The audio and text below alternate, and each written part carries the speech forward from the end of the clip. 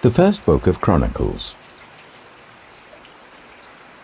1 Chronicles, chapter 1. Historical records from Adam to Abraham. To Noah's sons, Adam, Seth, Enosh, Kenan, Mahalalel, Jared, Enoch, Methuselah, Lamech, Noah. The sons of Noah, Shem, Ham, and Japheth.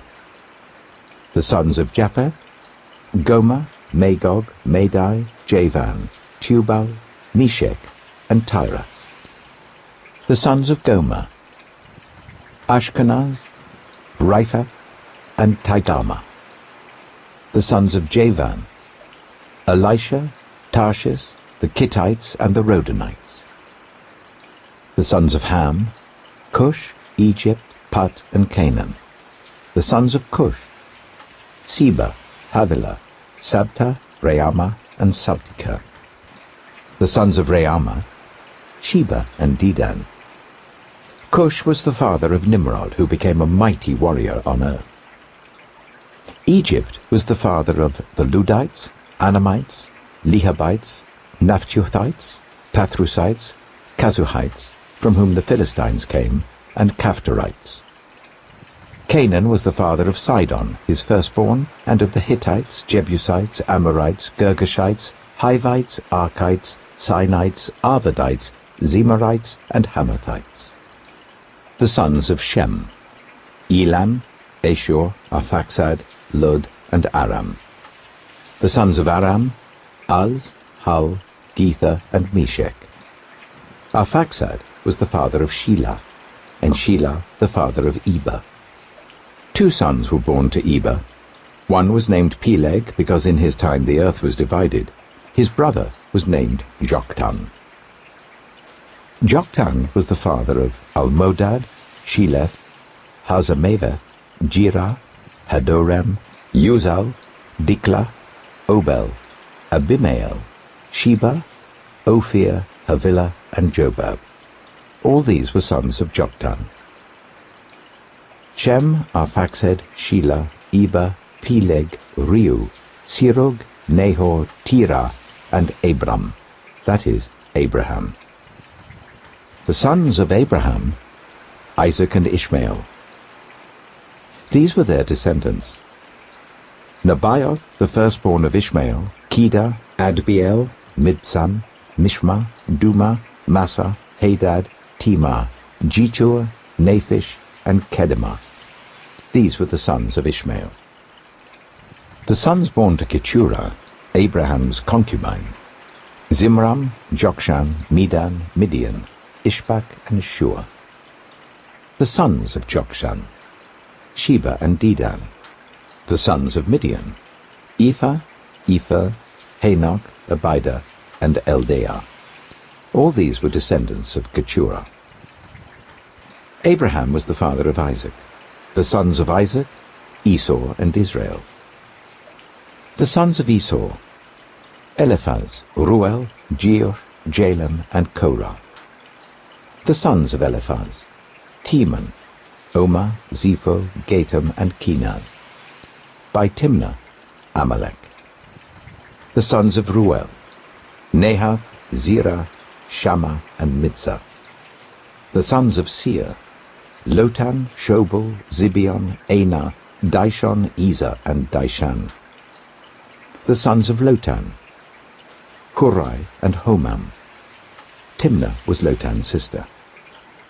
The sons of Shobal, Alvan, Manahath, Ebal, Shepho, and Onam.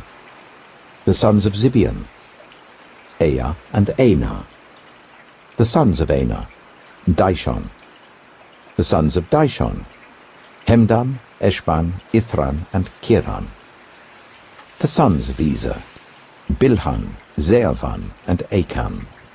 The sons of Dishan, Uz and Aram. These were the kings who reigned in Edom before any Israelite king reigned.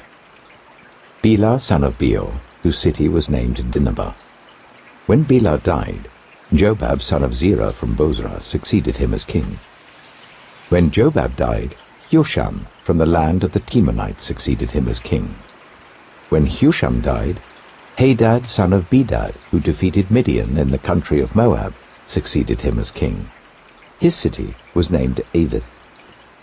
When Hadad died, Samlah from Masrekah succeeded him as king. When Samlah died, Shaul from Rehoboth on the river succeeded him as king. When Shaul died, Baal-Hanan son of Akbor succeeded him as king. When Baal-Hanan died, Hadad succeeded him as king. His city was named Peiu, and his wife's name was Mehetabel, daughter of Matred, the daughter of Messahab. Hadad also died.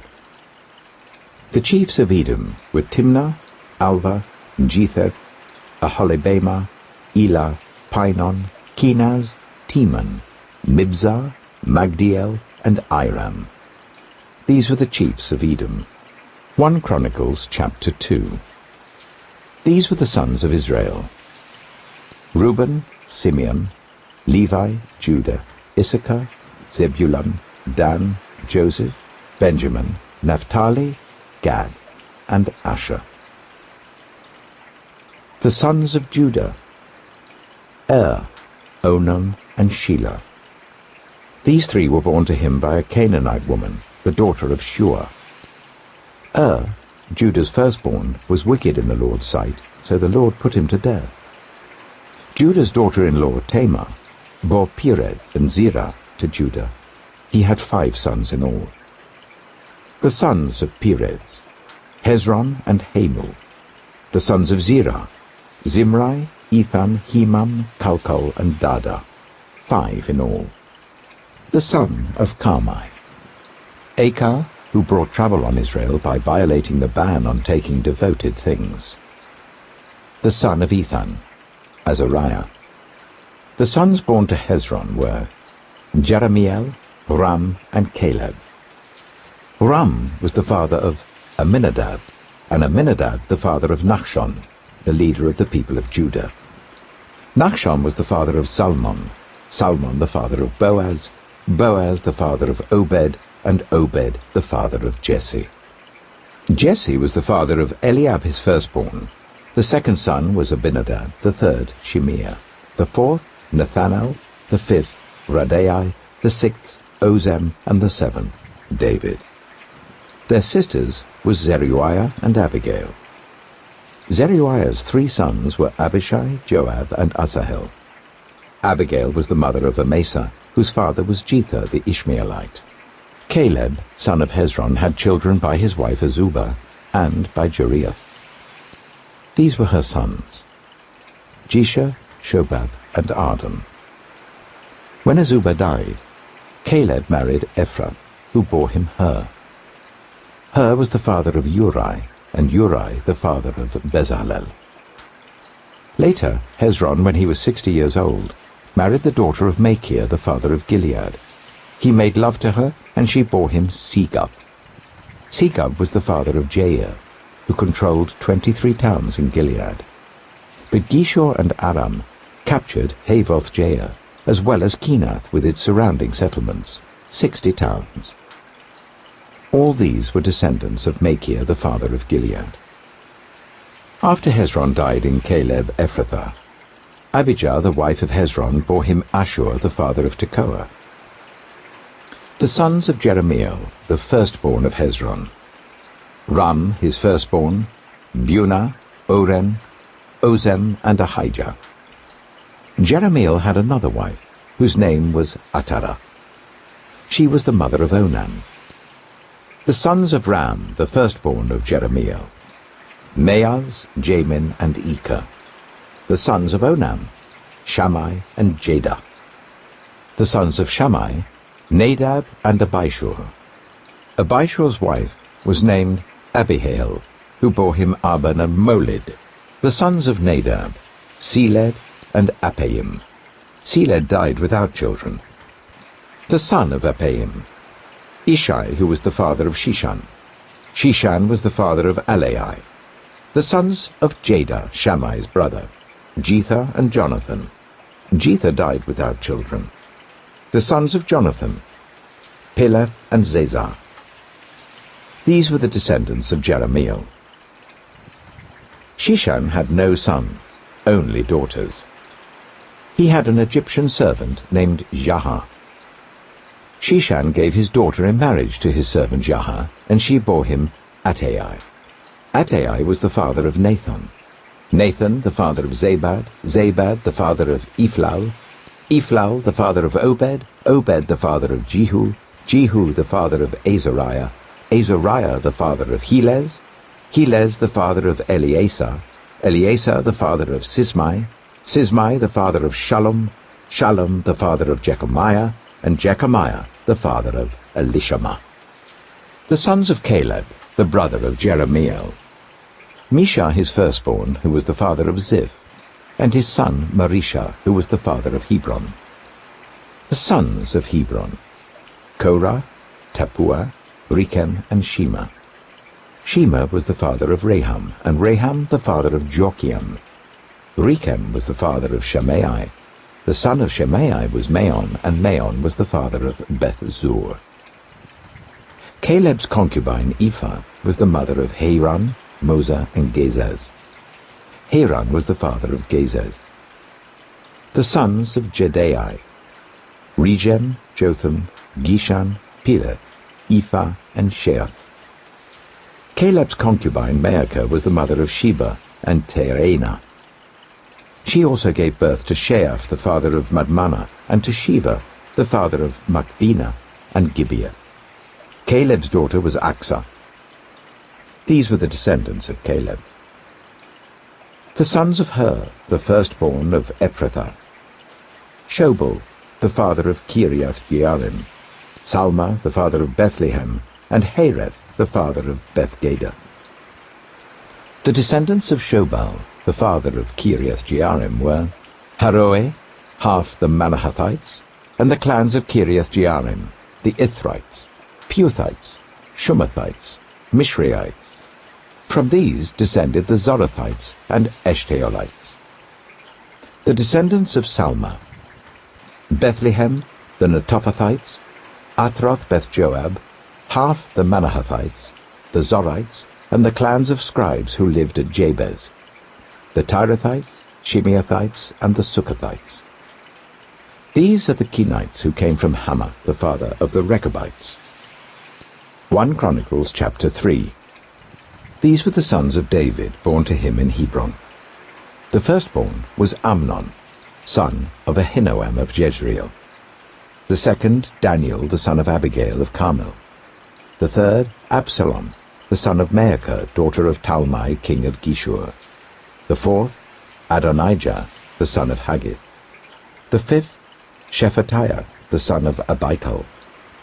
And the sixth, Ithream, by his wife Eglah. These six were born to David in Hebron, where he reigned 7 years and 6 months. David reigned in Jerusalem for 33 years, and these were the children born to him there: Shammua, Shobab, Nathan, and Solomon.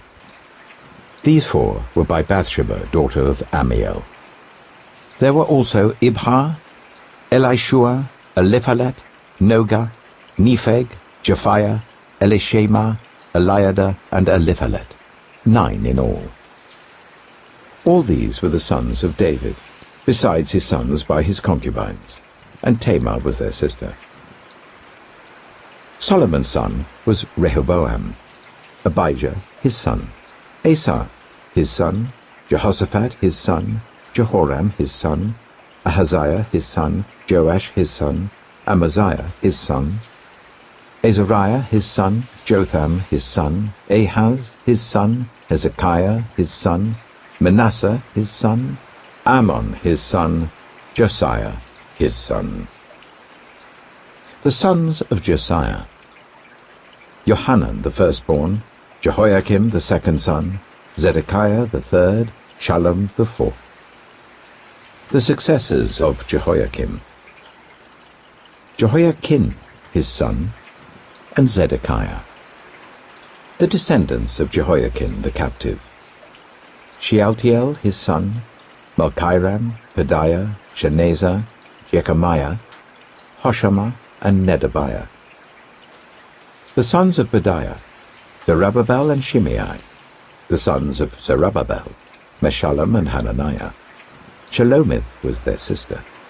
There were also 5 others: Hashubah, Ohel, Hezekiah, Hazadiah, and Jushab, Hesed.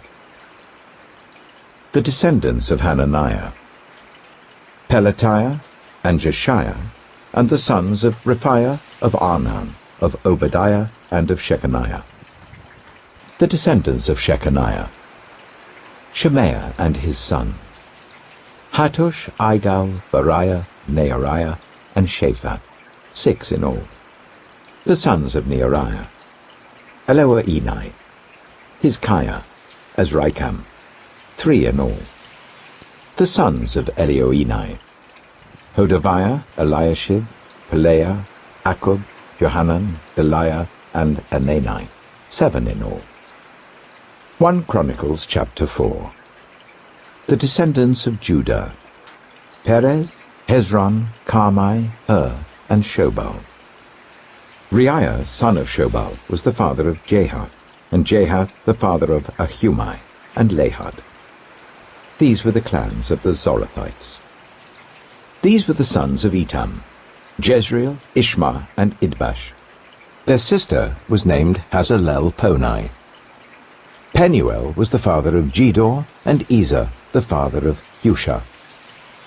These were the descendants of Hur, the firstborn of Ephrathah and father of Bethlehem. Ashur, the father of Tekoa, had 2 wives, Helah and Neara. Neara bore him Ahuzam, Hepher, Temani, and Heahashtarai. These were the descendants of Neara. The sons of Helah, Zereth, Zohar, Ethnon, and Kaz, who was the father of Anab and Hazobiah, and the clans of Ahahel, son of Harum. Jabez was more honorable than his brothers. His mother had named him Jabez, saying, "I gave birth to him in pain." Jabez cried out to the God of Israel, "Oh, that you would bless me and enlarge my territory. Let your hand be with me and keep me from harm, so that I will be free from pain."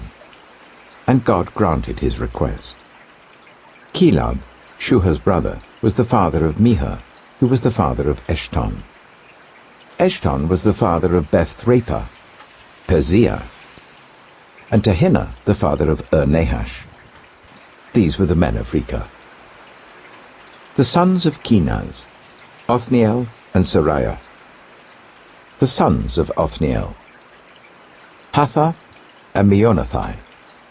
Meonothai was the father of Ophrah. Sariah was the father of Joab, the father of Jehoram. It was called this because its people were skilled workers. The sons of Caleb, son of Jephunneh, Iru, Elah, and Nahum. The son of Elah, Kenaz.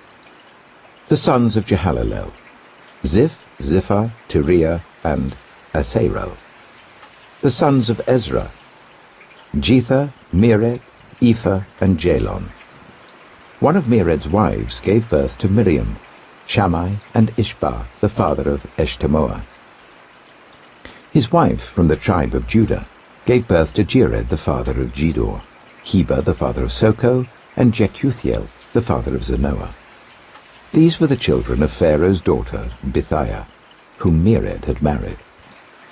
The sons of Hodiah's wife, the sister of Nahum, the father of Keilah the Garmite, and Eshtemoa the Maacathite. The sons of Shimon, Amnon, Rinnah, Ben-Hanan, and Tilon. The descendants of Ishai, Zoheth and Ben-Zoheth. The sons of Shelah, son of Judah, the father of Lekah, Leada, the father of Marashah, and the clans of the linen workers at Beth-Ashpiah, Jokem, the men of Koseba, and Joash and Seraph, who ruled in Moab, and Jeshubai-Lehem. These records are from ancient times. They were the potters who lived at Netaim and Gedera. They stayed there and worked for the king. The descendants of Simeon, Nemuel, Jamin, Jared, Zerah, and Shaul. Shallum was Shaul's son, Mibsam his son, and Mishma his son.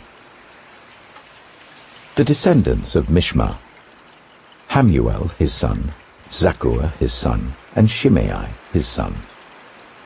Shimei had 16 sons and 6 daughters, but his brothers did not have many children, so their entire clan did not become as numerous as the people of Judah.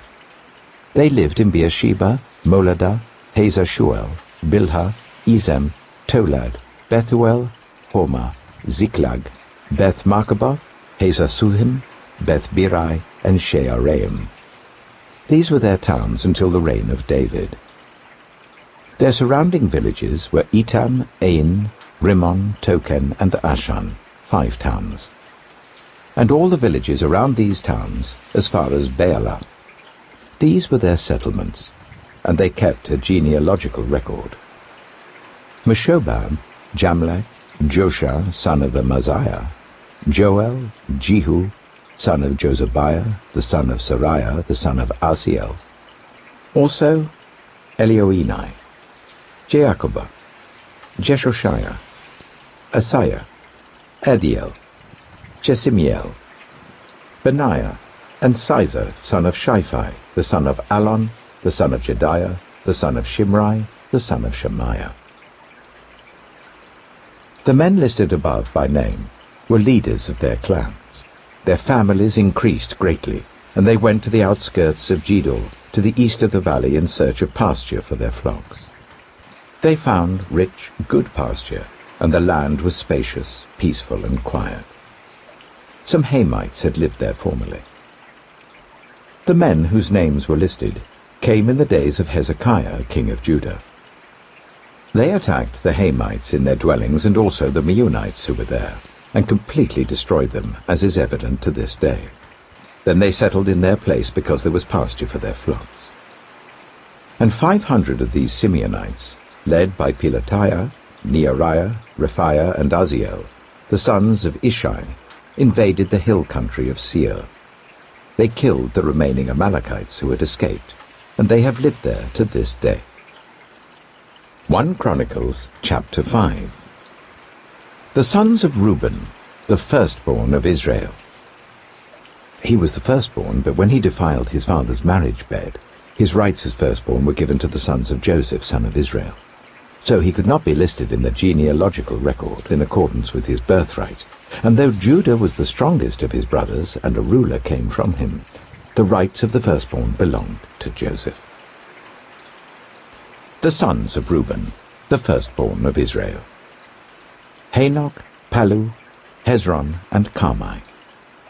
The descendants of Joel: Shemaiah his son, Gog his son, Shimei his son, Micah his son, Reiah his son, Baal his son, and Beerah his son, whom Tiglath-Pileser, king of Assyria, took into exile. Beerah was a leader of the Reubenites. Their relatives by clans listed according to their genealogical records: Jeiel, the chief, Zechariah, and Bela, son of Azaz, the son of Shema, the son of Joel. They settled in the area from Aroah to Nebo and Baal-Meon. To the east, they occupied the land up to the edge of the desert that extends to the river Euphrates, because their livestock had increased in Gilead.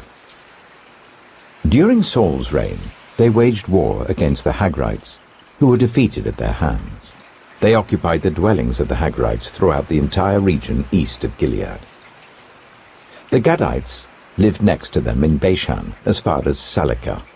Joel was the chief, Shaphan the second, then Janai and Shaphat in Bashan. Their relatives by families were Michael, Meshullam, Sheba, Jorai, Jachan, Siah, and Eber, 7 in all.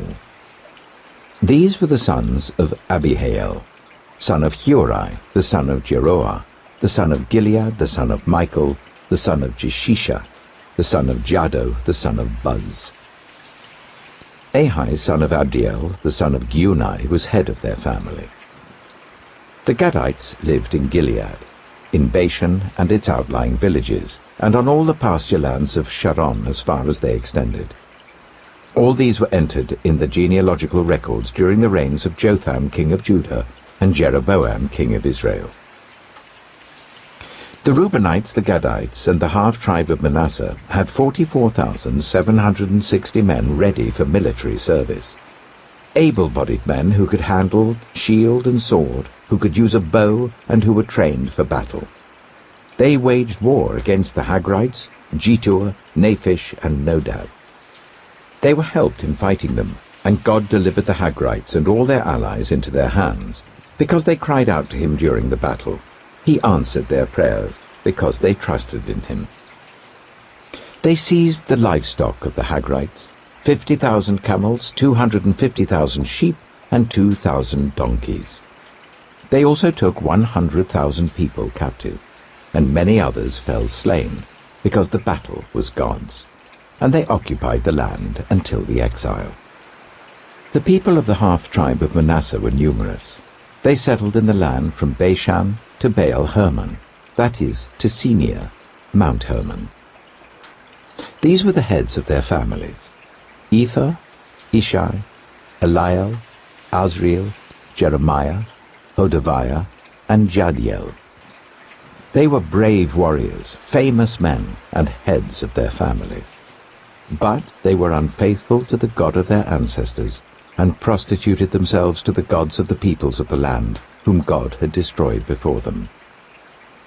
So the God of Israel stirred up the spirit of Pul, king of Assyria, that is, Tiglath-Pileser, king of Assyria, who took the Reubenites, the Gadites, and the half-tribe of Manasseh into exile. He took them to Halah, Habor, Harah, and the river of Gozan, where they are to this day. 1 Chronicles chapter 6. The sons of Levi: Gershon, Kohath, and Merari. The sons of Kohath: Amram, Itzah, Hebron, and Uzziel. The children of Amram: Aaron, Moses, and Miriam. The sons of Aaron: Nadab, Abihu, Eleazar, and Ithamar. Eleazar was the father of Phinehas, Phinehas the father of Abishua, Abishua the father of Bukki, Bukki the father of Uzziah, Uzziah the father of Zerahiah, Zerahiah the father of Meraioth, Meraioth the father of Amariah, Amariah the father of Ahitub, Ahitub the father of Zadok, Zadok the father of Ahimaaz, Ahimaaz the father of Azariah, Azariah the father of Johanan, Johanan the father of Azariah. It was he who served as priest in the temple Solomon built in Jerusalem. Azariah the father of Amariah, Amariah the father of Ahitub, Ahitub the father of Zadok, Zadok the father of Shallum, Shallum the father of Hilkiah, Hilkiah the father of Azariah, Azariah the father of Siriah, and Siriah the father of Josedek. Josedek was deported when the Lord sent Judah and Jerusalem into exile by the hand of Nebuchadnezzar. The sons of Levi: Gershon, Kohath, and Merari. These are the names of the sons of Gershon: Libni and Shimei. The sons of Kohath: Amram, Itzah, Hebron, and Uzziel. The sons of Merari: Malai and Mushai. These are the clans of the Levites listed according to their fathers. Of Gershon: Libni his son, Jahath his son, Zimmah his son, Joah his son, Iddo his son, Zerah his son, and Jeatherai his son. The descendants of Kohath: Aminadab his son, Korah his son, Asa his son, Elkanah his son, Abiasaph his son, Asa his son, Tahath his son, Uriel his son, Uzziah his son, and Shaul his son. The descendants of Elkanah: Amasai, Ahimoth, Elkanah his son, Zophai his son, Nahath his son, Eliab his son, Jeroham his son, Elkanah his son, and Samuel his son. The sons of Samuel: Joel the firstborn, and Abijah the second son. The descendants of Merari: Mahli, Libni his son, Shimei his son, Uzzah his son, Shemaiah his son, Hezekiah his son, and Asaiah his son. These are the men David put in charge of the music in the house of the Lord after the ark came to rest there. They ministered with music before the tabernacle, the tent of meeting, until Solomon built the temple of the Lord in Jerusalem. They performed their duties according to the regulations laid down for them. Here are the men who served, together with their sons. From the Kohathites: Heman the musician, the son of Joel, the son of Samuel, the son of Elkanah, the son of Jeroham, the son of Eliel, the son of Toah, the son of Zoph, the son of Elkanah, the son of Mahath, the son of Amasai, the son of Elkanah, the son of Joel, the son of Azariah, the son of Zephaniah, the son of Tahath, the son of Asa, the son of Ebiasaph, the son of Korah, the son of Itzah, the son of Kohath, the son of Levi, the son of Israel. And Heman's associate Asaph, who served at his right hand. Asaph, son of Berechiah, the son of Shimeah, the son of Michael, the son of Baasiah, the son of Malchiah, the son of Ethni, the son of Zerah, the son of Adiah, the son of Ethan, the son of Zimmah, the son of Shimei, the son of Jahath, the son of Gershon, the son of Levi. And from their associates, the Merarites at his left hand: Ethan, son of Kishai, the son of Abdi, the son of Malluch, the son of Hashabiah, the son of Amaziah, the son of Hilkiah, the son of Amzi, the son of Bani, the son of Shema, the son of Mahli, the son of Ushai, the son of Merari, the son of Levi. Their fellow Levites were assigned to all the other duties of the tabernacle, the house of God. But Aaron and his descendants were the ones who presented offerings on the altar of burnt offering and on the altar of incense, in connection with all that was done in the most holy place, making atonement for Israel, in accordance with all that Moses, the servant of God, had commanded. These were the descendants of Aaron: Eleazar his son, Phinehas his son, Abishua his son, Bacchai his son, Uzziah his son, Zerahiah his son, Merioth his son, Amariah his son, Ahitub his son, Zadok his son, and Ahimaaz his son. These were the locations of their settlements allotted as their territory. They were assigned to the descendants of Aaron, who were from the Kohathite clan, because the first lot was for them. They were given Hebron in Judah with its surrounding pasture lands, but the fields and villages around the city were given to Caleb, son of Jephunneh. So the descendants of Aaron were given Hebron, a city of refuge, and Libnah, Yattah, Eshtemoa, Hilen, Debir, Ashan, Jattah, and Beth-shemesh, together with their pasture lands. And from the tribe of Benjamin they were given Gibeon, Geba, Alameth, and Anathoth, together with their pasture lands. The total number of towns distributed among the Kohathite clans came to 13. The rest of Kohath's descendants were allotted 10 towns from the clans of half the tribe of Manasseh. The descendants of Gershon, clan by clan, were allotted 13 towns from the tribes of Issachar, Asher, Naphtali, and from the part of the tribe of Manasseh that is in Bashan. The descendants of Merari, clan by clan, were allotted 12 towns from the tribes of Reuben, Gad, and Zebulun. So the Israelites gave the Levites these towns and their pasture lands. From the tribes of Judah, Simeon, and Benjamin, they allotted the previously named towns. Some of the Kohathite clans were given as their territory towns from the tribe of Ephraim. In the hill country of Ephraim, they were given Shechem, a city of refuge, and Gezer, Jokmeam, Beth-horon, Ajalon, and Gath-rimmon, together with their pasture lands.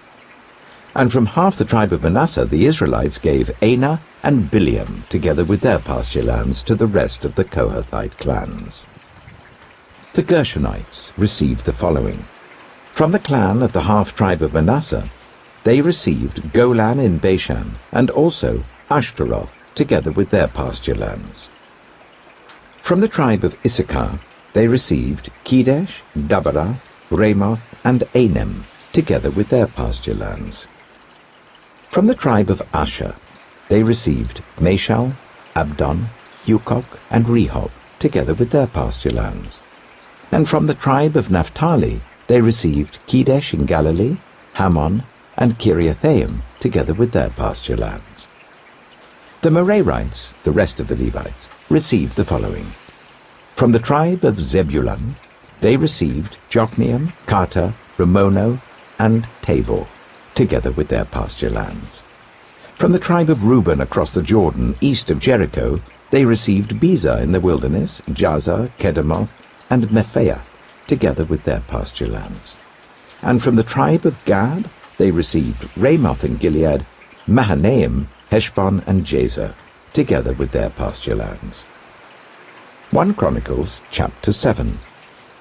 The sons of Issachar: Tola, Pua, Jashub, and Shimron, 4 in all.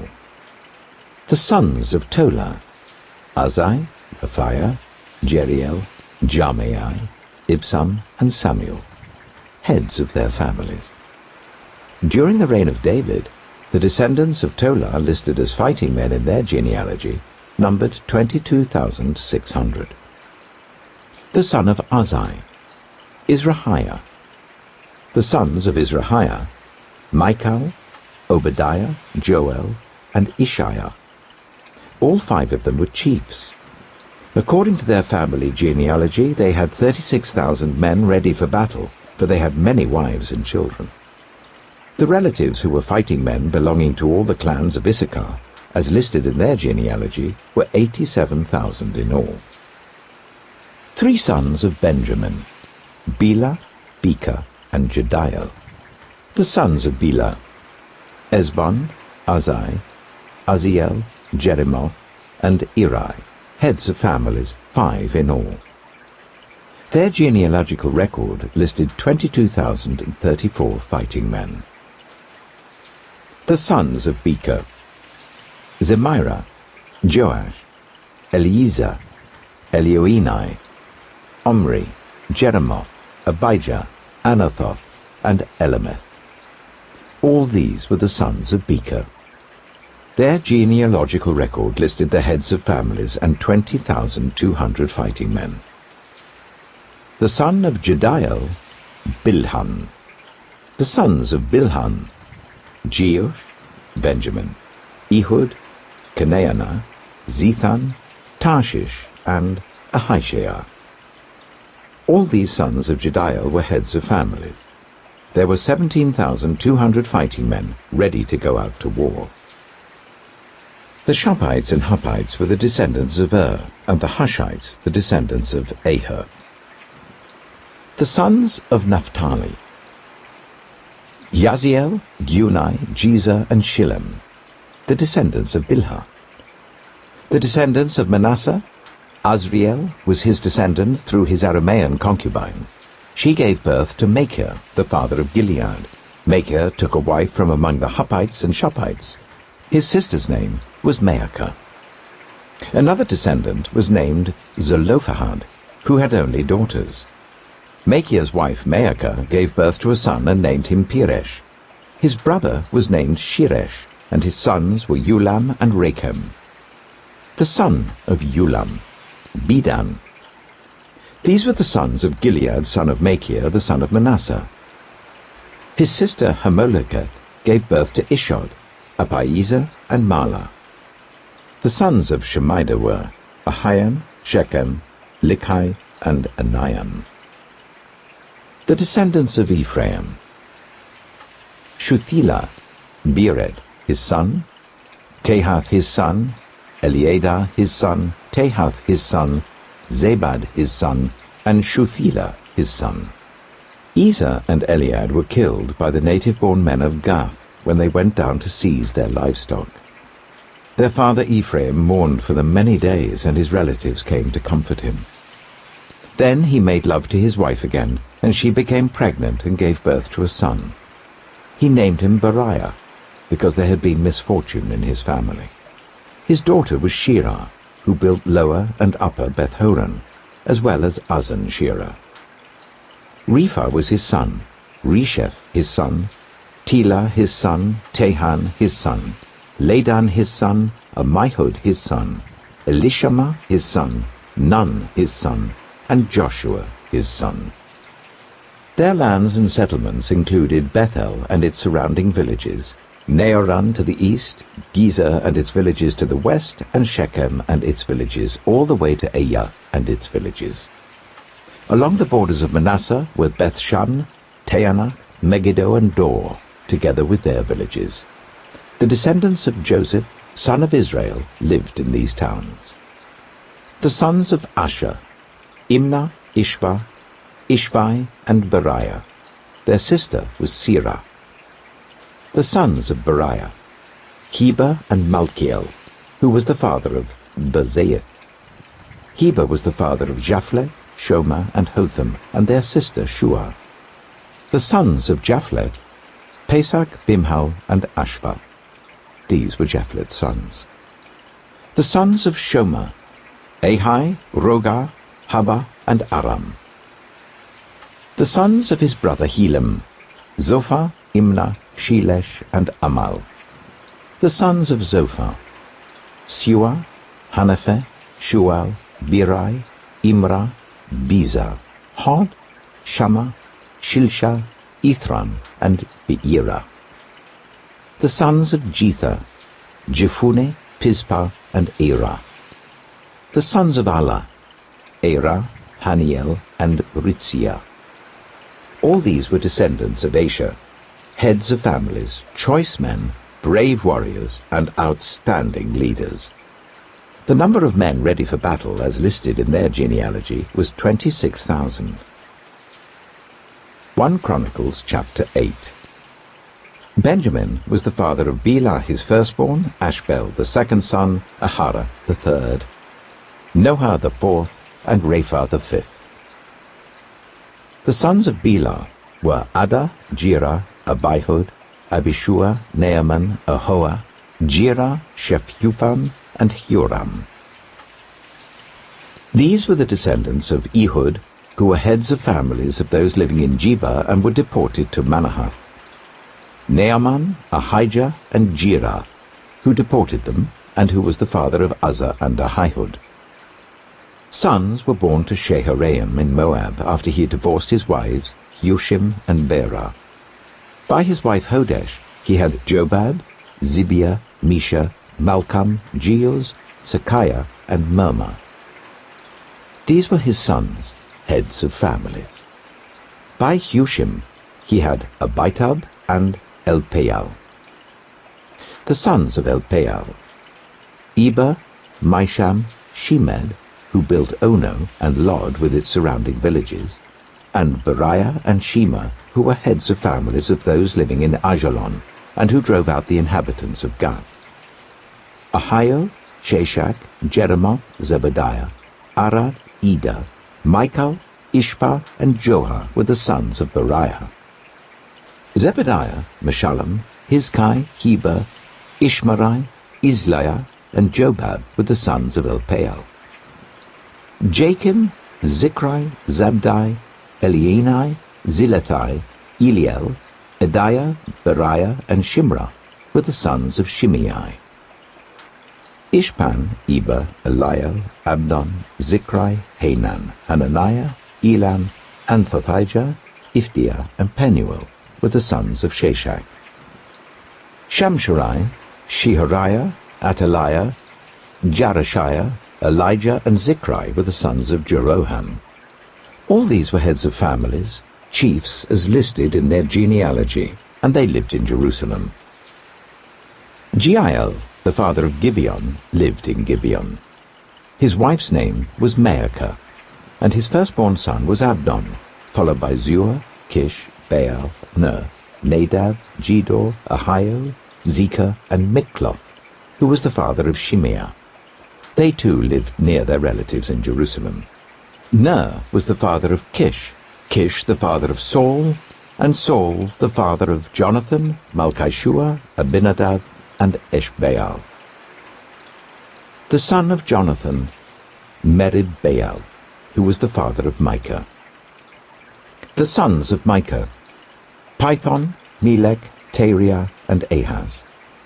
Ahaz was the father of Jehoiada. Jehoiada was the father of Alamath, Azmaveth, and Zimri was the father of Mosa. Mosa was the father of Bineah. Rapha was his son, Eleazar his son, and Azel his son. Azel had 6 sons, and these were their names: Azrikam, Bokeru, Ishmael, Shariah, Obadiah, and Hanan. All these were the sons of Azel. The sons of his brother Eshek: Ulam his firstborn, Jeush the second son, and Eliphalet the third. The sons of Ulam were brave warriors who could handle the bow. They had many sons and grandsons, 150 in all. All these were the descendants of Benjamin. 1 Chronicles chapter 9. All Israel was listed in the genealogies in the book of the kings of Israel and Judah. They were taken captive to Babylon because of their unfaithfulness. Now the first to resettle on their own property in their own towns were some Israelites, priests, Levites, and temple servants. Those from Judah, from Benjamin, and from Ephraim and Manasseh who lived in Jerusalem were Uzziah, son of Ammihud, the son of Omri, the son of Imri, the son of Bani, a descendant of Perez, son of Judah. Of the Shilonites, Uzziah the firstborn and his sons. Of the Zerahites, Jeuel. The people from Judah numbered 690. Of the Benjaminites, Sallu, son of Meshullam, the son of Hodaviah, the son of Hassenuah. Ibniah, son of Jeroham, Eli, son of Azai, the son of Mikri, and Meshullam, son of Shephatiah, the son of Ruel, the son of Ibnijah. The people from Benjamin, as listed in their genealogy, numbered 956. All these men were heads of their families. Of the priests, Jediah, Jehoiarib, Jachin, Azariah, son of Hilkiah, the son of Meshullam, the son of Zadok, the son of Meraioth, the son of Ahitub, the official in charge of the house of God. Adaiah, the son of Jeroham, the son of Pashur, the son of Malchijah, and Maasai, son of Adiel, the son of Jazarah, the son of Meshullam, the son of Meshillemeth, the son of Immer. The priests, who were heads of families, numbered 1,760. They were able men, responsible for ministering in the house of God. Of the Levites, Shemaiah, son of Hashub, the son of Azrikam, the son of Hashabiah, a Merarite. Bakbakkar, Heresh, Galal, and Mattaniah, son of Micah, the son of Zichri, the son of Asaph. Obadiah, son of Shemaiah, the son of Galal, the son of Jeduthun, and Berechiah, son of Asa, the son of Elkanah, who lived in the villages of the Netophathites. The gatekeepers: Shallum, Akkub, Talmon, Ahiman, and their fellow Levites, Shallum their chief, being stationed at the king's gate on the east up to the present time. These were the gatekeepers belonging to the camp of the Levites. Shallum, son of Kor, the son of Ebiasaph, the son of Korah, and his fellow gatekeepers from his family, the Korahites, were responsible for guarding the thresholds of the tent, just as their ancestors had been responsible for guarding the entrance to the dwelling of the Lord. In earlier times, Phinehas, son of Eleazar, was the official in charge of the gatekeepers, and the Lord was with him. Zechariah, son of Meshelemiah, was the gatekeeper at the entrance to the tent of meeting. Altogether, those chosen to be gatekeepers at the thresholds numbered 212. They were registered by genealogy in their villages. The gatekeepers had been assigned to their positions of trust by David and Samuel the seer.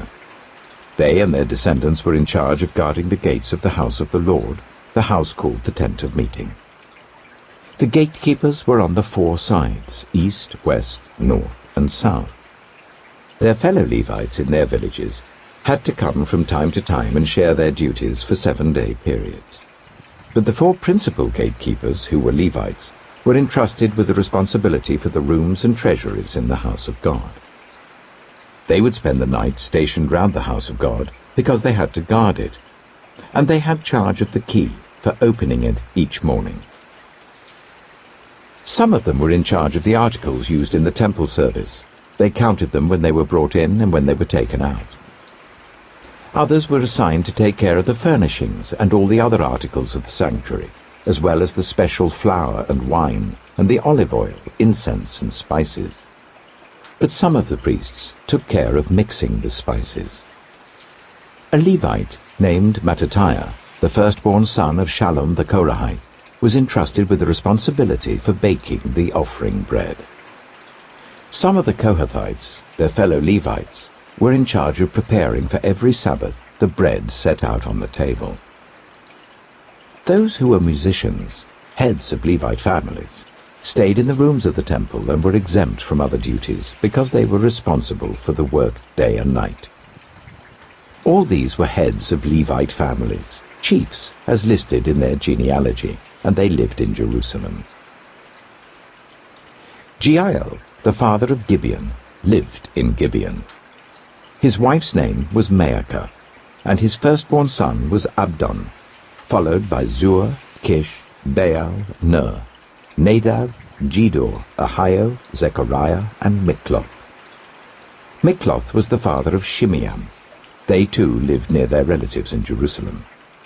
Ner was the father of Kish, Kish the father of Saul, and Saul the father of Jonathan, Malchishua, Abinadab, and Eshbaal. The son of Jonathan, Mered-Baal, who was the father of Micah. The sons of Micah, Pithon, Melech, Teriah, and Ahaz. Ahaz was the father of Jadah. Jadah was the father of Alamath, Azmaveth, and Zimri was the father of Moza. Moza was the father of Bineah. Raphiah was his son, Eleazar his son, and Azel his son.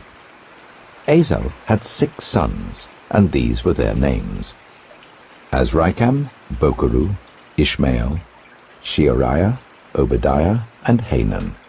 These were the sons of Azel. 1 Chronicles, chapter 10. Now the Philistines fought against Israel. The Israelites fled before them, and many fell dead on Mount Gilboa. The Philistines were in hot pursuit of Saul and his sons, and they killed his sons Jonathan, Abinadab, and Malchishua. The fighting grew fierce around Saul, and when the archers overtook him, they wounded him.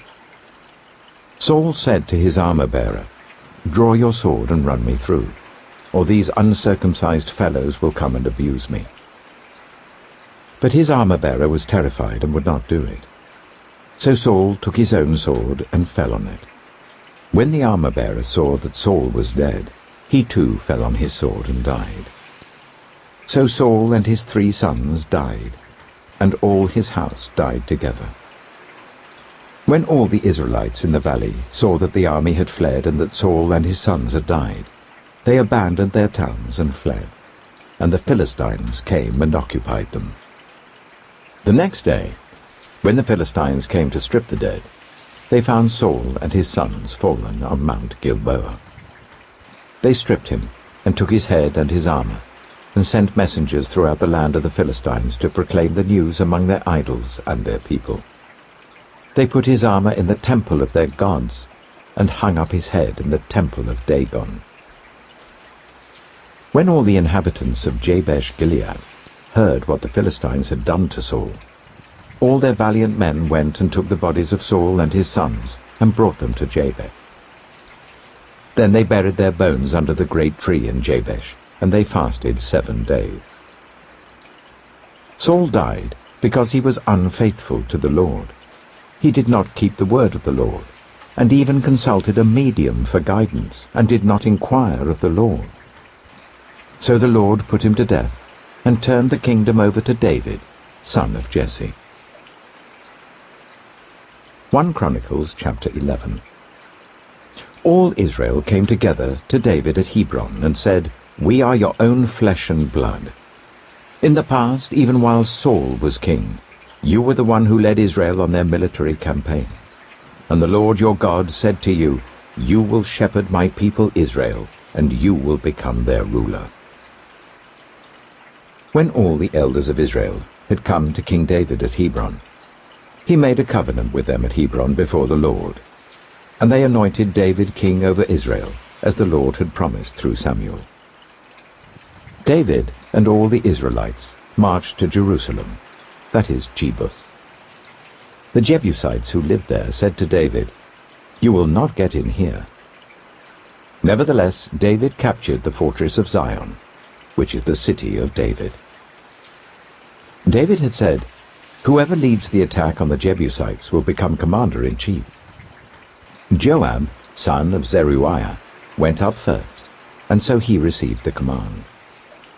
David then took up residence in the fortress, and so it was called the City of David. He built up the city around it, from the terraces to the surrounding wall, while Joab restored the rest of the city. And David became more and more powerful, because the Lord Almighty was with him. These were the chiefs of David's mighty warriors. They, together with all Israel, gave his kingship strong support to extend it over the whole land as the Lord had promised. This is the list of David's mighty warriors. Yashobeam, a Hakmonite, was chief of the officers. He raised his spear against 300 men, whom he killed in one encounter. Next to him was Eleazar, son of Dodai the Ahohite, one of the 3 mighty warriors. He was with David at Pasdammim, when the Philistines gathered there for battle. At a place where there was a field full of barley, the troops fled from the Philistines. But they took their stand in the middle of the field. They defended it and struck the Philistines down, and the Lord brought about a great victory. 3 of the 30 chiefs came down to David to the rock at the cave of Adullam, while a band of Philistines was encamped in the valley of Rephaim. At that time, David was in the stronghold, and the Philistine garrison was at Bethlehem. David longed for water, and said, "Oh, that someone would get me a drink of water from the well near the gate of Bethlehem." So the 3 broke through the Philistine lines, drew water from the well near the gate of Bethlehem, and carried it back to David. But he refused to drink it. Instead, he poured it out to the Lord. "God forbid that I should do this," he said. "Should I drink the blood of these men who went at the risk of their lives?" Because they risked their lives to bring it back, David would not drink it. Such were the exploits of the 3 mighty warriors. Abishai, the brother of Joab, was chief of the 3. He raised his spear against 300 men, whom he killed, and so he became as famous as the 3. He was doubly honored above the 3 and became their commander, even though he was not included among them. Benaiah, son of Jehoiada, a valiant fighter from Kabzeel, performed great exploits. He struck down Moab's 2 mightiest warriors. He also went down into a pit on a snowy day and killed a lion. And he struck down an Egyptian who was 5 cubits tall. Although the Egyptian had a spear like a weaver's rod in his hand, Benaiah went against him with a club. He snatched the spear from the Egyptian's hand and killed him with his own spear. Such were the exploits of Benaiah son of Jehoiada. He too was as famous as the 3 mighty warriors. He was held in greater honor than any of the 30, but he was not included among the 3. And David put him in charge of his bodyguard. The mighty warriors were Asahel, the brother of Joab, Elhanan, son of Dodo from Bethlehem, Shamoth, the Harorite, Helez, the Pelonite, Ira, son of Ikesh from Tekoa, Abiezer from Anathoth, Sibbecai, the Jehoshaphat, Ilai, the Ahohite, Maharai, the Netophathite, Heled, son of Baana, the Netophathite, Itai, son of Ribai, from Gibeah in Benjamin, Benaiah the Pirathonite, Hurai from the ravines of Gaash, Abiel the Arbathite, Asmaveth the Baherumite, Eliabah the Shaalbonite, the sons of Hashem the Gizonite, Jonathan son of Shagi the Herarite, Ahiam son of Sakar the Herarite, Eliphal son of Hepher the Machirathite, Ahijah the Pelonite, Hezro the Carmelite, Naharai son of Ezbai, Joel the brother of Nathan, Mibhar son of Haggai, Zelek the Ammonite, Naharai the Beerothite, the armor-bearer of Joab son of Zeruiah, Ira the Ithrite, Gareb the Ithrite, Uriah the Hittite, Zabad son of Alai, Adina son of Shizah the Reubenite, who was chief of the Reubenites, and the 30 with him, Hanan son of Maacah, Joshaphat the Mithnite, Uzziah the Ashterethite, Shema and Jeiel the sons of Hotham the Arorite, Jediael son of Shimri, his brother Joha the Tizite, Eliel the Mahavite, Jerubbaal and Joshiviah the sons of Elnaam, Ithmar the Moabite, Eliel, Obed and Jehasiel the Mezobaite. 1 Chronicles chapter 12. These were the men who came to David at Ziklag, while he was banished from the presence of Saul son of Kish. They were among the warriors who helped him in battle. They were armed with bows, and were able to shoot arrows or to sling stones right-handed or left-handed. They were relatives of Saul from the tribe of Benjamin.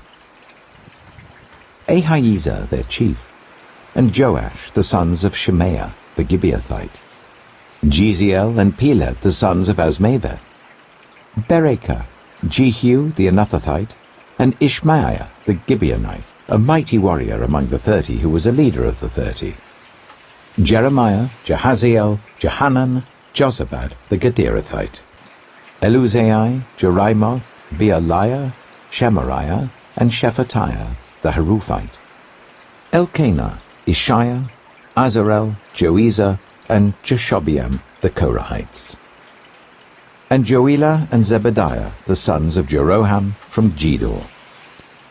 Some Gadites defected to David at his stronghold in the wilderness. They were brave warriors, ready for battle and able to handle the shield and spear.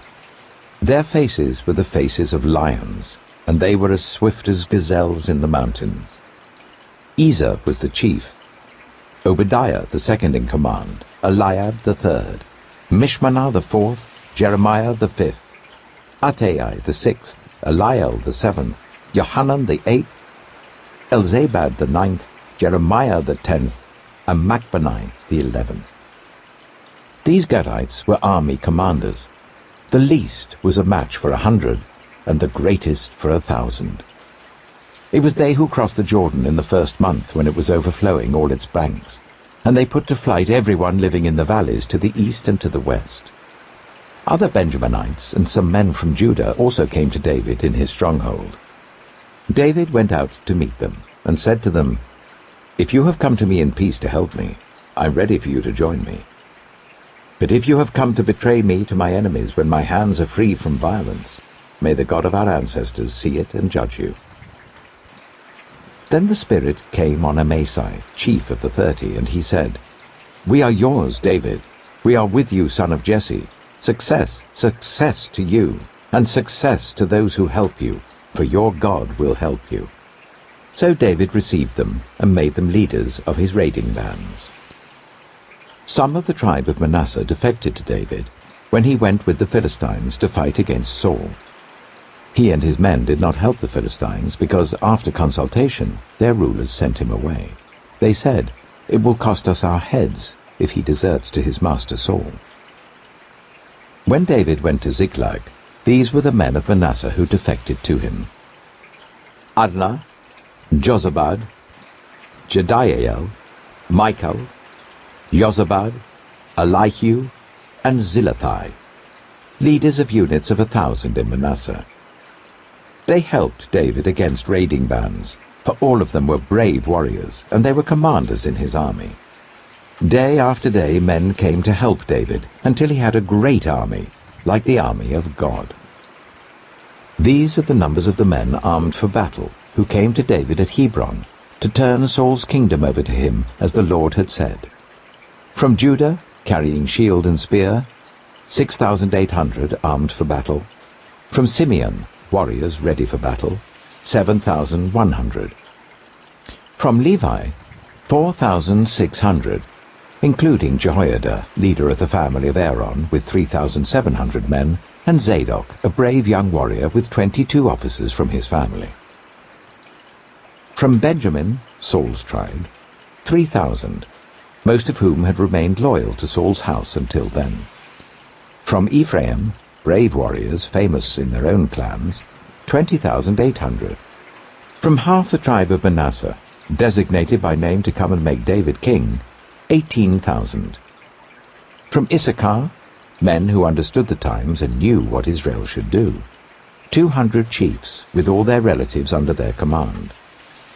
From Zebulun, experienced soldiers prepared for battle with every type of weapon to help David with undivided loyalty, 50,000. From Naphtali, 1,000 officers together with 37,000 men carrying shields and spears. From Dan, ready for battle, 28,600. From Asher, experienced soldiers prepared for battle, 40,000. And from east of the Jordan, from Reuben, Gad, and the half-tribe of Manasseh, armed with every type of weapon, 120,000. All these were fighting men who volunteered to serve in the ranks. They came to Hebron fully determined to make David king over all Israel. All the rest of the Israelites were also of one mind to make David king. The men spent 3 days there with David, eating and drinking, for their families had supplied provisions for them. Also their neighbors, from as far away as Issachar, Zebulun, and Naphtali, came bringing food on donkeys, camels, mules, and oxen. There were plentiful supplies of flour, fig cakes, raisin cakes, wine, olive oil, cattle, and sheep, for there was joy in Israel. 1 Chronicles chapter 13. David conferred with each of his officers, the commanders of thousands and commanders of hundreds. He then said to the whole assembly of Israel, "If it seems good to you, and if it is the will of the Lord our God, let us send word far and wide to the rest of our people throughout the territories of Israel, and also to the priests and Levites who are with them in their towns and pasture lands, to come and join us. Let us bring the ark of our God back to us, for we did not inquire of it during the reign of Saul." The whole assembly agreed to do this, because it seemed right to all the people. So David assembled all Israel, from the river Shihor in Egypt to Lebo-Hamath, to bring the ark of God from Kiriath-Jearim. David and all Israel went to Baalah of Judah, Kiriath-Jearim, to bring up from there the ark of God the Lord, who is enthroned between the cherubim, the ark that is called by the name. They moved the ark of God from Abinadab's house on a new cart, with Uzzah and Ahio guiding it. David and all the Israelites were celebrating with all their might before God, with songs and with harps, lyres, tambourines, cymbals, and trumpets. When they came to the threshing floor of Kidon, Uzzah reached out his hand to steady the ark, because the oxen stumbled. The Lord's anger burned against Uzzah, and he struck him down because he had put his hand on the ark. So he died there before God. Then David was angry because the Lord's wrath had broken out against Uzzah, and to this day that place is called Perez Uzzah. David was afraid of God that day, and asked, "How can I ever bring the ark of God to me?" He did not take the ark to be with him in the city of David. Instead, he took it to the house of Obed-Edom the Gittite.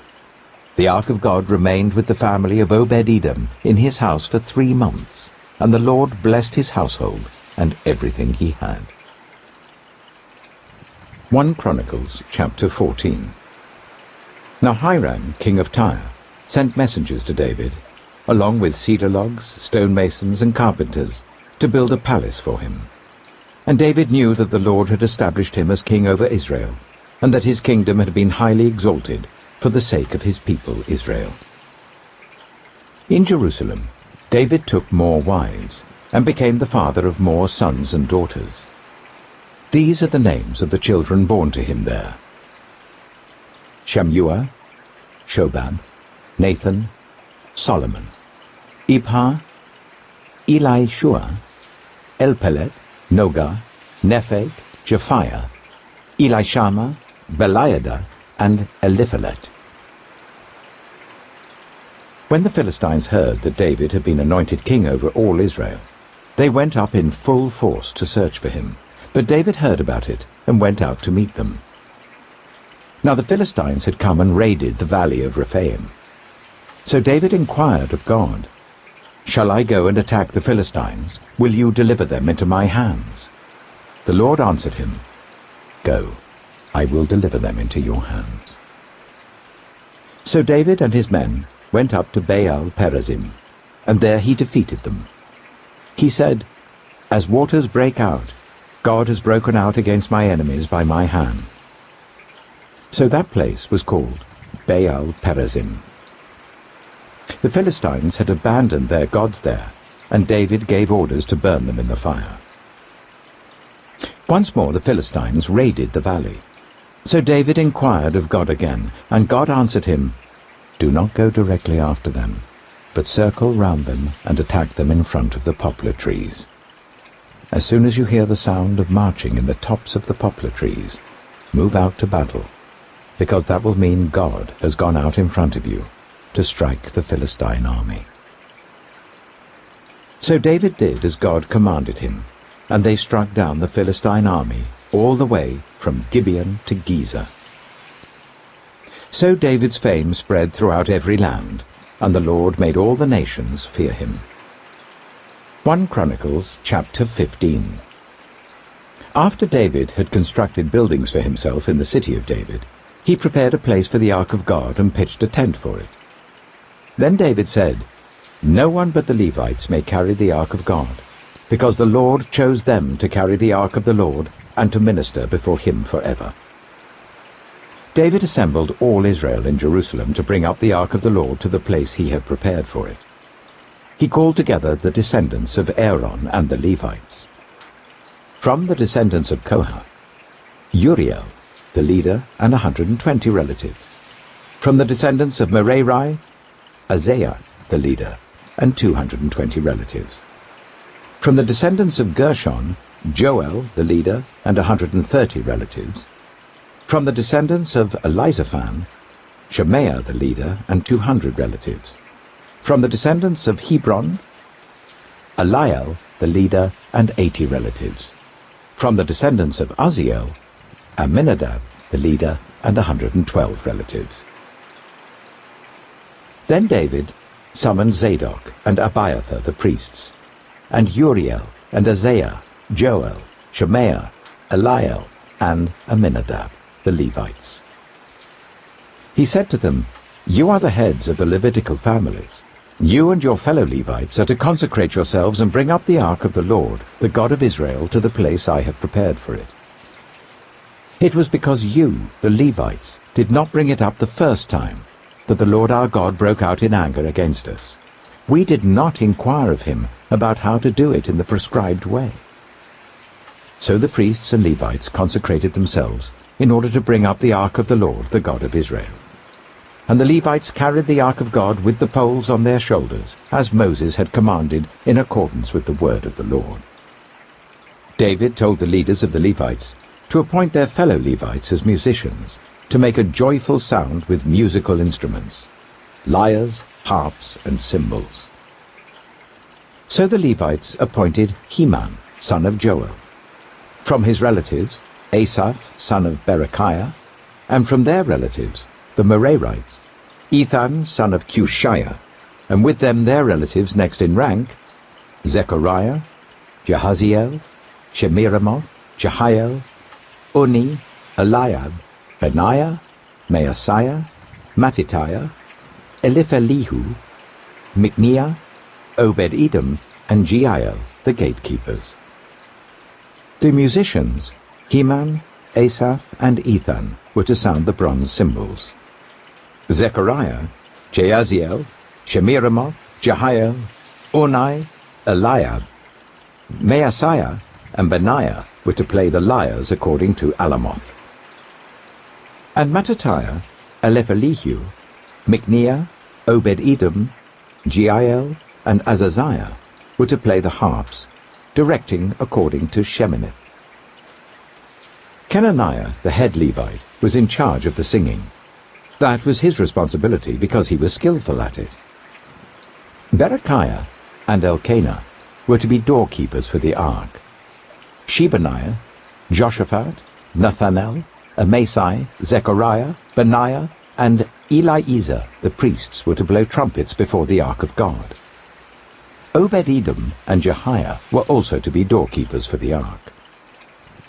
So David and the elders of Israel and the commanders of units of 1,000 went to bring up the ark of the covenant of the Lord from the house of Obed-Edom with rejoicing.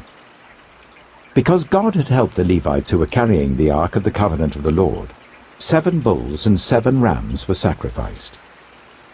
Now David was clothed in a robe of fine linen, as were all the Levites who were carrying the ark, and as were the musicians, and Kenaniah who was in charge of the singing of the choirs.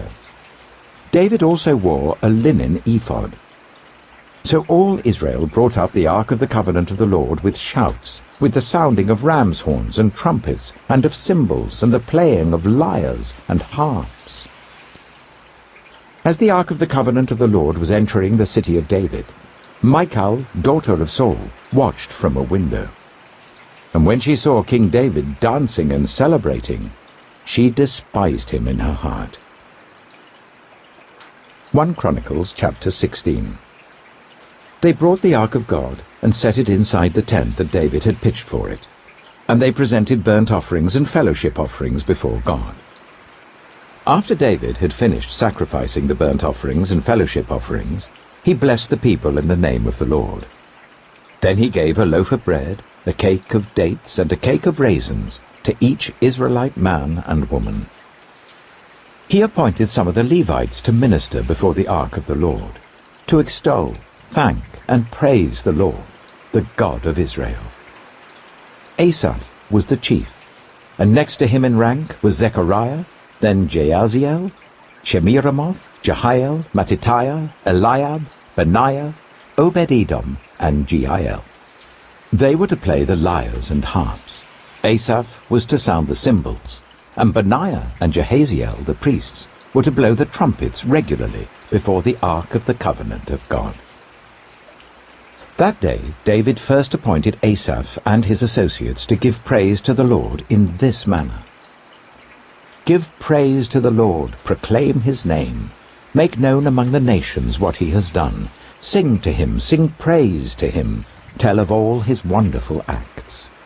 Glory in his holy name. Let the hearts of those who seek the Lord rejoice. Look to the Lord and his strength. Seek his face always. Remember the wonders he has done, his miracles and the judgments he pronounced. You his servants, the descendants of Israel, his chosen ones, the children of Jacob. He is the Lord our God. His judgments are in all the earth. He remembers his covenant forever, the promise he made for 1,000 generations, the covenant he made with Abraham, the oath he swore to Isaac. He confirmed it to Jacob as a decree, to Israel as an everlasting covenant. To you I will give the land of Canaan as the portion you will inherit. When they were but few in number, few indeed and strangers in it, they wandered from nation to nation, from one kingdom to another. He allowed no one to oppress them. For their sake he rebuked kings. Do not touch my anointed ones. Do my prophets no harm. Sing to the Lord, all the earth. Proclaim his salvation day after day. Declare his glory among the nations, his marvelous deeds among all peoples. For great is the Lord and most worthy of praise. He is to be feared above all gods. For all the gods of the nations are idols, but the Lord made the heavens. Splendor and majesty are before him. Strength and joy are in his dwelling place. Ascribe to the Lord, all you families of nations. Ascribe to the Lord glory and strength. Ascribe to the Lord the glory due to his name. Bring an offering and come before him. Worship the Lord in the splendor of his holiness. Tremble before him, all the earth. The world is firmly established. It cannot be moved. Let the heavens rejoice. Let the earth be glad. Let them say among the nations, the Lord reigns. Let the sea resound, and all that is in it. Let the fields be jubilant, and everything in them. Let the trees of the forest sing. Let them sing for joy before the Lord, for he comes to judge the earth. Give thanks to the Lord, for he is good. His love endures forever. Cry out, save us, God our Saviour. Gather us and deliver us from the nations, that we may give thanks to your holy name and glory in your praise. Praise be to the Lord, the God of Israel, from everlasting to everlasting. Then all the people said, Amen, and praise the Lord. David left Asaph and his associates before the ark of the covenant of the Lord to minister there regularly, according to each day's requirements. He also left Obed-Edom and his 68 associates to minister with them. Obed-Edom, son of Jeduthun, and also Hosah were gatekeepers. David left Zadok the priest and his fellow priests before the tabernacle of the Lord at the high place in Gibeon, to present burnt offerings to the Lord on the altar of burnt offering regularly, morning and evening, in accordance with everything written in the law of the Lord which he had given Israel. With them were Heman and Jeduthun, and the rest of those chosen and designated by name to give thanks to the Lord, for his love endures forever. Heman and Jeduthun were responsible for the sounding of the trumpets and cymbals, and for the playing of the other instruments for sacred song. The sons of Jeduthun were stationed at the gate. Then all the people left, each for their own home, and David returned home to bless his family. 1 Chronicles chapter 17. After David was settled in his palace, he said to Nathan the prophet, Here I am, living in a house of cedar, while the ark of the covenant of the Lord is under a tent. Nathan replied to David, Whatever you have in mind, do it, for God is with you. But that night the word of God came to Nathan, saying, Go and tell my servant David, This is what the Lord says. You are not the one to build me a house to dwell in. I have not dwelt in a house from the day I brought Israel up out of Egypt to this day.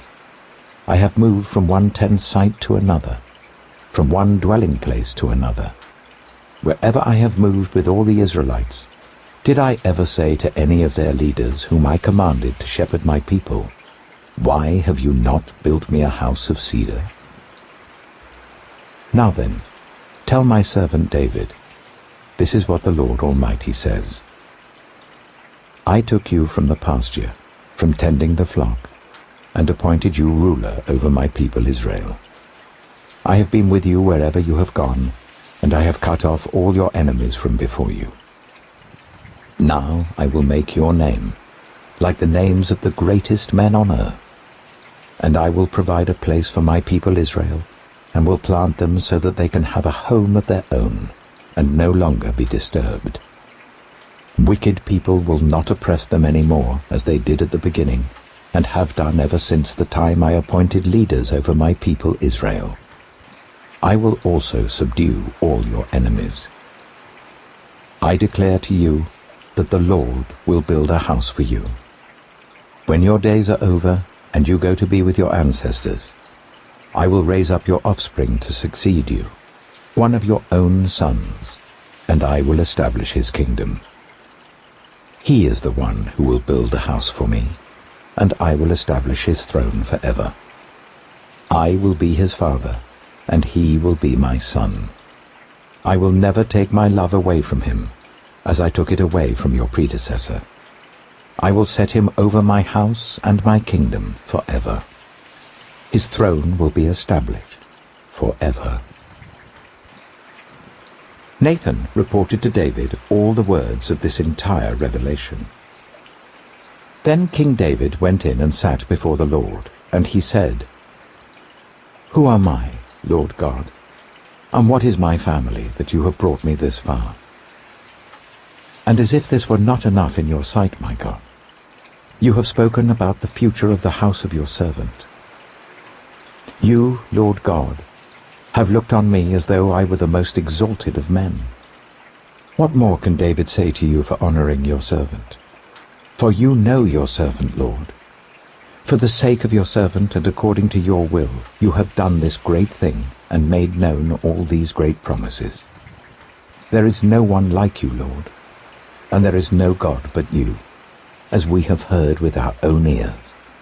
And who is like your people Israel, the one nation on earth, whose God went out to redeem a people for himself, and to make a name for yourself, and to perform great and awesome wonders by driving out nations from before your people, whom you redeemed from Egypt?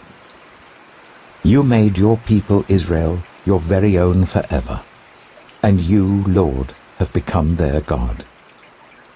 And now, Lord, let the promise you have made concerning your servant and his house be established forever. Do as you promised, so that it will be established, and that your name will be great forever. Then people will say, the Lord Almighty, the God over Israel, is Israel's God. And the house of your servant David will be established before you. You, my God, have revealed to your servant that you will build a house for him. So your servant has found courage to pray to you. You, Lord, are God. You have promised these good things to your servant. Now you have been pleased to bless the house of your servant, that it may continue forever in your sight. For you, Lord, have blessed it, and it will be blessed forever. 1 Chronicles chapter 18. In the course of time, David defeated the Philistines and subdued them, and he took Gath and its surrounding villages from the control of the Philistines. David also defeated the Moabites, and they became subject to him and brought him tribute.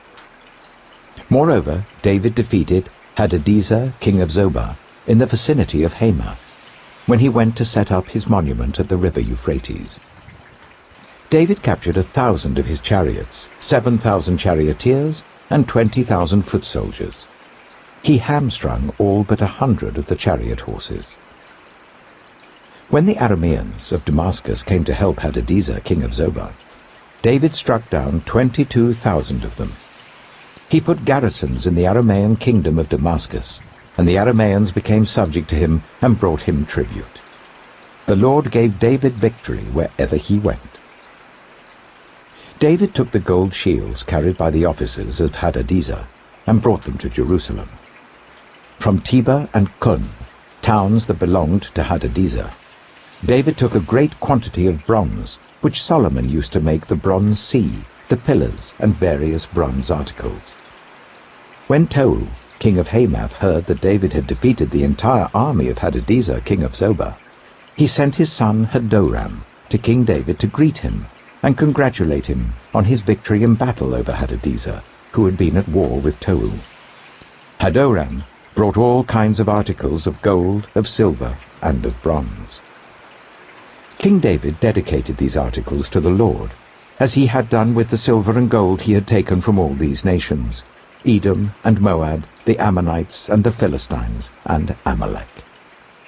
Abishai, son of Zeruiah, struck down 18,000 Edomites in the valley of Salt. He put garrisons in Edom, and all the Edomites became subject to David. The Lord gave David victory wherever he went. David reigned over all Israel, doing what was just and right for all his people. Joab, son of Zeruiah, was over the army. Jehoshaphat, son of Ahilud, was recorder. Zadok, son of Ahitub, and Ahimelech, son of Abiathar, were priests. Shavshah was secretary.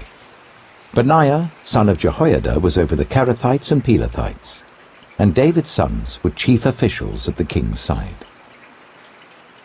1 Chronicles chapter 19. In the course of time, Nahash, king of the Ammonites, died, and his son succeeded him as king. David thought, I will show kindness to Hanun, son of Nahash, because his father showed kindness to me. So David sent a delegation to express his sympathy to Hanun concerning his father. When David's envoys came to Hanun, in the land of the Ammonites, to express sympathy to him, the Ammonite commanders said to Hanun, Do you think David is honoring your father by sending envoys to you to express sympathy? Haven't his envoys come to you only to explore and spy out the country and overthrow it? So Hanun seized David's envoys, shaved them, cut off their garments at the buttocks, and sent them away. When someone came and told David about the men, he sent messengers to meet them, for they were greatly humiliated. The king said, Stay at Jericho till your beards have grown, and then come back.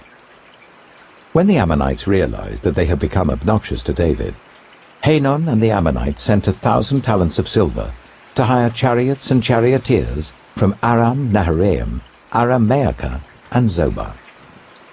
They hired 32,000 chariots and charioteers, as well as the king of Maacah with his troops, who came and camped near Medeba, while the Ammonites were mustered from their towns and moved out for battle. On hearing this, David sent Joab out with the entire army of fighting men. The Ammonites came out and drew up in battle formation at the entrance to their city, while the kings who had come were by themselves in the open country. Joab saw that there were battle lines in front of him and behind him, so he selected some of the best troops in Israel and deployed them against the Arameans. He put the rest of the men under the command of Abishai his brother, and they were deployed against the Ammonites. Joab said, If the Arameans are too strong for me, then you are to rescue me. But if the Ammonites are too strong for you, then I will rescue you. Be strong. Let us fight bravely for our people and the cities of our God. The Lord will do what is good in his sight. Then Joab and the troops with him advanced to fight the Arameans, and they fled before him. When the Ammonites realized that the Arameans were fleeing, they too fled before his brother Abishai and went inside the city. So Joab went back to Jerusalem. After the Arameans saw that they had been routed by Israel, they sent messengers and had Arameans brought from beyond the river Euphrates, with Shophak, the commander of Hadadezer's army, leading them. When David was told of this, he gathered all Israel and crossed the Jordan. He advanced against them and formed his battle lines opposite them. David formed his lines to meet the Arameans in battle, and they fought against him. But they fled before Israel, and David killed 7,000 of their charioteers and 40,000 of their foot soldiers. He also killed Shophak, the commander of their army. When the vassals of Hadadezer saw that they had been routed by Israel, they made peace with David and became subject to him. So the Arameans were not willing to help the Ammonites any more. 1 Chronicles chapter 20. In the spring, at the time when kings go off to war, Joab led out the armed forces. He laid waste the land of the Ammonites and went to Rabbah and besieged it, but David remained in Jerusalem. Joab attacked Rabbah and left it in ruins. David took the crown from the head of their king. Its weight was found to be a talent of gold, and it was set with precious stones, and it was placed on David's head. He took a great quantity of plunder from the city, and brought out the people who were there, consigning them to labor with saws and with iron picks and axes. David did this to all the Ammonite towns. Then David and his entire army returned to Jerusalem. In the course of time, war broke out with the Philistines at Gezer. At that time, Sibbecai the Hushathite killed Sippai, one of the descendants of the Rephaites, and the Philistines were subjugated. In another battle with the Philistines, Elhanan, son of Jair, killed Lahmi, the brother of Goliath the Gittite, who had a spear with a shaft like a weaver's rod. In still another battle, which took place at Gath, there was a huge man with 6 fingers on each hand and 6 toes on each foot, 24 in all. He also was descended from Rapha. When he taunted Israel, Jonathan, son of Shimea, David's brother, killed him. These were descendants of Rapha in Gath, and they fell at the hands of David and his men. 1 Chronicles chapter 21.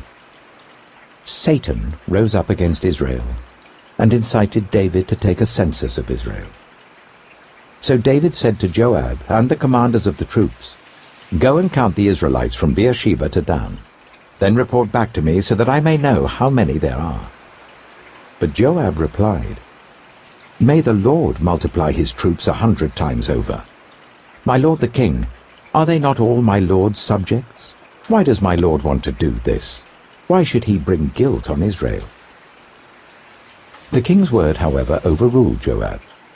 So Joab left and went throughout Israel and then came back to Jerusalem. Joab reported the number of the fighting men to David. In all Israel there were 1,100,000 men who could handle a sword, including 470,000 in Judah. But Joab did not include Levi and Benjamin in the numbering, because the king's command was repulsive to him. This command was also evil in the sight of God, so he punished Israel. Then David said to God, "I have sinned greatly by doing this. Now I beg you, take away the guilt of your servant. I have done a very foolish thing." The Lord said to Gad, David's seer, "Go and tell David, this is what the Lord says. I am giving you 3 options. Choose one of them for me to carry out against you." So Gad went to David and said to him, "This is what the Lord says. Take your choice. 3 years of famine, 3 months of being swept away before your enemies, with their swords overtaking you, or 3 days of the sword of the Lord, days of plague in the land, with the angel of the Lord ravaging every part of Israel. Now then, decide how I should answer the one who sent me." David said to Gad, "I am in deep distress. Let me fall into the hands of the Lord, for his mercy is very great. But do not let me fall into human hands." So the Lord sent a plague on Israel, and 70,000 men of Israel fell dead. And God sent an angel to destroy Jerusalem. But as the angel was doing so, the Lord saw it and relented concerning the disaster, and said to the angel who was destroying the people, "Enough, withdraw your hand." The angel of the Lord was then standing at the threshing floor of Araunah the Jebusite. David looked up and saw the angel of the Lord standing between heaven and earth with a drawn sword in his hand extended over Jerusalem. Then David and the elders, clothed in sackcloth, fell face down. David said to God, "Was it not I who ordered the fighting men to be counted? I, the shepherd, have sinned and done wrong. These are but sheep. What have they done? Lord my God, let your hand fall on me and my family, but do not let this plague remain on your people." Then the angel of the Lord ordered Gad to tell David to go up and build an altar to the Lord on the threshing floor of Araunah the Jebusite. So David went up in obedience to the word that Gad had spoken in the name of the Lord. While Araunah was threshing wheat, he turned and saw the angel. His 4 sons who were with him hid themselves. Then David approached, and when Araunah looked and saw him, he left the threshing floor and bowed down before David with his face to the ground. David said to him, "Let me have the site of your threshing floor, so that I can build an altar to the Lord, that the plague on the people may be stopped. Sell it to me at the full price." Araunah said to David, "Take it. Let my lord the king do whatever pleases him. Look, I will give the oxen for the burnt offerings, the threshing sledges for the wood, and the wheat for the grain offering. I will give all this." But King David replied to Araunah, "No, I insist on paying the full price. I will not take for the Lord what is yours, or sacrifice a burnt offering that costs me nothing." So David paid Araunah 600 shekels of gold for the site. David built an altar to the Lord there, and sacrificed burnt offerings and fellowship offerings. He called on the Lord, and the Lord answered him with fire from heaven on the altar of burnt offering. Then the Lord spoke to the angel, and he put his sword back into its sheath. At that time, when David saw that the Lord had answered him on the threshing floor of Araunah the Jebusite, he offered sacrifices there. The tabernacle of the Lord, which Moses had made in the wilderness, and the altar of burnt offering were, at that time, on the high place at Gibeah. But David could not go before it to inquire of God, because he was afraid of the sword of the angel of the Lord. 1 Chronicles chapter 22. Then David said, "The house of the Lord God is to be here, and also the altar of burnt offering for Israel." So David gave orders to assemble the foreigners residing in Israel, and from among them he appointed stone cutters to prepare dressed stones for building the house of God. He provided a large amount of iron to make nails for the doors of the gateways and for the fittings, and more bronze than could be weighed. He also provided more cedar logs than could be counted, for the Sidonians and the Tyrians had brought large numbers of them to David. David said, "My son Solomon is young and inexperienced, and the house to be built for the Lord should be of great magnificence and fame and splendor in the sight of all the nations. Therefore I will make preparations for it." So David made extensive preparations before his death. Then he called for his son Solomon, and charged him to build a house for the Lord, the God of Israel.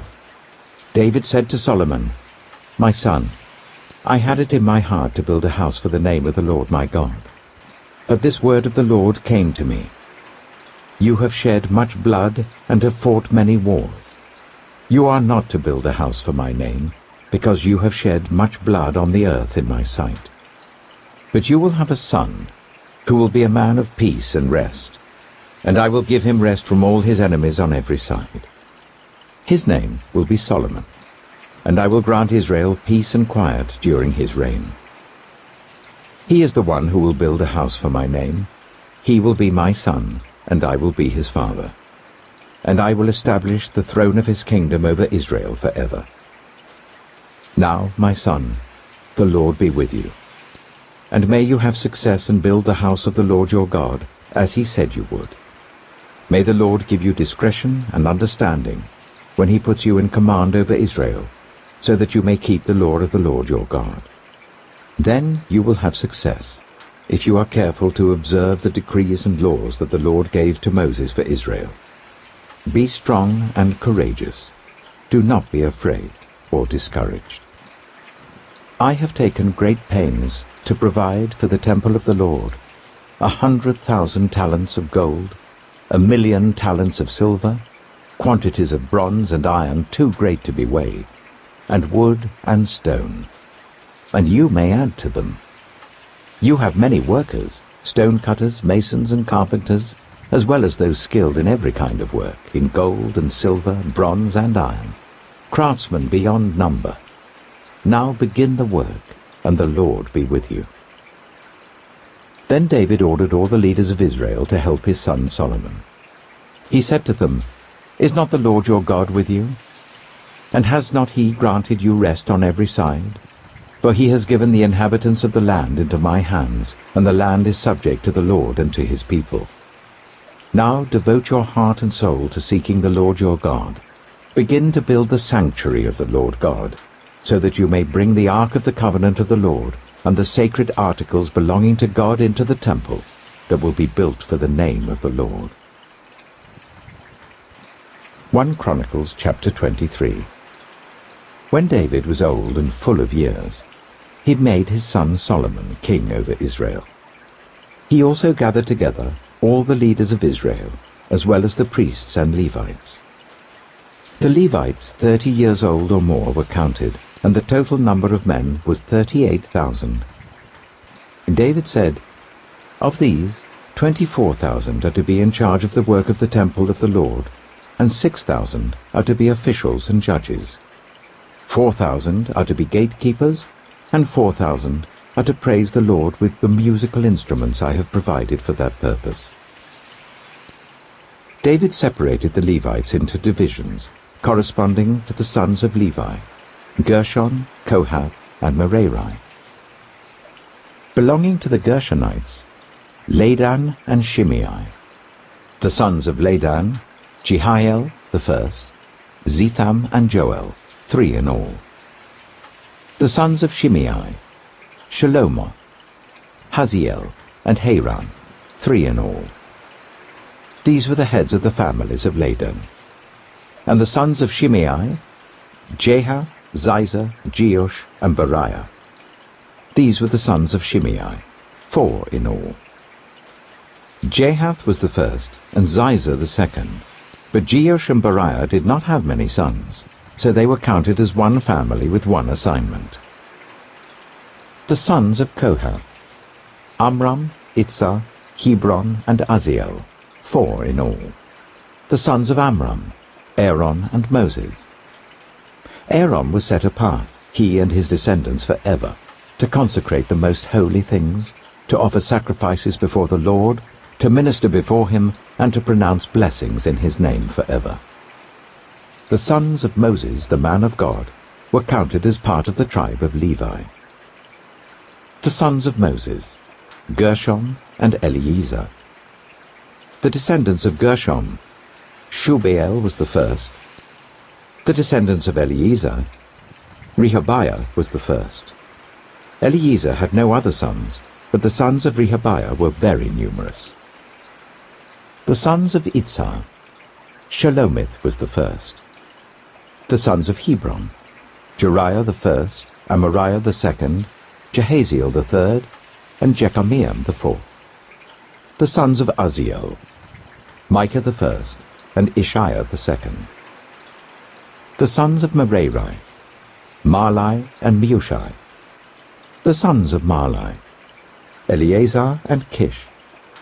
Eleazar died without having sons. He had only daughters. Their cousins, the sons of Kish, married them. The sons of Mushi, Mahli, Eder, and Jerimoth, 3 in all. These were the descendants of Levi by their families. The heads of families as they were registered under their names and counted individually, that is, the workers 20 years old or more who served in the temple of the Lord. For David had said, "Since the Lord, the God of Israel, has granted rest to his people and has come to dwell in Jerusalem forever, the Levites no longer need to carry the tabernacle or any of the articles used in its service." According to the last instructions of David, the Levites were counted from those 20 years old or more. The duty of the Levites was to help Aaron's descendants in the service of the temple of the Lord, to be in charge of the courtyards, the side rooms, the purification of all sacred things, and the performance of other duties at the house of God.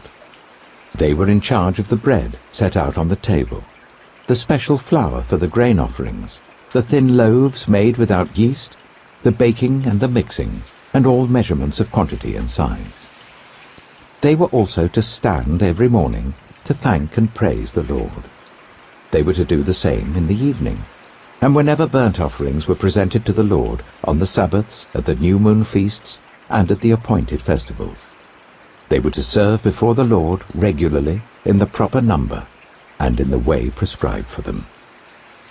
And so the Levites carried out their responsibilities for the tent of meeting, for the holy place, and under their relatives the descendants of Aaron, for the service of the temple of the Lord. 1 Chronicles chapter 24.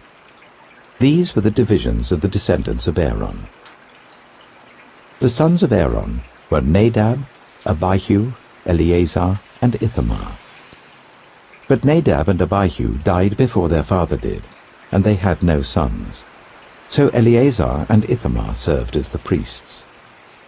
With the help of Zadok, a descendant of Eleazar, and Ahimelech, a descendant of Ithamar, David separated them into divisions for their appointed order of ministering. A larger number of leaders were found among Eleazar's descendants than among Ithamar's, and they were divided accordingly. 16 heads of families from Eleazar's descendants, and 8 heads of families from Ithamar's descendants. They divided them impartially by casting lots, for there were officials of the sanctuary and officials of God among the descendants of both Eleazar and Ithamar. The scribe Shemaiah, son of Nethanel, a Levite, recorded their names in the presence of the king and of the officials. Zadok the priest, Ahimelech son of Abiathar, and the heads of families of the priests and of the Levites, one family being taken from Eleazar, and then one from Ithamar. The first lot fell to Jehoiarib, the second to Jediah, the third to Harim, the fourth to Seorim, the fifth to Malchijah, the sixth to Mijamin, the seventh to Hakkoz, the eighth to Abijah, the ninth to Jeshua, the 10th to Shechaniah, the 11th to Eliashib, the 12th to Jachim, the 13th to Huppah, the 14th to Jezebbeab, the 15th to Bilgah, the 16th to Immer, the 17th to Hezah, the 18th to Hapizez, the 19th to Petahiah, the 20th to Jehezkel, the 21st to Jachin, the 22nd to Gamul, the 23rd to Deliah, and the 24th to Maaziah. This was their appointed order of ministering when they entered the temple of the Lord, according to the regulations prescribed for them by their ancestor Aaron, as the Lord the God of Israel had commanded him. As for the rest of the descendants of Levi, from the sons of Amram, Shubael; from the sons of Shubael, Jediah. As for Rehoboam, from his sons, Ishiah was the first. From the Isharites, Shelomoth. From the sons of Shelomoth, Jahath. The sons of Hebron, Jeriah the first, Amariah the second, Jehaziel the third, and Jekameam the fourth. The son of Uzziel, Micah. From the sons of Micah, Shema, the brother of Micah, Ishiah. From the sons of Ishiah, Zechariah. The sons of Merari, Mahli and Mushi. The sons of Jehaziah, Beno. The sons of Merari, from Jehaziah, Beno, Shoham, Zakkur, and Ibri. From Mahli, Eleazar, who had no sons. From Kish, the son of Kish, Jerahmeel. And the sons of Mushi, Mahli, Eder, and Jerimoth. These were the Levites according to their families. They also cast lots, just as their relatives, the descendants of Aaron, did, in the presence of King David, and of Zadok, Ahimelech, and the heads of families of the priests and of the Levites. The families of the eldest brother were treated the same as those of the youngest. 1 Chronicles chapter 25. David, together with the commanders of the army, set apart some of the sons of Asaph, Heman, and Jeduthun for the ministry of prophesying, accompanied by harps, lyres, and cymbals. Here is the list of the men who performed this service. From the sons of Asaph, Zakkur, Joseph, Nethaniah, and Azariah. The sons of Asaph were under the supervision of Asaph, who prophesied under the king's supervision. As for Jeduthun, and from his sons, Gedaliah, Zeri, Jeshiah, Shimei, Hashabiah, and Mattitiah, 6 in all, under the supervision of their father Jeduthun, who prophesied using the harp in thanking and praising the Lord. As for Heman, from his sons, Bukiah, Mattaniah, Uzziel, Shubael, and Jerimoth. Hananiah, Hanani, Eliathah, Gidaltai, and Romamti-Ezer. Joshbekashah, Malothai, Hotah, and Mahazioth. All these were sons of Heman, the king's seer. They were given to him through the promises of God to exalt him. God gave Heman 14 sons and 3 daughters. All these men were under the supervision of their father for the music of the temple of the Lord, with cymbals, lyres, and harps for the ministry at the house of God. Asaph, Jeduthun, and Heman were under the supervision of the king. Along with their relatives, all of them trained and skilled in music for the Lord, they numbered 288. Young and old alike, teacher as well as student, cast lots for their duties. The first lot, which was for Asaph, fell to Joseph. His sons and relatives, 12. The second to Gedaliah, him and his relatives and sons, 12. The third to Zakkur, his sons and relatives, 12. The fourth to Israel, his sons and relatives, 12. The fifth to Nethaniah, his sons and relatives, 12. The sixth to Bukiah, his sons and relatives, 12. The seventh to Jezreelah, his sons and relatives, 12. The eighth to Josiah, his sons and relatives, 12. The ninth to Mattaniah, his sons and relatives, 12. The 10th to Shimei, his sons and relatives, 12. The 11th to Azarel, his sons and relatives, 12. The 12th to Hashabiah, his sons and relatives, 12. The 13th to Shubael, his sons and relatives, 12. The 14th to Mattatiah, his sons and relatives, 12. The 15th to Jeremoth, his sons and relatives, 12. The 16th to Hananiah, his sons and relatives, 12. The 17th to Joshgabeshah, his sons and relatives, 12. The 18th to Hanani, his sons and relatives, 12. The 19th to Malothai, his sons and relatives, 12. The 20th to Eleazar, his sons and relatives, 12. The 21st to Hotah, his sons and relatives, 12. The 22nd to Giddaltai, his sons and relatives, 12. The 23rd to Mahazioth, his sons and relatives, 12. The 24th to Ramamtai-Ezer, his sons and relatives, 12. 1 Chronicles chapter 26. The divisions of the gatekeepers. From the Korahites, Meshelemiah, son of Koreh, one of the sons of Asaph. Meshelemiah had sons: Zechariah the firstborn, Jediael the second, Zebadiah the third, Jathniel the fourth, Elam the fifth, Jehohanan the sixth, and Elihohenai the seventh. Obed-Edom also had sons: Shemaiah the firstborn, Jehozabad the second, Joah the third, Sakar the fourth, Nathanel the fifth, Amiel the sixth, Issachar the seventh, and Peulatai the eighth. For God had blessed Obed-Edom. Obed-Edom's son Shemaiah also had sons, who were leaders in their father's family, because they were very capable men. The sons of Shemaiah: Othni, Rephael, Obed, Elzabad. His relatives Elihu and Semachiah were also able men. All these were descendants of Obed-Edom. They and their sons and their relatives were capable men, with the strength to do the work. Descendants of Obed-Edom, 62 in all. Meshelemiah had sons and relatives who were able men, 18 in all.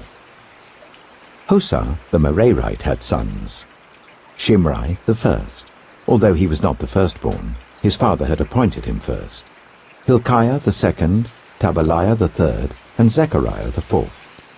The sons and relatives of Hosah were 13 in all. These divisions of the gatekeepers, through their leaders, had duties for ministering in the temple of the Lord, just as their relatives had. Lots were cast for each gate according to their families, young and old alike. The lot for the east gate fell to Shelemiah. The lots were cast for his son Zechariah, a wise counselor, and the lot for the north gate fell to him. The lot for the south gate fell to Obed-Edom, and the lot for the storehouse fell to his sons. The lots for the west gate and the Shalaketh gate on the upper road fell to Shuppim and Hosah. Guard was alongside guard. There were 6 Levites, a day on the east, 4 a day on the north, 4 a day on the south, and 2 at a time at the storehouse.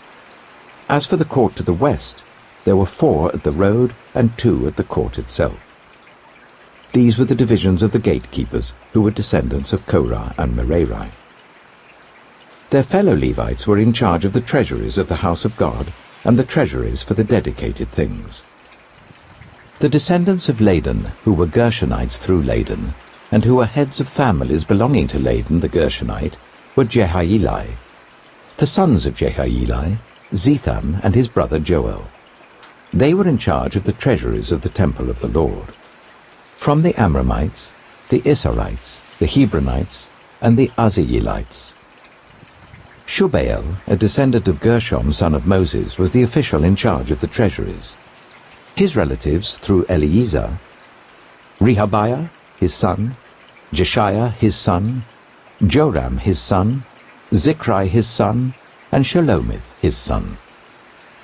Shelomith and his relatives were in charge of all the treasuries for the things dedicated by King David, by the heads of families who were the commanders of thousands and commanders of hundreds, and by the other army commanders. Some of the plunder taken in battle they dedicated for the repair of the temple of the Lord.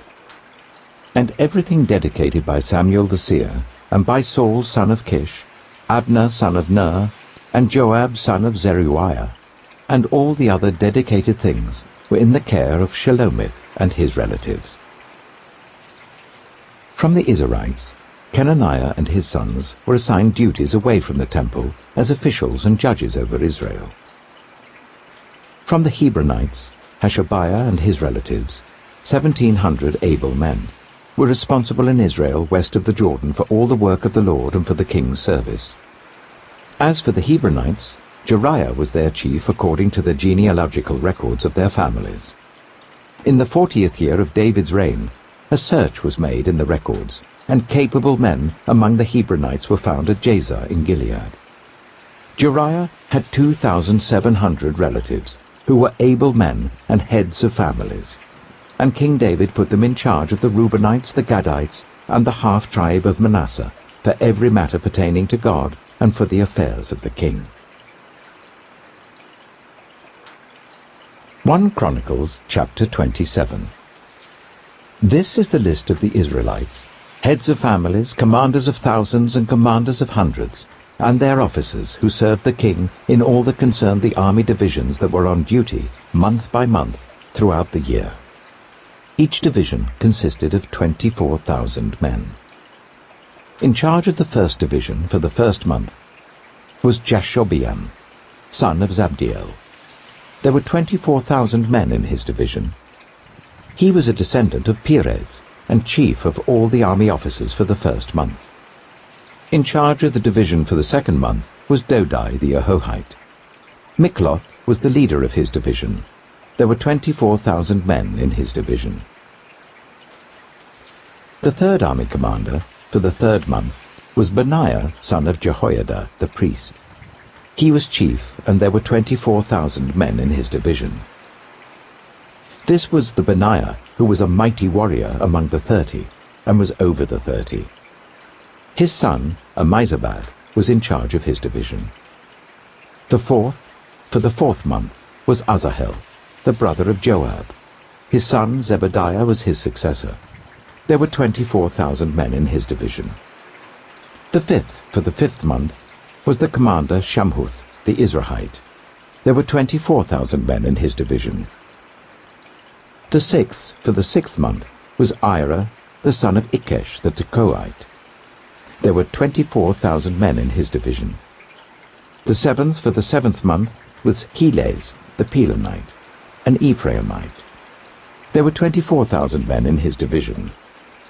The eighth, for the eighth month, was Sibbecai, the Hushathite, a Zerahite. There were 24,000 men in his division. The ninth, for the ninth month, was Abiezer, the Anathothite, a Benjaminite. There were 24,000 men in his division. The 10th, for the 10th month, was Maharai, the Netophathite, a Zerahite. There were 24,000 men in his division. The 11th, for the 11th month, was Benaiah, the Pirathonite, an Ephraimite. There were 24,000 men in his division. The 12th, for the 12th month, was Heldai, the Netophathite, from the family of Othniel. There were 24,000 men in his division. The leaders of the tribes of Israel. Over the Reubenites, Eliezer, son of Zichri. Over the Simeonites, Shephatiah, son of Maacah.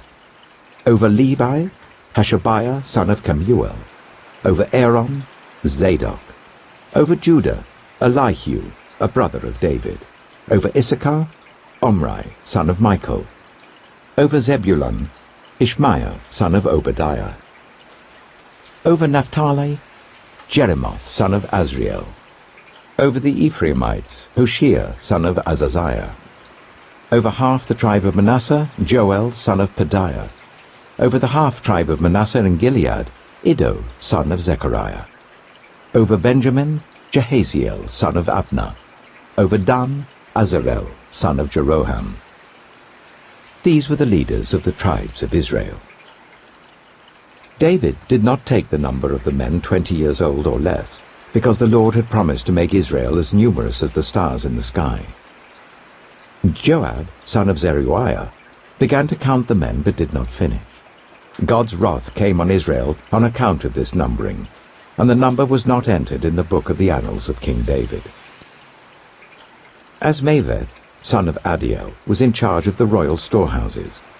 Jonathan, son of Uzziah, was in charge of the storehouses in the outlying districts, in the towns, the villages, and the watchtowers. Ezrai, son of Caleb, was in charge of the workers who farmed the land. Shimei, the Ramathite, was in charge of the vineyards. Zabdi, the Shifmite, was in charge of the produce of the vineyards for the wine vats. Baal-Hanan, the Gederite, was in charge of the olive and sycamore fig trees in the western foothills. Joash was in charge of the supplies of olive oil. Shitrai, the Sharonite, was in charge of the herds grazing in Sharon. Shaphat, son of Adlai, was in charge of the herds in the valleys. Obil, the Ishmaelite, was in charge of the camels. Jediah, the Meronothite, was in charge of the donkeys. Jaziz, the Hagrite, was in charge of the flocks. All these were the officials in charge of King David's property. Jonathan, David's uncle, was a counselor, a man of insight and a scribe. Jehiel, son of Hachmoni, took care of the king's sons. Ahithophel was the king's counselor. Hushai, the Archite, was the king's confidant. Ahithophel was succeeded by Jehoiada, son of Benaiah, and by Abiathar. Joab was the commander of the royal army. 1 Chronicles chapter 28.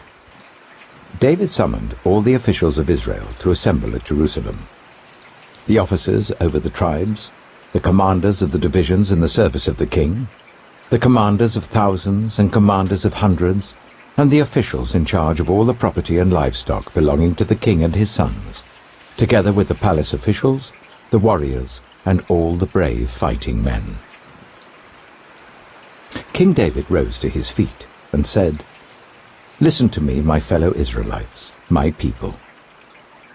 I had it in my heart to build a house as a place of rest for the ark of the covenant of the Lord, for the footstool of our God, and I made plans to build it.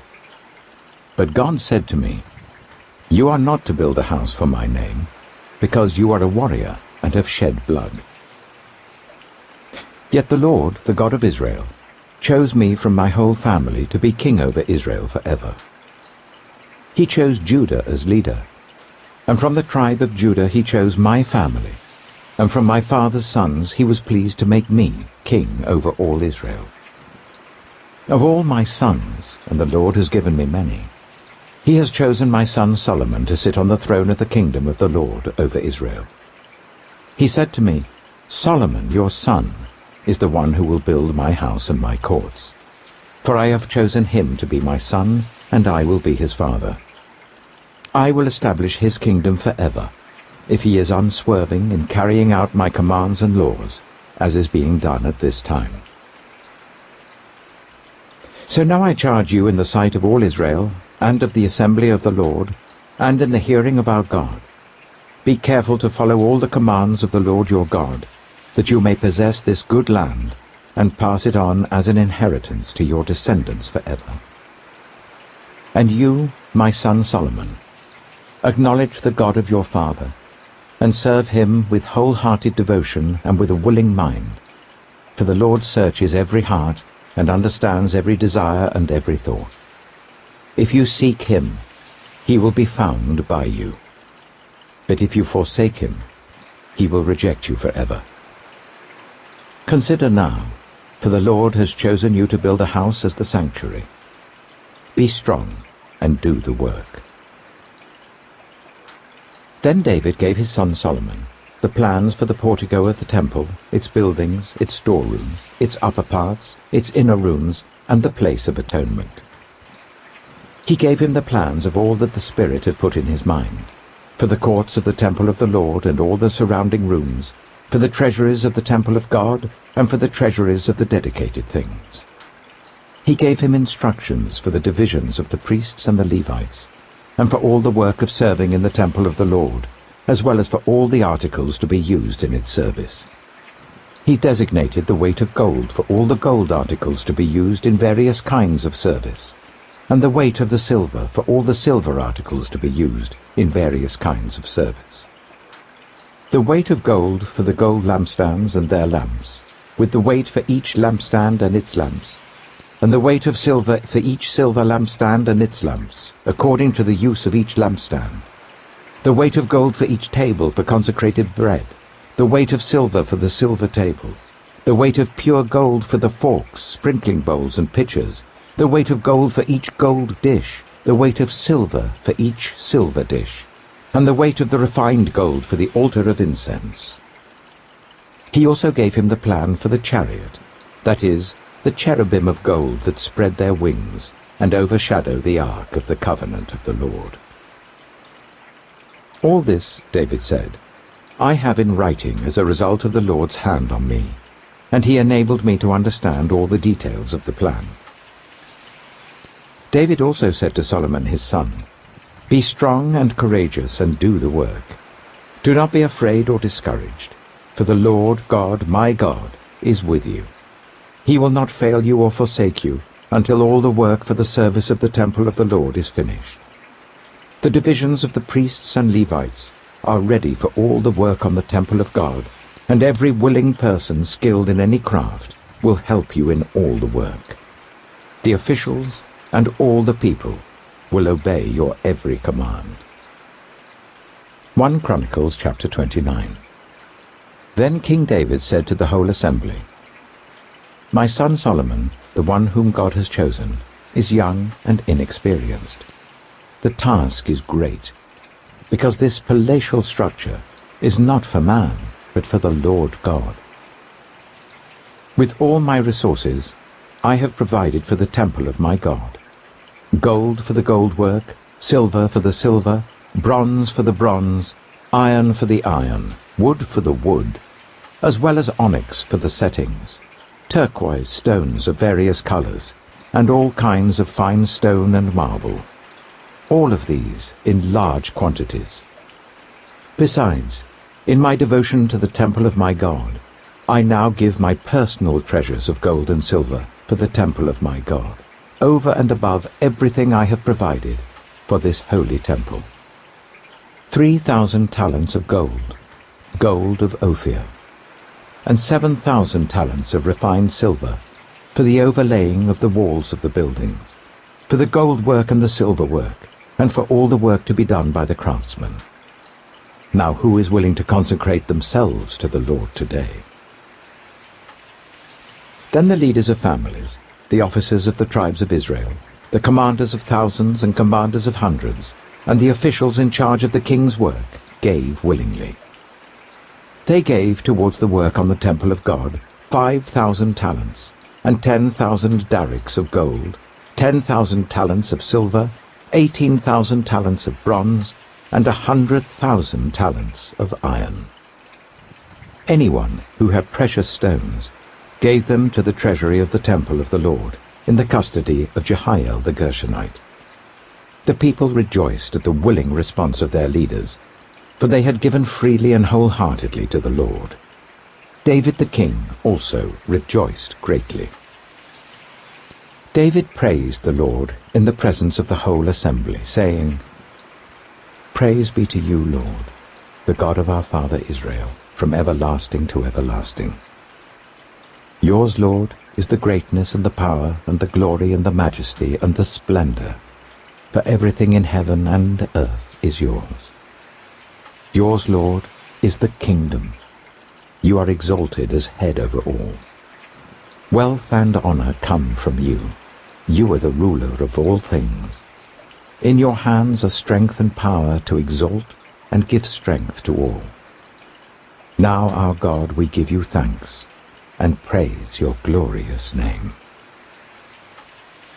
But who am I, and who are my people, that we should be able to give as generously as this? Everything comes from you, and we have given you only what comes from your hand. We are foreigners and strangers in your sight, as were all our ancestors. Our days on earth are like a shadow without hope. Lord our God, all this abundance that we have provided for building you a temple for your holy name comes from your hand, and all of it belongs to you. I know, my God, that you test the heart and are pleased with integrity. All these things I have given willingly and with honest intent. And now I have seen with joy how willingly your people who are here have given to you. Lord, the God of our fathers Abraham, Isaac, and Israel, keep these desires and thoughts in the hearts of your people forever, and keep their hearts loyal to you. And give my son Solomon the wholehearted devotion to keep your commands, statutes, and decrees, and to do everything to build the palatial structure for which I have provided. Then David said to the whole assembly, Praise the Lord your God. So they all praised the Lord, the God of their fathers. They bowed down, prostrating themselves before the Lord and the king. The next day they made sacrifices to the Lord and presented burnt offerings to him, 1,000 bulls, 1,000 rams, and 1,000 male lambs, together with their drink offerings and other sacrifices in abundance for all Israel. They ate and drank with great joy in the presence of the Lord that day. Then they acknowledged Solomon, son of David, as king a second time, anointing him before the Lord to be ruler, and Zadok to be priest. So Solomon sat on the throne of the Lord as king in place of his father David. He prospered, and all Israel obeyed him. All the officers and warriors, as well as all of King David's sons, pledged their submission to King Solomon. The Lord highly exalted Solomon in the sight of all Israel, and bestowed on him royal splendor, such as no king over Israel ever had before. David, son of Jesse, was king over all Israel. He ruled over Israel for 40 years, 7 in Hebron and 33 in Jerusalem. He died at a good old age, having enjoyed long life, wealth, and honor. His son Solomon succeeded him as king. As for the events of King David's reign, from beginning to end, they are written in the records of Samuel the seer, the records of Nathan the prophet, and the records of Gad the seer, together with the details of his reign and power, and the circumstances that surrounded him and Israel, and the kingdoms of all the other lands. The second book of Chronicles. 2 Chronicles, chapter 1. Solomon, son of David, established himself firmly over his kingdom, for the Lord his God was with him, and made him exceedingly great. Then Solomon spoke to all Israel, to the commanders of thousands and commanders of hundreds, to the judges and to all the leaders in Israel, the heads of families. And Solomon and the whole assembly went to the high place at Gibeon, for God's tent of meeting was there, which Moses the Lord's servant had made in the wilderness. Now David had brought up the ark of God from Kiriath-Jearim to the place he had prepared for it, because he had pitched a tent for it in Jerusalem. But the bronze altar that Bezalel, son of Uri, son of Hur, had made, was in Gibeon in front of the tabernacle of the Lord. So Solomon and the assembly inquired of him there. Solomon went up to the bronze altar before the Lord in the tent of meeting, and offered 1,000 burnt offerings on it. That night God appeared to Solomon and said to him, "Ask for whatever you want me to give you." Solomon answered God, "You have shown great kindness to David my father, and have made me king in his place. Now, Lord God, Let your promise to my father David be confirmed, for you have made me king over a people who are as numerous as the dust of the earth. Give me wisdom and knowledge, that I may lead this people, for who is able to govern this great people of yours? God said to Solomon, Since this is your heart's desire, and you have not asked for wealth, possessions, or honor, nor for the death of your enemies, and since you have not asked for a long life, but for wisdom and knowledge to govern my people, over whom I have made you king, therefore wisdom and knowledge will be given you. And I will also give you wealth, possessions, and honor, such as no king who was before you ever had, and none after you will have. Then Solomon went to Jerusalem from the high place at Gibeon, from before the tent of meeting, and he reigned over Israel. Solomon accumulated chariots and horses. He had 1,400 chariots and 12,000 horses, which he kept in the chariot cities, and also with him in Jerusalem. The king made silver and gold as common in Jerusalem as stones, and cedar as plentiful as sycamore fig trees in the foothills. Solomon's horses were imported from Egypt and from Kue. The royal merchants purchased them from Kue at the current price. They imported a chariot from Egypt for 600 shekels of silver, and a horse for 150. They also exported them to all the kings of the Hittites and of the Arameans. 2 Chronicles chapter 2. Solomon gave orders to build a temple for the name of the Lord and a royal palace for himself. He conscripted 70,000 men as carriers and 80,000 as stone cutters in the hills and 3,600 as foremen over them. Solomon sent this message to Hiram, king of Tyre.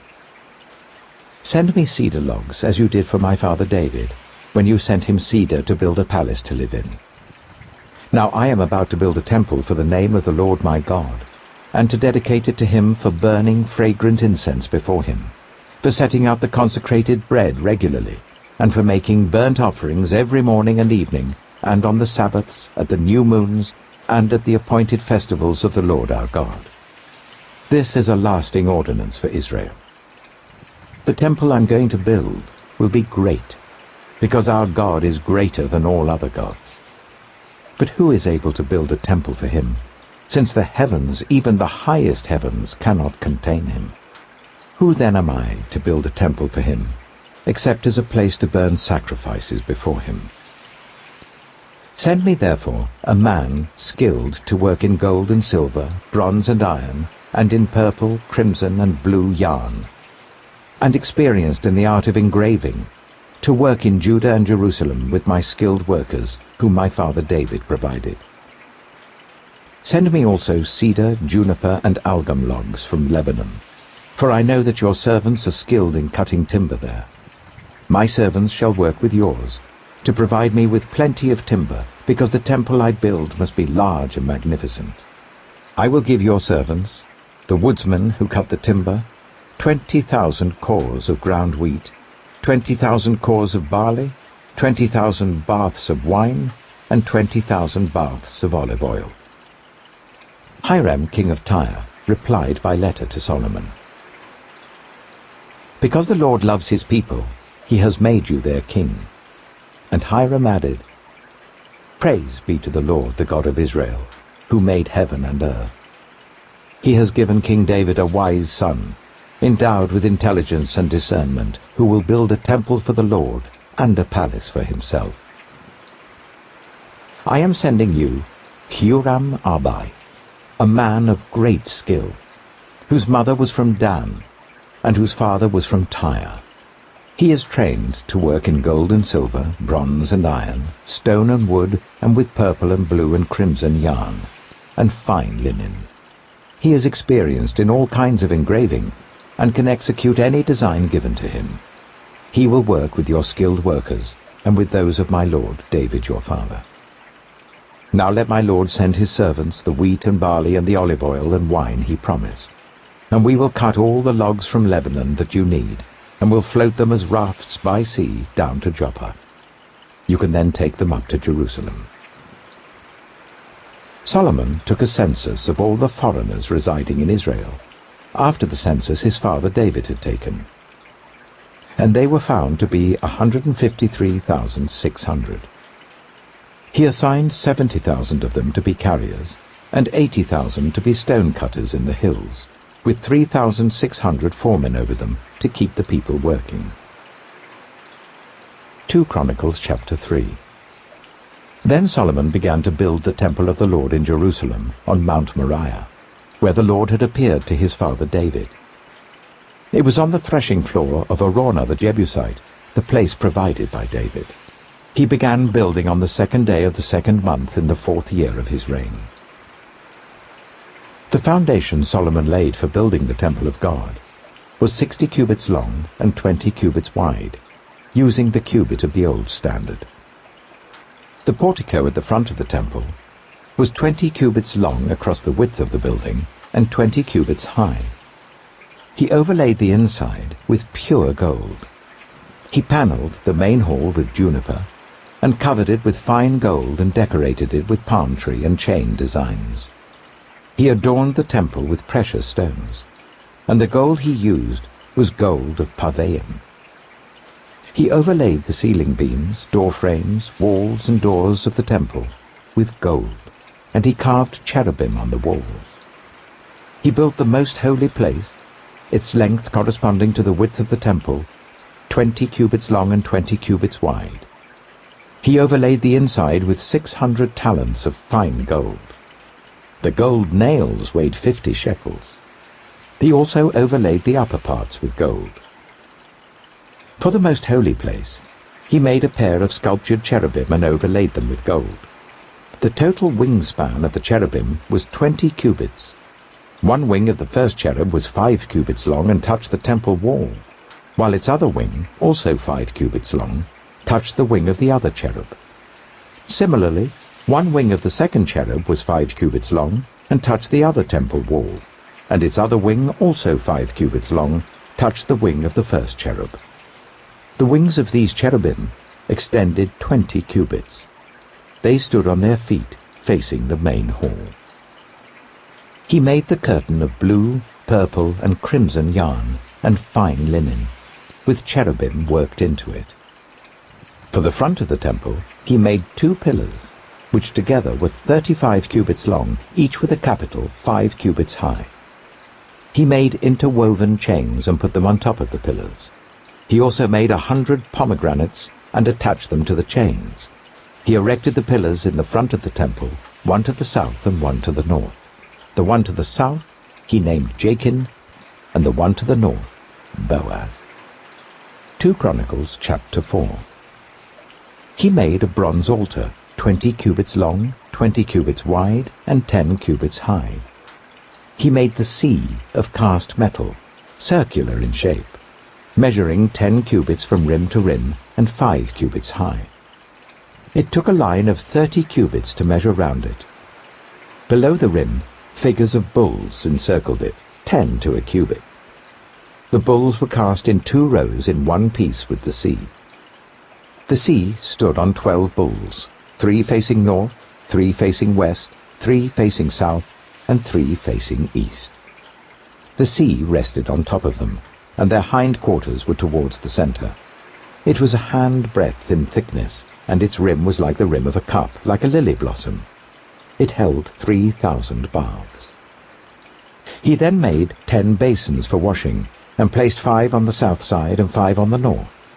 In them the things to be used for the burnt offerings were rinsed, but the sea was to be used by the priests for washing.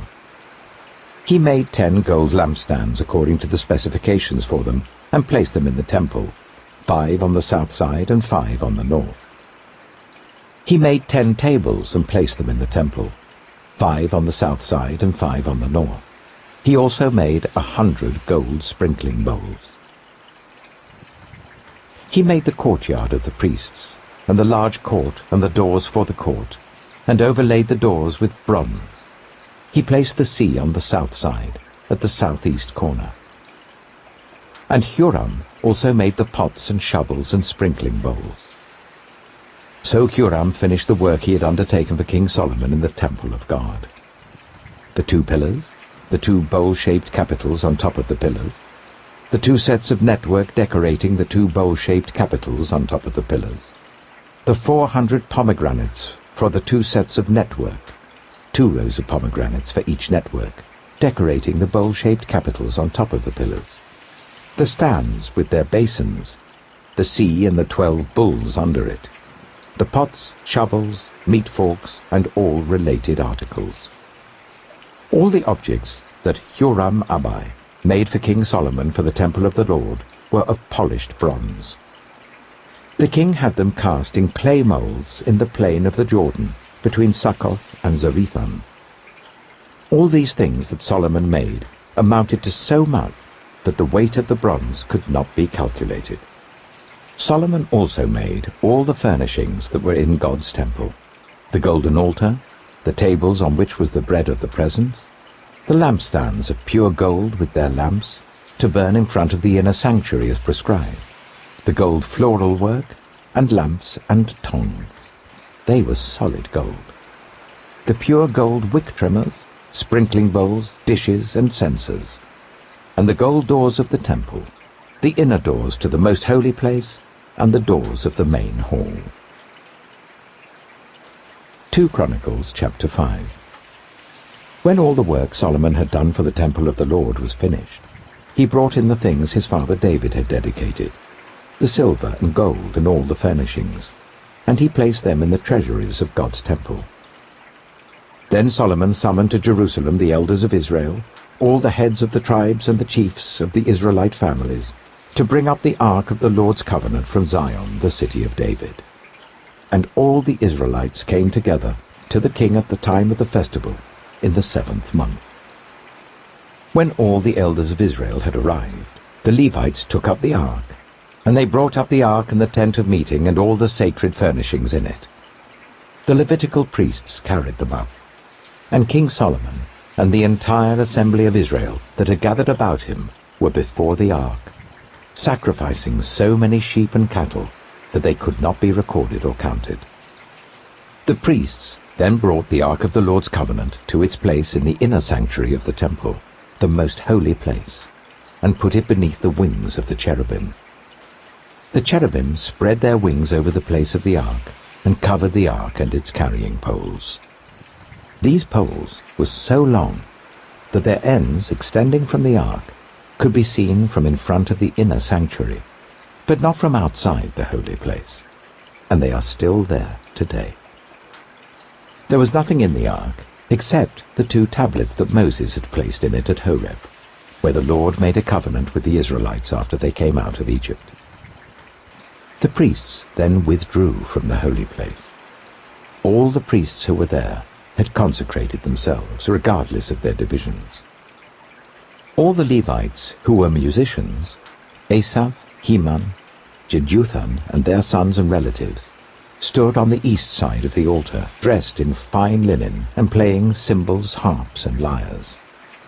They were accompanied by 120 priests sounding trumpets. The trumpeters and musicians joined in unison to give praise and thanks to the Lord. Accompanied by trumpets, cymbals, and other instruments, the singers raised their voices in praise to the Lord and sang, "He is good. His love endures forever."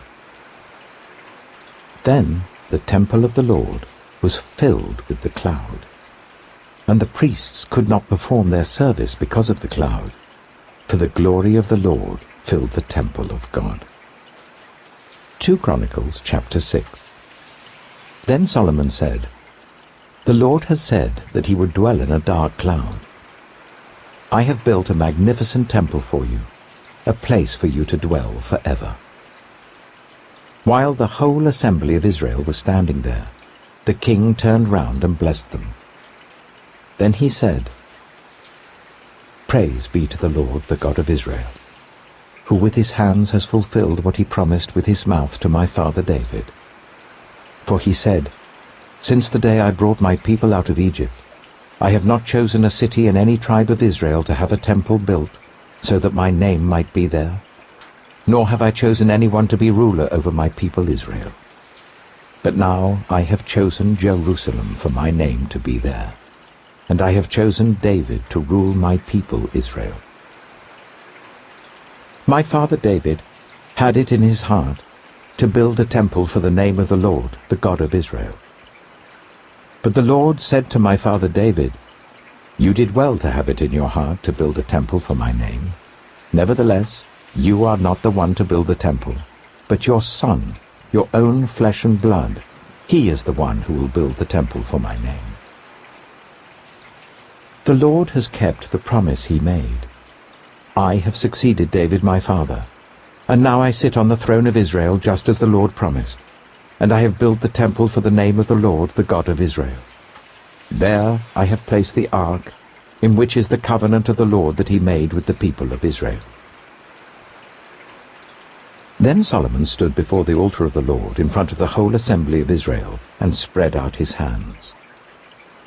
Now he had made a bronze platform, 5 cubits long, 5 cubits wide, and 3 cubits high, and had placed it in the center of the outer court. He stood on the platform, and then knelt down before the whole assembly of Israel, and spread out his hands towards heaven. He said, "Lord, the God of Israel, there is no God like you in heaven or on earth. You who keep your covenant of love with your servants, who continue wholeheartedly in your way.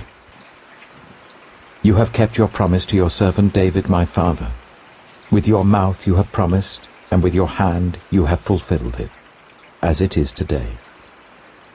Now, Lord, the God of Israel, keep for your servant David my father the promises you made to him when you said, 'You shall never fail to have a successor to sit before me on the throne of Israel, if only your descendants are careful in all they do to walk before me according to my law as you have done.' And now, Lord, the God of Israel, let your word that you promised your servant David come true. But will God really dwell on earth with humans? The heavens, even the highest heavens, cannot contain you. How much less this temple that I have built? Yet, Lord my God, give attention to your servant's prayer and his plea for mercy. Hear the cry and the prayer that your servant is praying in your presence. May your eyes be open towards this temple day and night, this place of which you said you would put your name there. May you hear the prayer your servant prays towards this place. Hear the supplications of your servant and of your people Israel when they pray towards this place. Hear from heaven your dwelling place, and when you hear, forgive. When anyone wrongs their neighbor, and is required to take an oath, and they come and swear the oath before your altar in this temple, then hear from heaven and act. Judge between your servants, condemning the guilty and bringing down on their heads what they have done, and vindicating the innocent by treating them in accordance with their innocence. When your people Israel have been defeated by an enemy because they have sinned against you, and when they turn back and give praise to your name, praying and making supplication before you in this temple, then hear from heaven, and forgive the sin of your people Israel, and bring them back to the land you gave to them and their ancestors. When the heavens are shut up, and there is no rain because your people have sinned against you, and when they pray towards this place and give praise to your name, and turn from their sin because you have afflicted them, then hear from heaven, and forgive the sin of your servants, your people Israel. Teach them the right way to live, and send rain on the land that you gave your people for an inheritance. When famine or plague comes to the land, or blight or mildew, locusts or grasshoppers, or when enemies besiege them in any of their cities, whatever disaster or disease may come, and when a prayer or plea is made by anyone among your people Israel, being aware of their afflictions and pains, and spreading out their hands towards this temple, then hear from heaven, your dwelling place. Forgive, and deal with everyone according to all they do, since you know their hearts. for you alone know the human heart, so that they will fear you and walk in obedience to you all the time they live in the land that you gave our ancestors. As for the foreigner, who does not belong to your people Israel, but has come from a distant land because of your great name and your mighty hand and your outstretched arm, when they come and pray towards this temple, then hear from heaven, your dwelling place. Do whatever the foreigner asks of you, so that all the peoples of the earth may know your name and fear you, as do your own people Israel, and may know that this house that I have built bears your name. When your people go to war against their enemies, wherever you send them, and when they pray to you towards this city you have chosen, and the temple I have built for your name, then hear from heaven their prayer and their plea, and uphold their cause. When they sin against you, for there is no one who does not sin, and you become angry with them and give them over to the enemy, who takes them captive to a land far away or near, and if they have a change of heart in the land where they are held captive, and repent, and plead with you in the land of their captivity, and say, We have sinned, we have done wrong, and acted wickedly.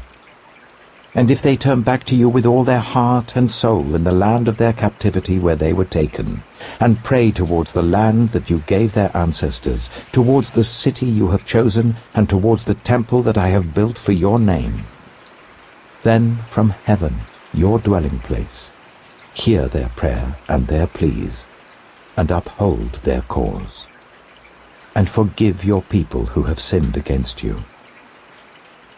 Now, my God, may your eyes be open and your ears attentive to the prayers offered in this place. Now arise, Lord God, and come to your resting place, you and the ark of your might. May your priests, Lord God, be clothed with salvation. May your faithful people rejoice in your goodness. Lord God, do not reject your anointed one. Remember the great love promised to David, your servant. 2 Chronicles chapter 7.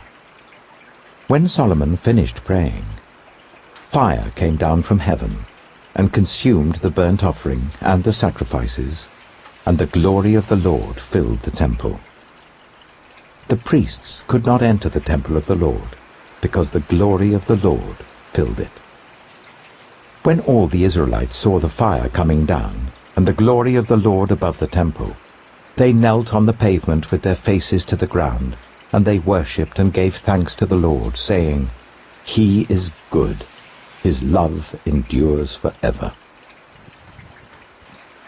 Then the king and all the people offered sacrifices before the Lord. And King Solomon offered a sacrifice of 22,000 head of cattle, and 120,000 sheep and goats. So the king and all the people dedicated the temple of God. The priests took up their positions, as did the Levites with the Lord's musical instruments, which King David had made for praising the Lord, and which were used when he gave thanks, saying, His love endures forever. Opposite the Levites, the priests blew their trumpets, and all the Israelites were standing. Solomon consecrated the middle part of the courtyard in front of the temple of the Lord, and there he offered burnt offerings and the fat of the fellowship offerings, because the bronze altar he had made could not hold the burnt offerings, the grain offerings, and the fat portions. So Solomon observed the festival at that time for 7 days, and all Israel with him, a vast assembly, people from Lebo Hamath to the Wadi of Egypt. On the 8th day they held an assembly, for they had celebrated the dedication of the altar for 7 days, and the festival for 7 days more. On the 23rd day of the 7th month, he sent the people to their homes, joyful and glad in heart, for the good things the Lord had done for David and Solomon, and for his people Israel. When Solomon had finished the temple of the Lord, and the royal palace, and had succeeded in carrying out all he had in mind to do in the temple of the Lord and in his own palace, the Lord appeared to him at night and said, I have heard your prayer, and have chosen this place for myself as a temple for sacrifices. When I shut up the heavens so that there is no rain, or command locusts to devour the land, or send a plague among my people, if my people, who are called by my name, will humble themselves and pray, and seek my face and turn from their wicked ways, then I will hear from heaven, and I will forgive their sin, and will heal their land. Now my eyes will be open and my ears attentive to the prayers offered in this place. I have chosen and consecrated this temple, so that my name may be there forever. My eyes and my heart will always be there. As for you, if you walk before me faithfully, as David your father did, and do all I command, and observe my decrees and laws, I will establish your royal throne as I covenanted with David your father when I said, you shall never fail to have a successor to rule over Israel. But if you turn away, and forsake the decrees and commands I have given you, and go off to serve other gods and worship them, then I will uproot Israel from my land, which I have given them, and will reject this temple which I have consecrated for my name. I will make it a byword and an object of ridicule among all peoples. This temple will become a heap of rubble. All who pass by will be appalled and say, why has the Lord done such a thing to this land and to this temple? People will answer, because they have forsaken the Lord, the God of their ancestors, who brought them out of Egypt, and have embraced other gods, worshipping and serving them. That is why he brought all this disaster on them. 2 Chronicles chapter 8. At the end of 20 years, during which Solomon built the temple of the Lord and his own palace, Solomon rebuilt the villages that Hiram had given him and settled Israelites in them. Solomon then went to Hamath-zobah and captured it. He also built up Tadmor in the desert, and all the store cities he had built in Hamath. He rebuilt Upper Beth-horon and Lower Beth-horon as fortified cities, with walls and with gates and bars, as well as Baalath and all his store cities, and all the cities for his chariots and for his horses. Whatever he desired to build in Jerusalem, in Lebanon, and throughout all the territory that he ruled. There were still people left from the Hittites, Amorites, Perizzites, Hivites, and Jebusites. These people were not Israelites. Solomon conscripted the descendants of all these people remaining in the land, whom the Israelites had not destroyed, to serve as slave labor, as it is to this day. But Solomon did not make slaves of the Israelites for his work. They were his fighting men, commanders of his captains, and commanders of his chariots and charioteers. They were also King Solomon's chief officials, 250 officials supervising the men. Solomon brought Pharaoh's daughter up from the city of David to the palace he had built for her, for he said, my wife must not live in the palace of King David of Israel, because the places the ark of the Lord has entered are holy. On the altar of the Lord that he built in front of the portico, Solomon sacrificed burnt offerings to the Lord, according to the daily requirements for offerings commanded by Moses for the Sabbaths, the new moons, and the 3 annual festivals, the festival of unleavened bread, the festival of weeks, and the festival of tabernacles. In keeping with the ordinance of his father David, he appointed the divisions of the priests for their duties, and the Levites to lead the praise, and to assist the priests according to each day's requirement. He also appointed the gatekeepers by divisions for the various gates, because this was what David the man of God had ordered. They did not deviate from the king's commands to the priests or to the Levites in any matter, including that of the treasuries. All Solomon's work was carried out, from the day the foundation of the temple of the Lord was laid until its completion. So the temple of the Lord was finished. Then Solomon went to Ezion-Geber and Elath on the coast of Edom. and Hiram sent him ships commanded by his own men, sailors who knew the sea.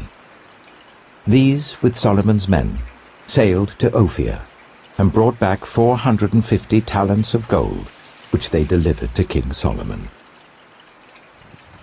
2 Chronicles chapter 9. When the Queen of Sheba heard of Solomon's fame, she came to Jerusalem to test him with hard questions. Arriving with a very great caravan, with camels carrying spices, large quantities of gold and precious stones, she came to Solomon and talked with him about all she had on her mind. Solomon answered all her questions. Nothing was too hard for him to explain to her. When the Queen of Sheba saw the wisdom of Solomon, as well as the palace he had built, the food on his table, the seating of his officials, the attending servants in their robes, the cupbearers in their robes, and the burnt offerings he made at the temple of the Lord, she was overwhelmed. She said to the king, "The report I heard in my own country about your achievements and your wisdom is true. But I did not believe what they said until I came and saw with my own eyes. Indeed, not even half the greatness of your wisdom was told me. You have far exceeded the report I heard. How happy your people must be! How happy your officials, who continually stand before you and hear your wisdom! Praise be to the Lord your God, who has delighted in you and placed you on his throne as king to rule for the Lord your God. Because of the love of your God for Israel and his desire to uphold them forever, he has made you king over them, to maintain justice and righteousness." Then she gave the king 120 talents of gold, large quantities of spices and precious stones. There had never been such spices as those the Queen of Sheba gave to King Solomon. The servants of Hiram and the servants of Solomon brought gold from Ophir. They also brought algum wood and precious stones. The king used the algum wood to make steps for the temple of the Lord and for the royal palace, and to make harps and lyres for the musicians. Nothing like them had ever been seen in Judah. King Solomon gave the Queen of Sheba all she desired and asked for. He gave her more than she had brought to him. Then she left and returned with her retinue to her own country. The weight of the gold that Solomon received yearly was 666 talents, not including the revenues brought in by merchants and traders. Also, all the kings of Arabia and the governors of the territories brought gold and silver to Solomon. King Solomon made 200 large shields of hammered gold. 600 shekels of hammered gold went into each shield. He also made 300 small shields of hammered gold, with 300 shekels of gold in each shield. The king put them in the palace of the forest of Lebanon. Then the king made a great throne covered with ivory and overlaid with pure gold. The throne had 6 steps, and a footstool of gold was attached to it. On both sides of the seat were armrests, with a lion standing beside each of them. 12 lions stood on the 6 steps, one at either end of each step. Nothing like it had ever been made for any other kingdom. All King Solomon's goblets were gold, and all the household articles in the palace of the forest of Lebanon were pure gold. Nothing was made of silver, because silver was considered of little value in Solomon's day. The king had a fleet of trading ships, manned by Hiram's servants. Once every 3 years it returned, carrying gold, silver, and ivory, and apes and baboons. King Solomon was greater in riches and wisdom than all the other kings of the earth. All the kings of the earth sought audience with Solomon to hear the wisdom God had put in his heart. Year after year, everyone who came brought a gift, articles of silver and gold, and robes, weapons, and spices, and horses and mules. Solomon had 4,000 stalls for horses and chariots, and 12,000 horses, which he kept in the chariot cities, and also with him in Jerusalem. He ruled over all the kings from the river Euphrates to the land of the Philistines, as far as the border of Egypt. The king made silver as common in Jerusalem as stones, and cedar as plentiful as sycamore fig trees in the foothills. Solomon's horses were imported from Egypt and from all other countries. As for the other events of Solomon's reign, from beginning to end, are they not written in the records of Nathan the prophet, in the prophecy of Ahijah the Shilonite, and in the visions of Iddo the seer concerning Jeroboam son of Nebat? Solomon reigned in Jerusalem over all Israel for 40 years. Then he rested with his ancestors and was buried in the city of David his father. And Rehoboam his son succeeded him as king. 2 Chronicles chapter 10. Rehoboam went to Shechem, for all Israel had gone there to make him king. When Jeroboam son of Nebat heard this, he was in Egypt where he had fled from King Solomon. He returned from Egypt. So they sent for Jeroboam. And he and all Israel went to Rehoboam and said to him, "Your father put a heavy yoke on us. But now lighten the harsh labor and the heavy yoke he put on us, and we will serve you." Rehoboam answered, "Come back to me in 3 days." So the people went away. Then King Rehoboam consulted the elders who had served his father Solomon during his lifetime. "How would you advise me to answer these people?" he asked. They replied, "If you will be kind to these people and please them and give them a favorable answer, they will always be your servants." But Rehoboam rejected the advice the elders gave him and consulted the young men who had grown up with him and who were serving him. He asked them, "What is your advice? How should we answer these people who say to me, 'Lighten the yoke your father put on us'?" The young men who had grown up with him replied, "The people have said to you, 'Your father put a heavy yoke on us, but make our yoke lighter.' Now tell them, 'My little finger is thicker than my father's waist. My father laid on you a heavy yoke. I will make it even heavier. My father scourged you with whips. I will scourge you with scorpions." 3 days later, Jeroboam and all the people returned to Rehoboam as the king had said, "Come back to me in 3 days." The king answered them harshly, rejecting the advice of the elders. He followed the advice of the young men and said, "My father made your yoke heavy. I will make it even heavier. My father scourged you with whips. I will scourge you with scorpions."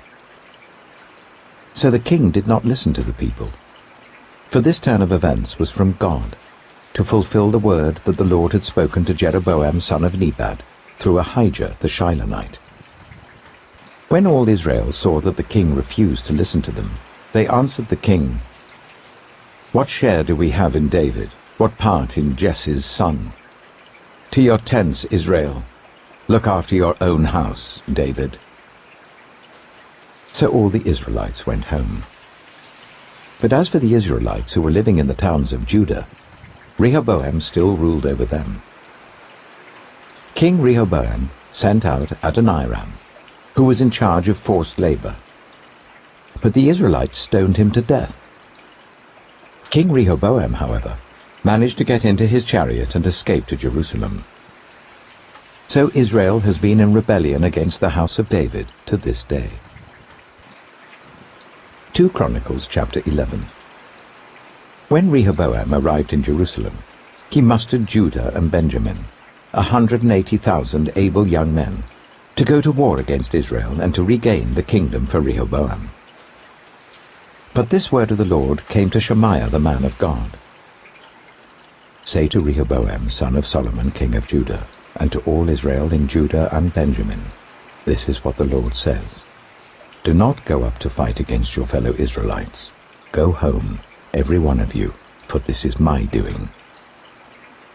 So they obeyed the words of the Lord and turned back from marching against Jeroboam.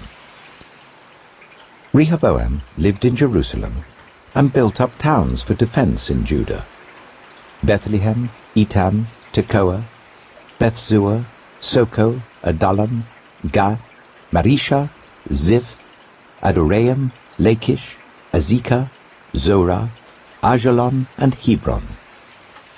These were fortified cities in Judah and Benjamin. He strengthened their defenses and put commanders in them, with supplies of food, olive oil, and wine. He put shields and spears in all the cities and made them very strong. So Judah and Benjamin were his. The priests and Levites from all their districts throughout Israel sided with him.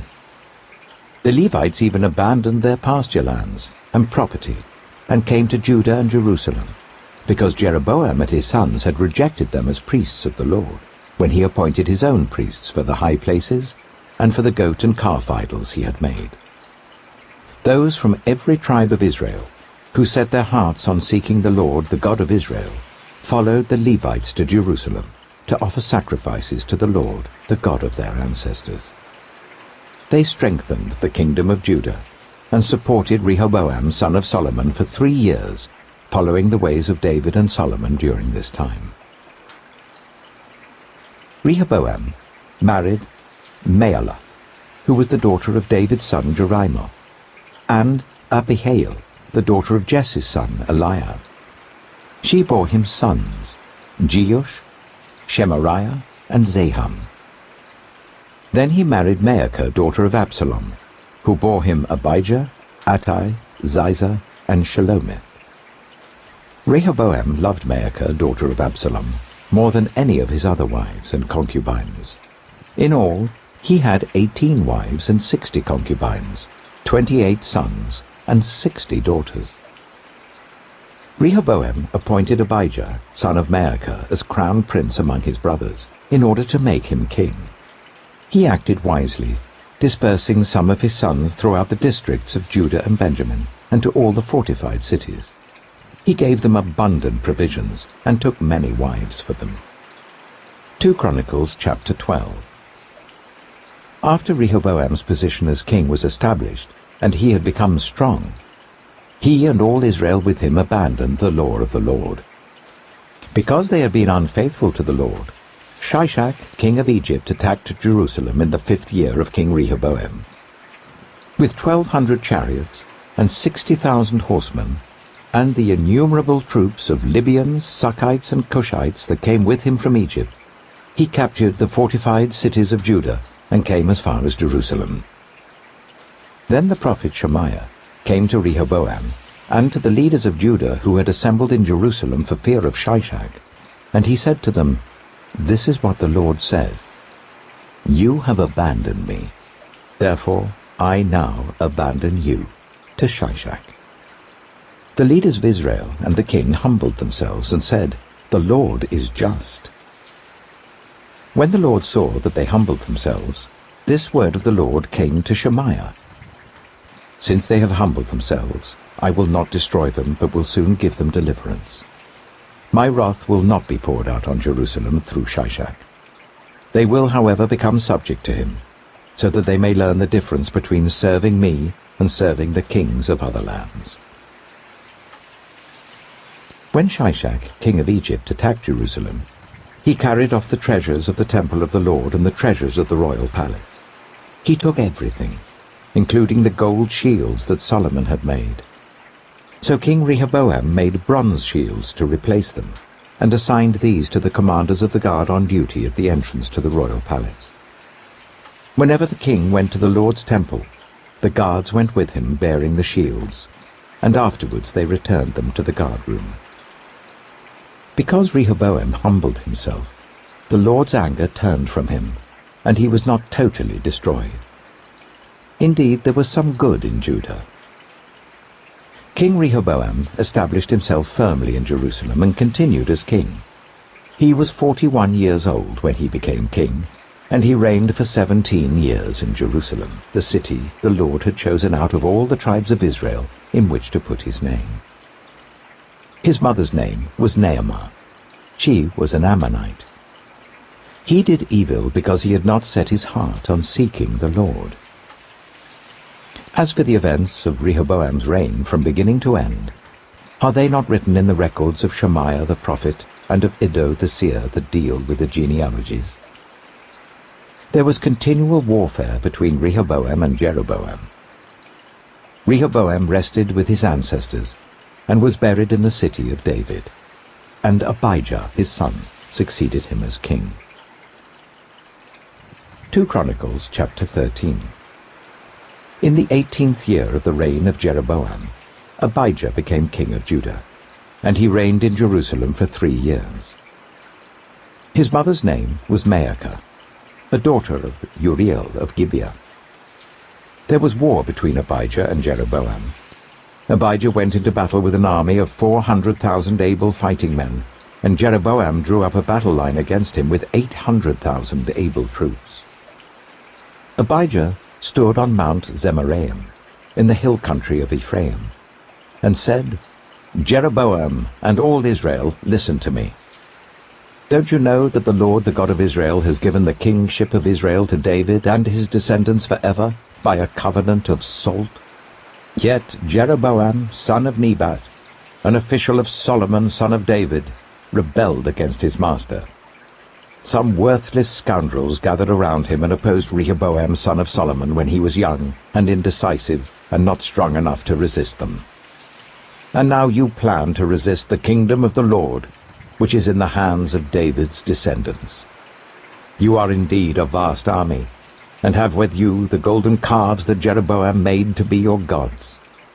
But didn't you drive out the priests of the Lord, the sons of Aaron and the Levites, and make priests of your own as the peoples of other lands do? Whoever comes to consecrate himself with a young bull and 7 rams may become a priest of what are not gods. As for us, the Lord is our God, and we have not forsaken him. The priests who serve the Lord are sons of Aaron, and the Levites assist them. Every morning and evening they present burnt offerings and fragrant incense to the Lord. They set out the bread on the ceremonially clean table, and light the lamps on the gold lampstand every evening. We are observing the requirements of the Lord our God. But you have forsaken him. God is with us. He is our leader. His priests with their trumpets will sound the battle cry against you. People of Israel, do not fight against the Lord, the God of your ancestors, for you will not succeed."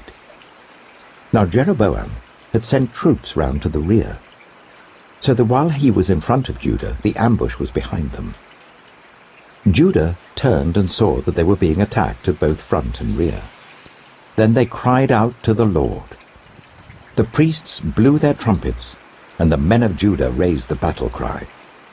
At the sound of their battle cry, God routed Jeroboam and all Israel before Abijah and Judah. The Israelites fled before Judah, and God delivered them into their hands. Abijah and his troops inflicted heavy losses on them, so that there were 500,000 casualties among Israel's able men.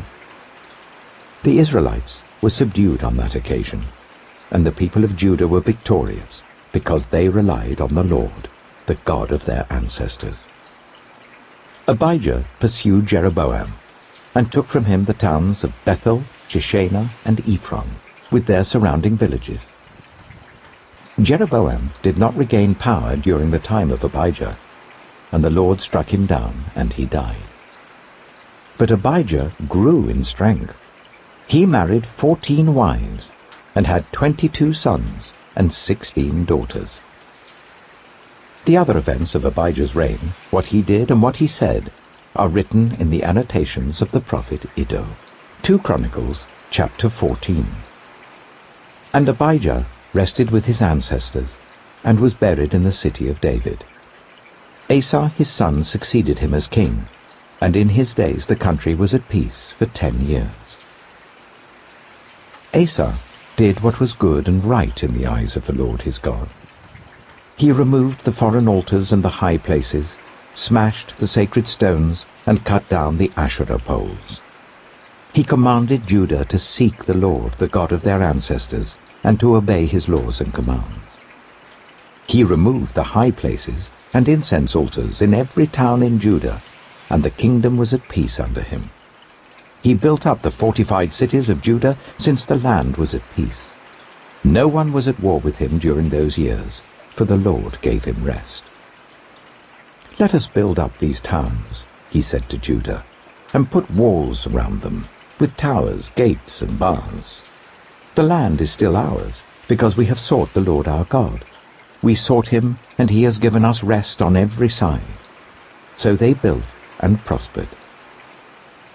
Asa had an army of 300,000 men from Judah, equipped with large shields and with spears, and 280,000 from Benjamin, armed with small shields and with bows. All these were brave fighting men. Zerah, the Cushite, marched out against them with an army of thousands upon thousands, and 300 chariots, and came as far as Mareshah. Asa went out to meet him, and they took up battle positions in the valley of Zephathah, near Mareshah. Then Asa called to the Lord his God and said, Lord, there is no one like you to help the powerless against the mighty. Help us, Lord our God, for we rely on you, and in your name we have come against this vast army. Lord, you are our God. Do not let mere mortals prevail against you. The Lord struck down the Cushites before Asa and Judah. The Cushites fled, and Asa and his army pursued them as far as Jerah. Such a great number of Cushites fell that they could not recover. They were crushed before the Lord and his forces. The men of Judah carried off a large amount of plunder. They destroyed all the villages around Jerah, for the terror of the Lord had fallen on them. They looted all these villages, since there was much plunder there. They also attacked the camps of the herdsmen, and carried off droves of sheep and goats and camels. Then they returned to Jerusalem. 2 Chronicles, chapter 15. The Spirit of God came on Azariah, son of Oded. He went out to meet Asa and said to him, Listen to me, Asa and all Judah and Benjamin. The Lord is with you when you are with him. If you seek him, he will be found by you. But if you forsake him, he will forsake you. For a long time Israel was without the true God, without a priest to teach, and without the law. But in their distress they turned to the Lord, the God of Israel, and sought him, and he was found by them. In those days it was not safe to travel about, for all the inhabitants of the lands were in great turmoil. One nation was being crushed by another, and one city by another, because God was troubling them with every kind of distress. But as for you, be strong, and do not give up, for your work will be rewarded. When Asa heard these words, and the prophecy of Azariah, son of Oded the prophet, he took courage. He removed the detestable idols from the whole land of Judah and Benjamin, and from the towns he had captured in the hills of Ephraim. He repaired the altar of the Lord that was in front of the portico of the Lord's temple. Then he assembled all Judah and Benjamin, and the people from Ephraim, Manasseh, and Simeon, who had settled among them, for large numbers had come over to him from Israel, when they saw that the Lord his God was with him. They assembled at Jerusalem in the 3rd month of the 15th year of Asa's reign. At that time they sacrificed to the Lord 700 head of cattle and 7,000 sheep and goats from the plunder they had brought back. They entered into a covenant to seek the Lord, the God of their ancestors, with all their heart and soul. All who would not seek the Lord, the God of Israel, were to be put to death, whether small or great, man or woman. They took an oath to the Lord with loud acclamation, with shouting, and with trumpets and horns. All Judah rejoiced about the oath, because they had sworn it wholeheartedly. They sought God eagerly, and he was found by them. So the Lord gave them rest on every side. King Asa also deposed his grandmother Maacah from her position as queen mother, because she had made a repulsive image for the worship of Asherah. Asa cut it down, broke it up, and burned it in the Kidron valley. Although he did not remove the high places from Israel, Asa's heart was fully committed to the Lord all his life. He brought into the temple of God the silver and gold and the articles that he and his father had dedicated. There was no more war until the 35th year of Asa's reign. 2 Chronicles chapter 16. In the 36th year of Asa's reign, Baasha, king of Israel, went up against Judah and fortified Ramah to prevent anyone from leaving or entering the territory of Asa, king of Judah. Asa then took the silver and gold out of the treasuries of the Lord's temple and of his own palace, and sent it to Ben-Hadad, king of Aram, who was ruling in Damascus. "Let there be a treaty between me and you," he said, "as there was between my father and your father. See, I am sending you silver and gold. Now break your treaty with Baasha, king of Israel, so that he will withdraw from me." Ben-Hadad agreed with King Asa, and sent the commanders of his forces against the towns of Israel. They conquered Ijon, Dan, Abel-Maim, and all the store cities of Naphtali. When Baasha heard this, he stopped building Ramah and abandoned his work. Then King Asa brought all the men of Judah, and they carried away from Ramah the stones and timber Baasha had been using. With them he built up Geba and Mizpah. At that time Hanani the seer came to Asa king of Judah and said to him, "Because you relied on the king of Aram and not on the Lord your God, the army of the king of Aram has escaped from your hand. Were not the Cushites and Libyans a mighty army with great numbers of chariots and horsemen? Yet when you relied on the Lord, he delivered them into your hand. For the eyes of the Lord range throughout the earth to strengthen those whose hearts are fully committed to him. You have done a foolish thing, and from now on you will be at war." Asa was angry with the seer because of this. He was so enraged that he put him in prison. At the same time, Asa brutally oppressed some of the people. The events of Asa's reign from beginning to end are written in the book of the kings of Judah and Israel. In the 39th year of his reign, Asa was afflicted with a disease in his feet. Though his disease was severe, even in his illness he did not seek help from the Lord, but only from the doctors. Then, in the 41st year of his reign, Asa died and rested with his ancestors. They buried him in the tomb that he had cut out for himself in the city of David. They laid him on a bier covered with spices and various blended perfumes, and they made a huge fire in his honor. 2 Chronicles chapter 17. Jehoshaphat his son succeeded him as king, and strengthened himself against Israel. He stationed troops in all the fortified cities of Judah, and put garrisons in Judah and in the towns of Ephraim that his father Asa had captured. The Lord was with Jehoshaphat, because he followed the ways of his father David before him. He did not consult the Baals, but sought the God of his father, and followed his commands rather than the practices of Israel. The Lord established the kingdom under his control, and all Judah brought gifts to Jehoshaphat, so that he had great wealth and honor. His heart was devoted to the ways of the Lord. Furthermore, he removed the high places and the Asherah poles from Judah. In the 3rd year of his reign, he sent his officials, Ben-Hail, Obadiah, Zechariah, Nathanael, and Micaiah, to teach in the towns of Judah. With them were certain Levites, Shemaiah, Nethaniah, Zebediah, Asahel, Shemiramoth, Jehonathan, Adonijah, Tobijah, and Tob-Adonijah, and the priests Elishama and Jehoram. They taught throughout Judah, taking with them the book of the law of the Lord. They went round to all the towns of Judah and taught the people.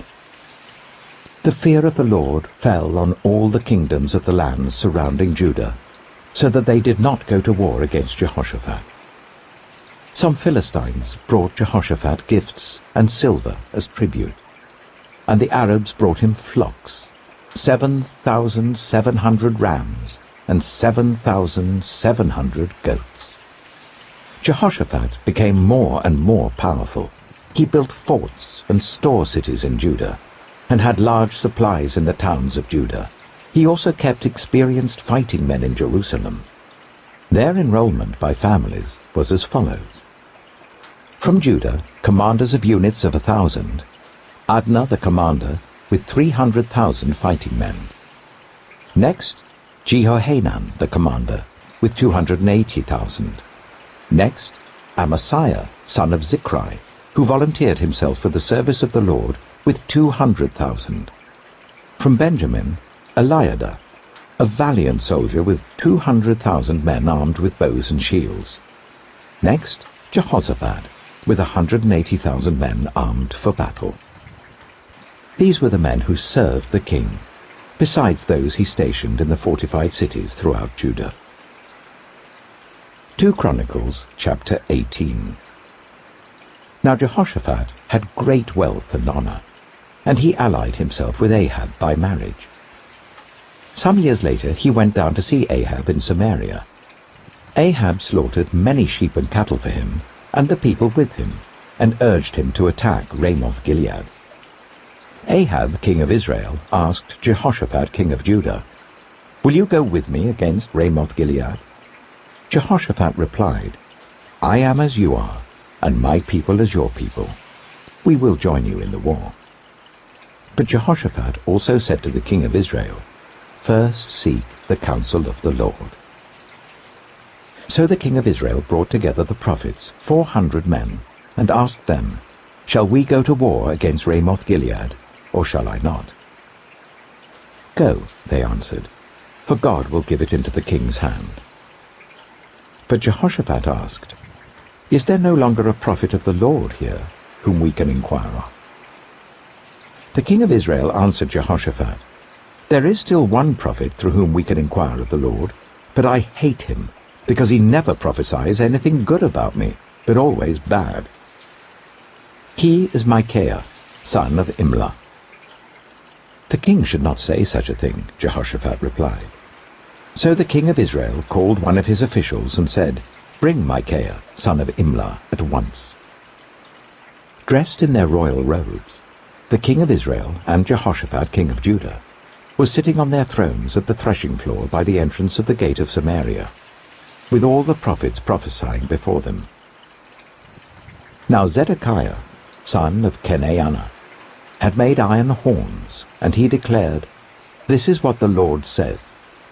With these you will gore the Arameans until they are destroyed." All the other prophets were prophesying the same thing. "Attack Ramoth-Gilead and be victorious," they said, "for the Lord will give it into the king's hand." The messenger who had gone to summon Micaiah said to him, "Look, the other prophets without exception are predicting success for the king. Let your word agree with theirs and speak favorably." But Micaiah said, "As surely as the Lord lives, I can tell him only what my God says." When he arrived, the king asked him, "Micaiah, shall we go to war against Ramoth-Gilead, or shall I not?" "Attack and be victorious," he answered, "for they will be given into your hand." The king said to him, "How many times must I make you swear to tell me nothing but the truth in the name of the Lord?" Then Micaiah answered, "I saw all Israel scattered on the hills like sheep without a shepherd. And the Lord said, 'These people have no master.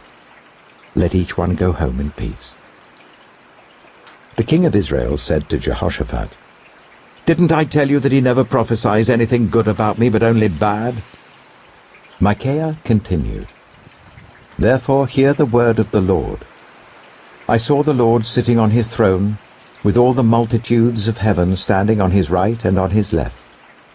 And the Lord said, 'Who will entice Ahab, king of Israel, into attacking Ramoth-Gilead and going to his death there?' One suggested this, and another that. Finally, a spirit came forward, stood before the Lord, and said, 'I will entice him.' 'By what means?' the Lord asked. 'I will go and be a deceiving spirit in the mouths of all his prophets,' he said. 'You will succeed in enticing him,' said the Lord. 'Go and do it.' So now the Lord has put a deceiving spirit in the mouths of these prophets of yours. The Lord has decreed disaster for you." Then Zedekiah, son of Kenaniah, went up and slapped Micaiah in the face. "Which way did the Spirit from the Lord go when he went from me to speak to you?" he asked. Micaiah replied, "You will find out on the day you go to hide in an inner room." The king of Israel then ordered, "Take Micaiah, and send him back to Ammon, the ruler of the city, and to Joash, the king's son, and say, 'This is what the king says. Put this fellow in prison, and give him nothing but bread and water until I return safely.'" Micaiah declared, "If you ever return safely, the Lord has not spoken through me." Then he added, "Mark my words, all you people." So the king of Israel and Jehoshaphat, king of Judah, went up to Ramoth-Gilead. The king of Israel said to Jehoshaphat, "I will enter the battle in disguise, but you wear your royal robes." So the king of Israel disguised himself and went into battle. Now the king of Aram had ordered his chariot commanders, "Do not fight with anyone, small or great, except the king of Israel." When the chariot commanders saw Jehoshaphat, they thought, "This is the king of Israel." So they turned to attack him, but Jehoshaphat cried out, and the Lord helped him. God drew them away from him. For when the chariot commanders saw that he was not the king of Israel, they stopped pursuing him. But someone drew his bow at random and hit the king of Israel between the breastplate and the scale armor. The king told the chariot driver, "Wheel around and get me out of the fighting. I've been wounded." All day long the battle raged, and the king of Israel propped himself up in his chariot facing the Arameans until evening. Then at sunset he died. 2 Chronicles chapter 19. When Jehoshaphat, king of Judah, returned safely to his palace in Jerusalem, Jehu the seer, the son of Hanani, went out to meet him and said to the king, "Should you help the wicked and love those who hate the Lord? Because of this the wrath of the Lord is on you.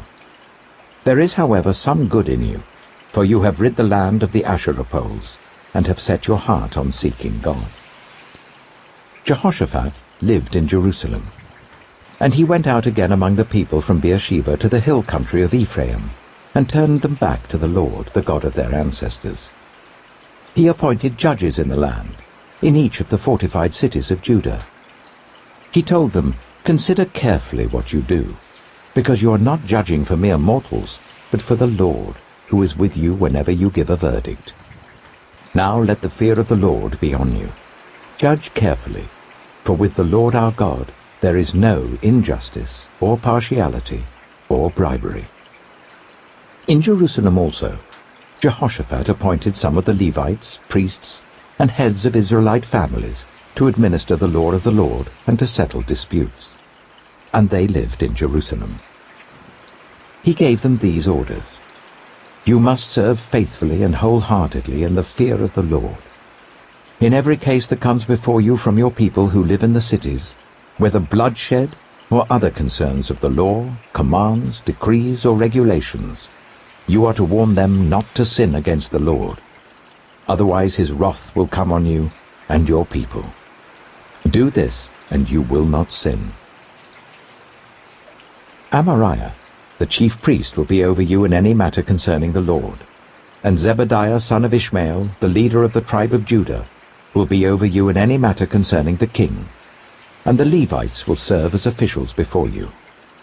Act with courage, and may the Lord be with those who do well. 2 Chronicles chapter 20. After this, the Moabites and Ammonites, with some of the Meunites, came to wage war against Jehoshaphat. Some people came and told Jehoshaphat, "A vast army is coming against you from Edom, from the other side of the Dead Sea. It is already in Hazazon Tamar," that is, En-Gedi.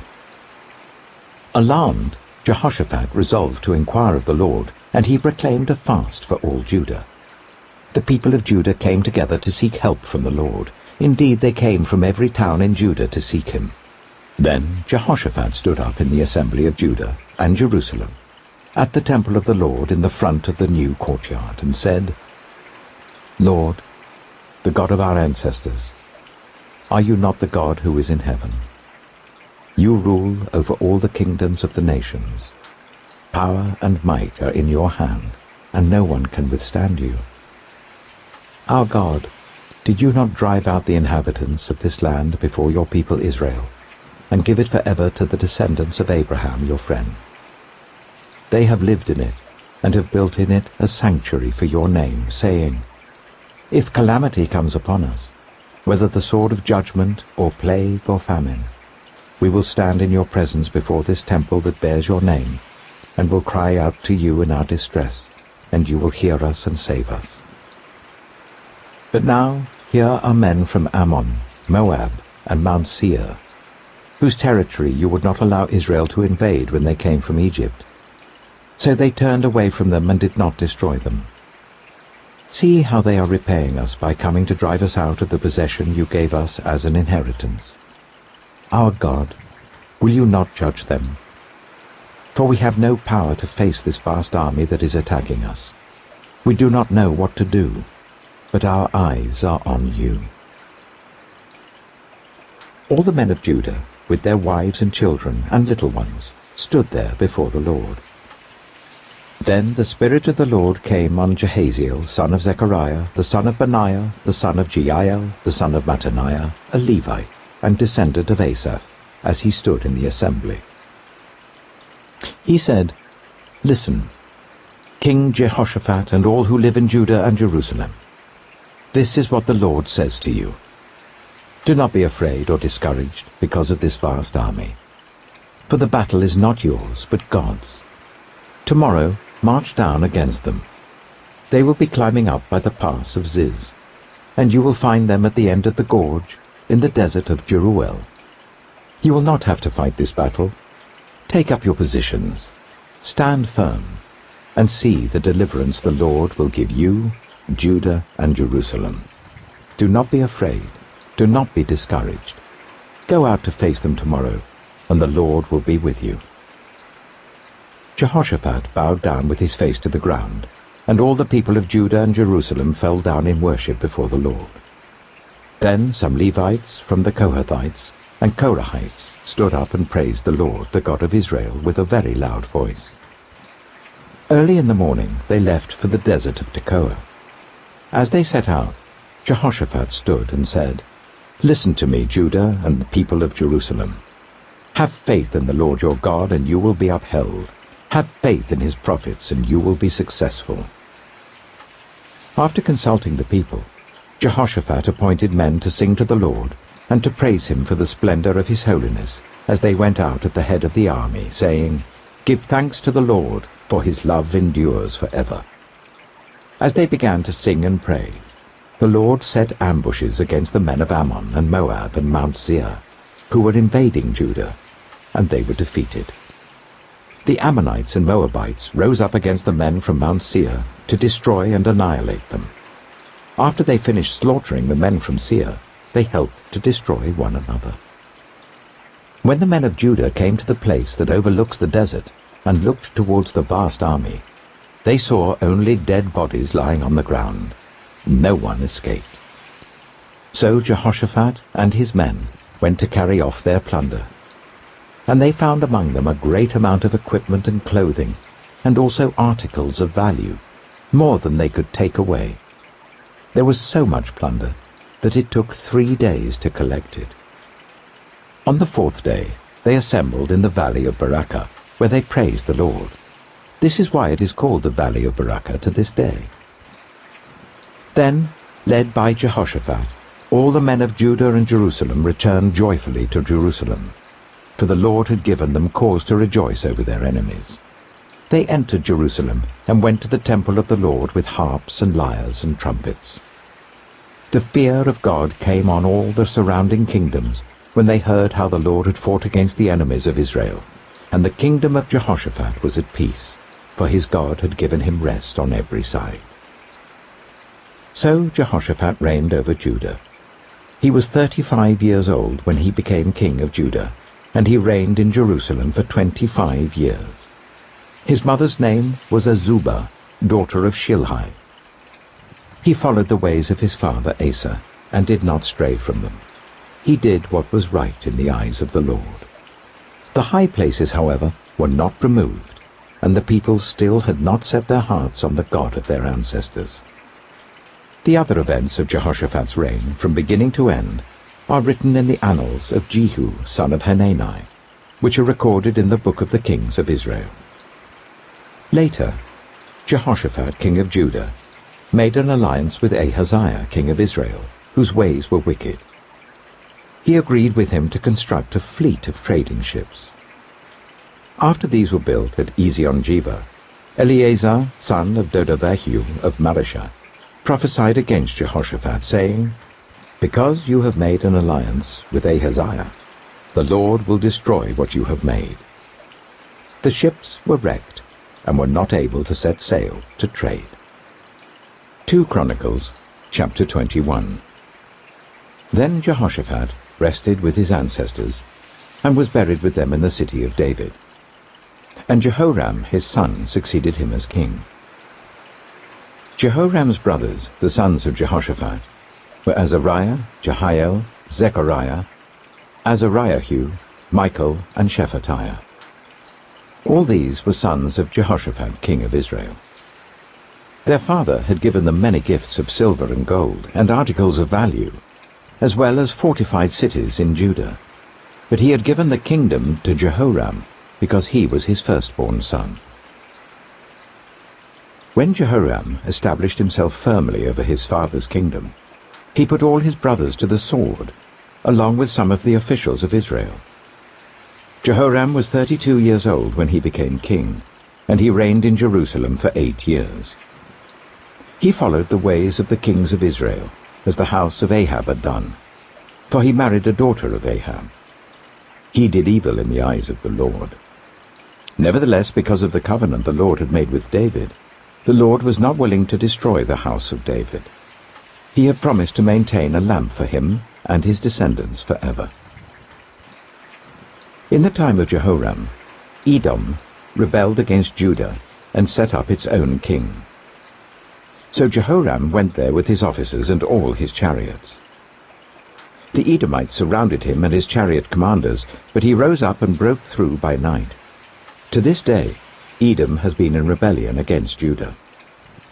Libnah revolted at the same time, because Jehoram had forsaken the Lord, the God of his ancestors. He had also built high places on the hills of Judah, and had caused the people of Jerusalem to prostitute themselves, and had led Judah astray. Jehoram received a letter from Elijah the prophet, which said, "This is what the Lord, the God of your father David, says. You have not followed the ways of your father Jehoshaphat, or of Asa, king of Judah. But you have followed the ways of the kings of Israel, and you have led Judah and the people of Jerusalem to prostitute themselves, just as the house of Ahab did. You have also murdered your own brothers, members of your own family, men who were better than you. So now the Lord is about to strike your people, your sons, your wives, and everything that is yours with a heavy blow.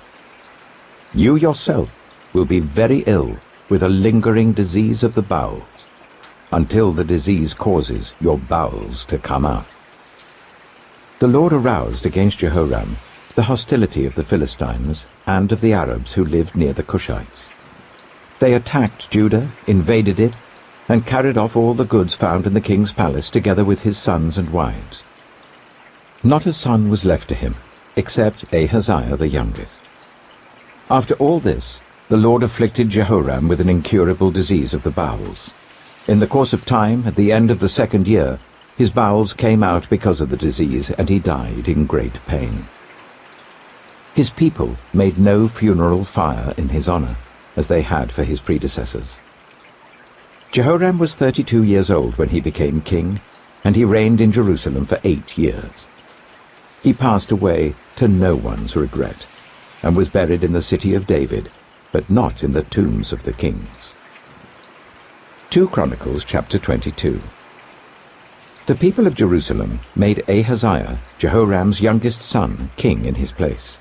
since the raiders who came with the Arabs into the camp had killed all the older sons. So Ahaziah son of Jehoram king of Judah began to reign. Ahaziah was 22 years old when he became king, and he reigned in Jerusalem for 1 year. His mother's name was Ataliah, a granddaughter of Omri. He too followed the ways of the house of Ahab, for his mother encouraged him to act wickedly. He did evil in the eyes of the Lord, as the house of Ahab had done, for after his father's death they became his advisers, to his undoing. He also followed their counsel when he went with Joram son of Ahab king of Israel to wage war against Hazael king of Aram at Ramoth-Gilead. The Arameans wounded Joram, so he returned to Jezreel to recover from the wounds they had inflicted on him at Ramoth in his battle with Hazael king of Aram. Then Ahaziah son of Jehoram king of Judah went down to Jezreel to see Joram son of Ahab, because he had been wounded. Through Ahaziah's visit to Joram, God brought about Ahaziah's downfall. When Ahaziah arrived, he went out with Joram to meet Jehu son of Nimshi, whom the Lord had anointed to destroy the house of Ahab. While Jehu was executing judgment on the house of Ahab, he found the officials of Judah and the sons of Ahaziah's relatives, who had been attending Ahaziah, and he killed them. He then went in search of Ahaziah, and his men captured him while he was hiding in Samaria. He was brought to Jehu and put to death. They buried him, for they said he was a son of Jehoshaphat, who sought the Lord with all his heart. So there was no one in the house of Ahaziah powerful enough to retain the kingdom. When Ataliah, the mother of Ahaziah, saw that her son was dead, she proceeded to destroy the whole royal family of the house of Judah. But Jehosheba, the daughter of King Jehoram, took Joash, son of Ahaziah, and stole him away from among the royal princes who were about to be murdered, and put him and his nurse in a bedroom. Because Jehosheba, the daughter of King Jehoram, and wife of the priest Jehoiada, was Ahaziah's sister, she hid the child from Ataliah, so that she could not kill him. He remained hidden with them at the temple of God for 6 years, while Ataliah ruled the land. 2 Chronicles, chapter 23. In the 7th year, Jehoiada showed his strength. He made a covenant with the commanders of units of 100. Azariah, son of Jeroham, Ishmael, son of Jehohanan, Azariah, son of Obed, Maaseiah, son of Adiah, and Elishaphat, son of Zichri. They went throughout Judah and gathered the Levites and the heads of Israelite families from all the towns. When they came to Jerusalem, the whole assembly made a covenant with the king at the temple of God. Jehoiada said to them, "The king's son shall reign, as the Lord promised concerning the descendants of David. Now this is what you are to do. A third of you priests and Levites, who are going on duty on the Sabbath, are to keep watch at the doors. A third of you at the royal palace, a third at the foundation gate, and all the others are to be in the courtyards of the temple of the Lord. No one is to enter the temple of the Lord, except the priests and Levites on duty. They may enter, because they are consecrated, but all the others are to observe the Lord's command not to enter. The Levites are to station themselves round the king, each with weapon in hand. Anyone who enters the temple is to be put to death. Stay close to the king wherever he goes." The Levites and all the men of Judah did just as Jehoiada the priest ordered. Each one took his men, those who were going on duty on the Sabbath and those who were going off duty, for Jehoiada the priest had not released any of the divisions. Then he gave the commanders of units of 100 the spears and the large and small shields that had belonged to King David and that were in the temple of God. He stationed all the men, each with his weapon in his hand, round the king, near the altar and the temple, from the south side to the north side of the temple. Jehoiada and his sons brought out the king's son and put the crown on him. They presented him with a copy of the covenant and proclaimed him king. They anointed him and shouted, "Long live the king!" When Ataliah heard the noise of the people, running and cheering the king, she went to them at the temple of the Lord. She looked, and there was the king, standing by his pillar at the entrance. The officers and the trumpeters were beside the king, and all the people of the land were rejoicing and blowing trumpets, and musicians with their instruments were leading the praises. Then Ataliah tore her robes and shouted, "Treason! Treason!" Jehoiada the priest sent out the commanders of units of 100, who were in charge of the troops, and said to them, "Bring her out between the ranks, and put to the sword anyone who follows her." For the priest had said, "Do not put her to death at the temple of the Lord." So they seized her as she reached the entrance of the horse gate on the palace grounds, and there they put her to death. Jehoiada then made a covenant that he, the people and the king, would be the Lord's people. All the people went to the temple of Baal and tore it down. They smashed the altars and idols and killed Mattan the priest of Baal in front of the altars. Then Jehoiada placed the oversight of the temple of the Lord in the hands of the Levitical priests, to whom David had made assignments in the temple, to present the burnt offerings of the Lord as written in the law of Moses, with rejoicing and singing, as David had ordered. He also stationed gatekeepers at the gates of the Lord's temple, so that no one who was in any way unclean might enter. He took with him the commanders of hundreds, the nobles, the rulers of the people, and all the people of the land, and brought the king down from the temple of the Lord. They went into the palace through the upper gate, and seated the king on the royal throne. All the people of the land rejoiced, and the city was calm, because Ataliah had been slain with the sword. 2 Chronicles chapter 24. Joash was 7 years old when he became king, and he reigned in Jerusalem for 40 years. His mother's name was Zibiah. She was from Beersheba. Joash did what was right in the eyes of the Lord all the years of Jehoiada the priest. Jehoiada chose 2 wives for him, and he had sons and daughters. Sometime later, Joash decided to restore the temple of the Lord. He called together the priests and Levites and said to them, "Go to the towns of Judah and collect the money due annually from all Israel to repair the temple of your God. Do it now." But the Levites did not act at once. Therefore the king summoned Jehoiada the chief priest and said to him, "Why haven't you required the Levites to bring in from Judah and Jerusalem the tax imposed by Moses, the servant of the Lord, and by the assembly of Israel for the tent of the covenant law?" Now the sons of that wicked woman Ataliah had broken into the temple of God and had used even its sacred objects for the Baals. At the king's command, a chest was made and placed outside, at the gate of the temple of the Lord. A proclamation was then issued in Judah and Jerusalem that they should bring to the Lord the tax that Moses, the servant of God, had required of Israel in the wilderness. All the officials and all the people brought their contributions gladly, dropping them into the chest until it was full.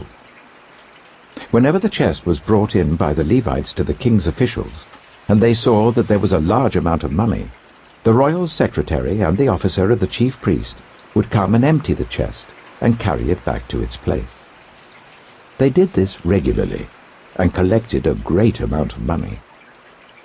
The king and Jehoiada gave it to those who carried out the work required for the temple of the Lord. They hired masons and carpenters to restore the Lord's temple, and also workers in iron and bronze to repair the temple. The men in charge of the work were diligent, and the repairs progressed under them. They rebuilt the temple of God according to its original design and reinforced it. When they had finished, they brought the rest of the money to the king and Jehoiada, and with it were made articles for the Lord's temple, articles for the service and for the burnt offerings, and also dishes and other objects of gold and silver. As long as Jehoiada lived, burnt offerings were presented continually in the temple of the Lord. Now Jehoiada was old and full of years, and he died at the age of 130. He was buried with the kings in the city of David, because of the good he had done in Israel for God and his temple. After the death of Jehoiada, the officials of Judah came and paid homage to the king, and he listened to them. They abandoned the temple of the Lord, the God of their ancestors, and worshipped Asherah poles and idols. Because of their guilt, God's anger came on Judah and Jerusalem. Although the Lord sent prophets to the people to bring them back to him, and though they testified against them, they would not listen. Then the Spirit of God came on Zechariah son of Jehoiada the priest. He stood before the people and said, "This is what God says. Why do you disobey the Lord's commands? You will not prosper. Because you have forsaken the Lord, he has forsaken you." But they plotted against him, and by order of the king they stoned him to death in the courtyard of the Lord's temple. King Joash did not remember the kindness Zechariah's father Jehoiada had shown him, but killed his son, who said as he lay dying, "May the Lord see this and call you to account." At the turn of the year, the army of Aram marched against Joash. It invaded Judah and Jerusalem and killed all the leaders of the people. They sent all the plunder to their king in Damascus. Although the Aramean army had come with only a few men, the Lord delivered into their hands a much larger army.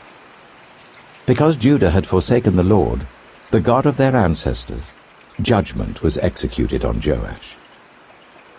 When the Arameans withdrew, they left Joash severely wounded. His officials conspired against him for murdering the son of Jehoiada the priest, and they killed him in his bed. So he died, and was buried in the city of David, but not in the tombs of the kings. Those who conspired against him were Zabad, son of Shimeath, an Ammonite woman, and Jehozabad, son of Shimrith, a Moabite woman.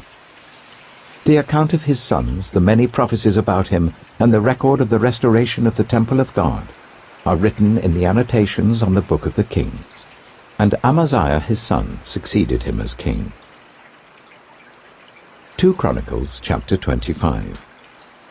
Amaziah was 25 years old when he became king, and he reigned in Jerusalem for 29 years. His mother's name was Jehoaddin. She was from Jerusalem. He did what was right in the eyes of the Lord, but not wholeheartedly. After the kingdom was firmly in his control, he executed the officials who had murdered his father the king. Yet he did not put their children to death, but acted in accordance with what is written in the law in the book of Moses, where the Lord commanded, "Parents shall not be put to death for their children, nor children be put to death for their parents. Each will die for their own sin." Amaziah called the people of Judah together, and assigned them according to their families to commanders of thousands and commanders of hundreds for all Judah and Benjamin. He then mustered those 20 years old or more, and found that there were 300,000 men fit for military service, able to handle the spear and shield. He also hired 100,000 fighting men from Israel for 100 talents of silver.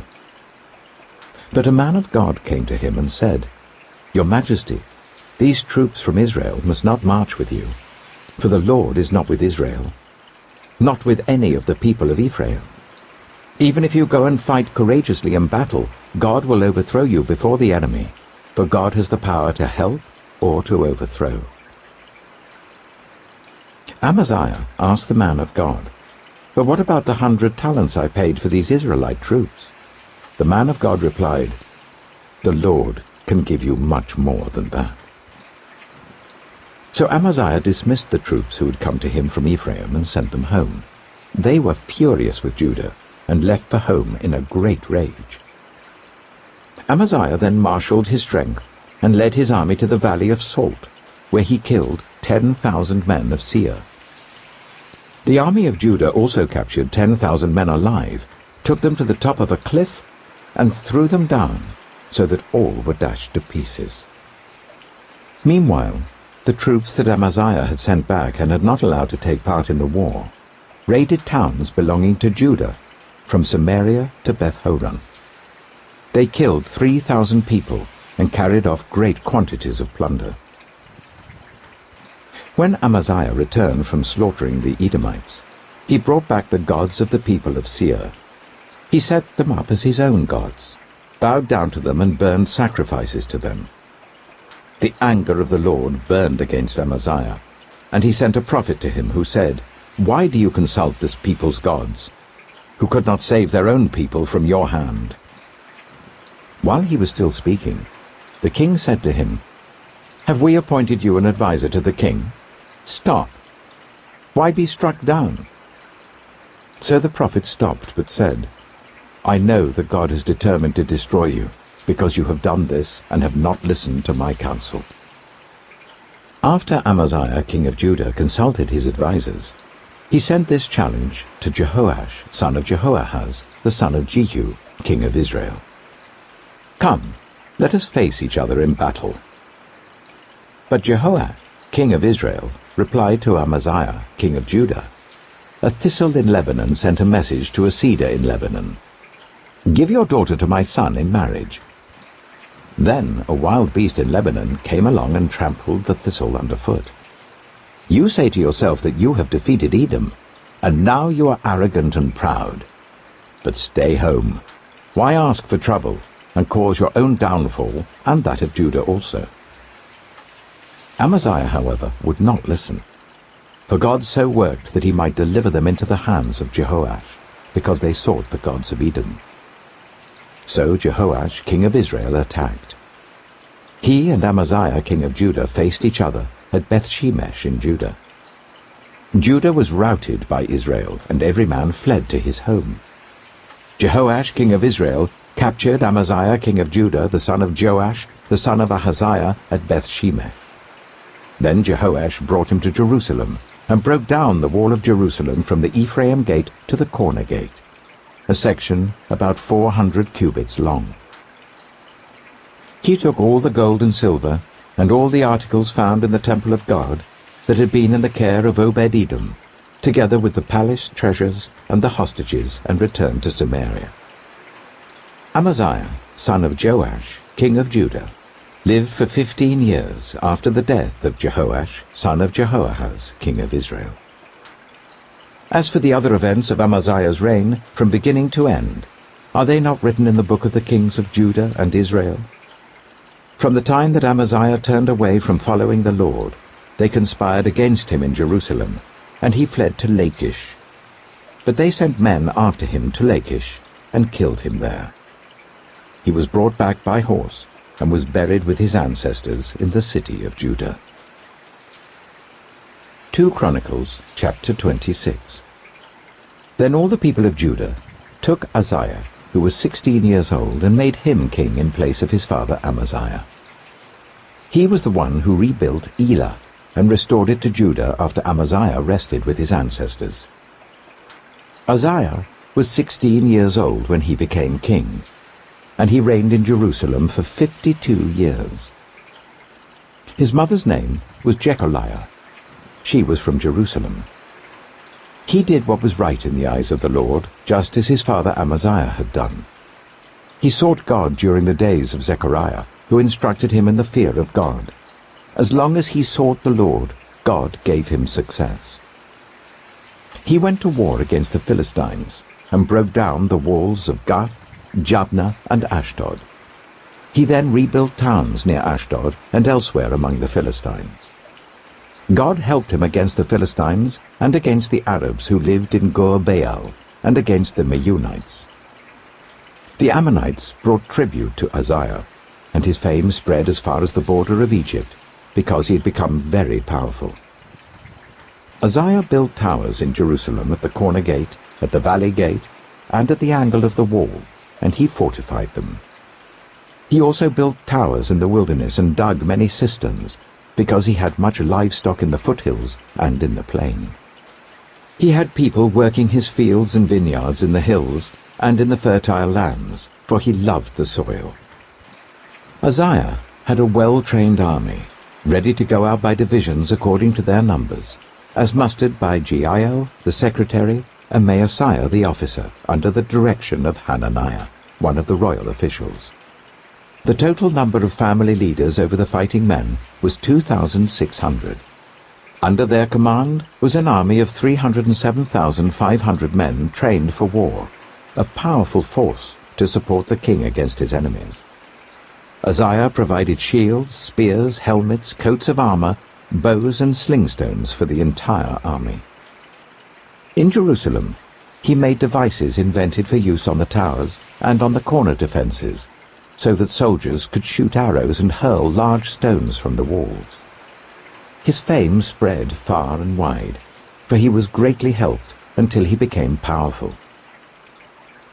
But after Uzziah became powerful, his pride led to his downfall.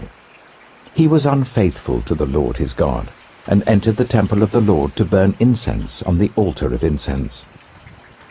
Azariah the priest, with 80 other courageous priests of the Lord, followed him in. They confronted King Uzziah and said, "It is not right for you, Uzziah, to burn incense to the Lord. That is for the priests, the descendants of Aaron, who have been consecrated to burn incense. Leave the sanctuary, for you have been unfaithful, and you will not be honored by the Lord God." Uzziah, who had a censer in his hand ready to burn incense, became angry. While he was raging at the priests in their presence before the incense altar in the Lord's temple, leprosy broke out on his forehead. When Azariah the chief priest and all the other priests looked at him, they saw that he had leprosy on his forehead, so they hurried him out. Indeed, he himself was eager to leave, because the Lord had afflicted him. King Uzziah had leprosy until the day he died. He lived in a separate house, leprous and excluded from the temple of the Lord. Jotham his son had charge of the palace and governed the people of the land. The other events of Uzziah's reign from beginning to end are recorded by the prophet Isaiah, son of Amoz. Uzziah rested with his ancestors and was buried near them in a cemetery that belonged to the kings, for people said he had leprosy. And Jotham his son succeeded him as king. 2 Chronicles chapter 27. Jotham was 25 years old when he became king, and he reigned in Jerusalem for 16 years. His mother's name was Jerusha, daughter of Zadok. He did what was right in the eyes of the Lord, just as his father Uzziah had done. But unlike him, he did not enter the temple of the Lord. The people, however, continued their corrupt practices. Jotham rebuilt the upper gate of the temple of the Lord and did extensive work on the wall at the hill of Ophel. He built towns in the hill country of Judah and forts and towers in the wooded areas. Jotham waged war against the king of the Ammonites and conquered them. That year, the Ammonites paid him 100 talents of silver, 10,000 cors of wheat, and 10,000 cors of barley. The Ammonites brought him the same amount also in the second and third years. Jotham grew powerful because he walked steadfastly before the Lord his God. The other events in Jotham's reign, including all his wars and the other things he did, are written in the book of the kings of Israel and Judah. He was 25 years old when he became king, and he reigned in Jerusalem for 16 years. Jotham rested with his ancestors and was buried in the city of David, and Ahaz his son succeeded him as king. 2 Chronicles chapter 28. Ahaz was 20 years old when he became king, and he reigned in Jerusalem for 16 years. Unlike David his father, he did not do what was right in the eyes of the Lord. He followed the ways of the kings of Israel, and also made idols for worshipping the Baals. He burned sacrifices in the valley of Ben-Hinnom, and sacrificed his children in the fire, engaging in the detestable practices of the nations that the Lord had driven out before the Israelites. He offered sacrifices and burned incense at the high places, on the hilltops, and under every spreading tree. Therefore the Lord his God delivered him into the hands of the king of Aram. The Arameans defeated him and took many of his people as prisoners and brought them to Damascus. He was also given into the hands of the king of Israel, who inflicted heavy casualties on him. In one day, Pekah, son of Remaliah, killed 120,000 soldiers in Judah, because Judah had forsaken the Lord, the God of their ancestors. Zichri, an Ephraimite warrior, killed Maaseiah, the king's son, Azrikam, the officer in charge of the palace, and Elkanah, second to the king. The men of Israel took captive from their fellow Israelites, who were from Judah, 200,000 wives, sons, and daughters. They also took a great deal of plunder which they carried back to Samaria. But a prophet of the Lord named Oded was there, and he went out to meet the army when it returned to Samaria. He said to them, "Because the Lord, the God of your ancestors, was angry with Judah, he gave them into your hand. But you have slaughtered them in a rage that reaches to heaven. And now you intend to make the men and women of Judah and Jerusalem your slaves. But aren't you also guilty of sins against the Lord your God? Now listen to me. Send back your fellow Israelites that you have taken as prisoners, for the Lord's fierce anger rests on you." Then some of the leaders in Ephraim, Azariah son of Jehohanan, Berechiah son of Meshillemoth, Jehizkiah son of Shallum, and Amasa son of Hadlai, confronted those who were arriving from the war. "You must not bring those prisoners here," they said, "or we will be guilty before the Lord. Do you intend to add to our sin and guilt? For our guilt is already great, and his fierce anger rests on Israel." So the soldiers gave up the prisoners and plunder in the presence of the officials and all the assembly. The men designated by name took the prisoners, and from the plunder they clothed all who were naked. They provided them with clothes and sandals, food and drink, and healing balm. All those who were weak they put on donkeys. So they took them back to their fellow Israelites at Jericho, the city of palms, and returned to Samaria. At that time, King Ahaz sent to the kings of Assyria for help. The Edomites had again come and attacked Judah and carried away prisoners, while the Philistines had raided towns in the foothills and in the Negev of Judah. They captured and occupied Beth-shemesh, Ajalon, and Gederoth, as well as Soko, Timnah, and Gimzo, with their surrounding villages. The Lord had humbled Judah because of Ahaz king of Israel, for he had promoted wickedness in Judah and had been most unfaithful to the Lord. Tiglath-Pileser, king of Assyria, came to him, but gave him trouble instead of help. Ahaz took some of the things from the temple of the Lord and from the royal palace and from the officials and presented them to the king of Assyria, but that did not help him.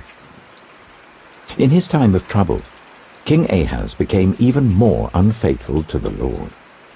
He offered sacrifices to the gods of Damascus who had defeated him, for he thought, "Since the gods of the kings of Aram have helped them, I will sacrifice to them so that they will help me." But they were his downfall, and the downfall of all Israel. Ahaz gathered together the furnishings from the temple of God and cut them in pieces.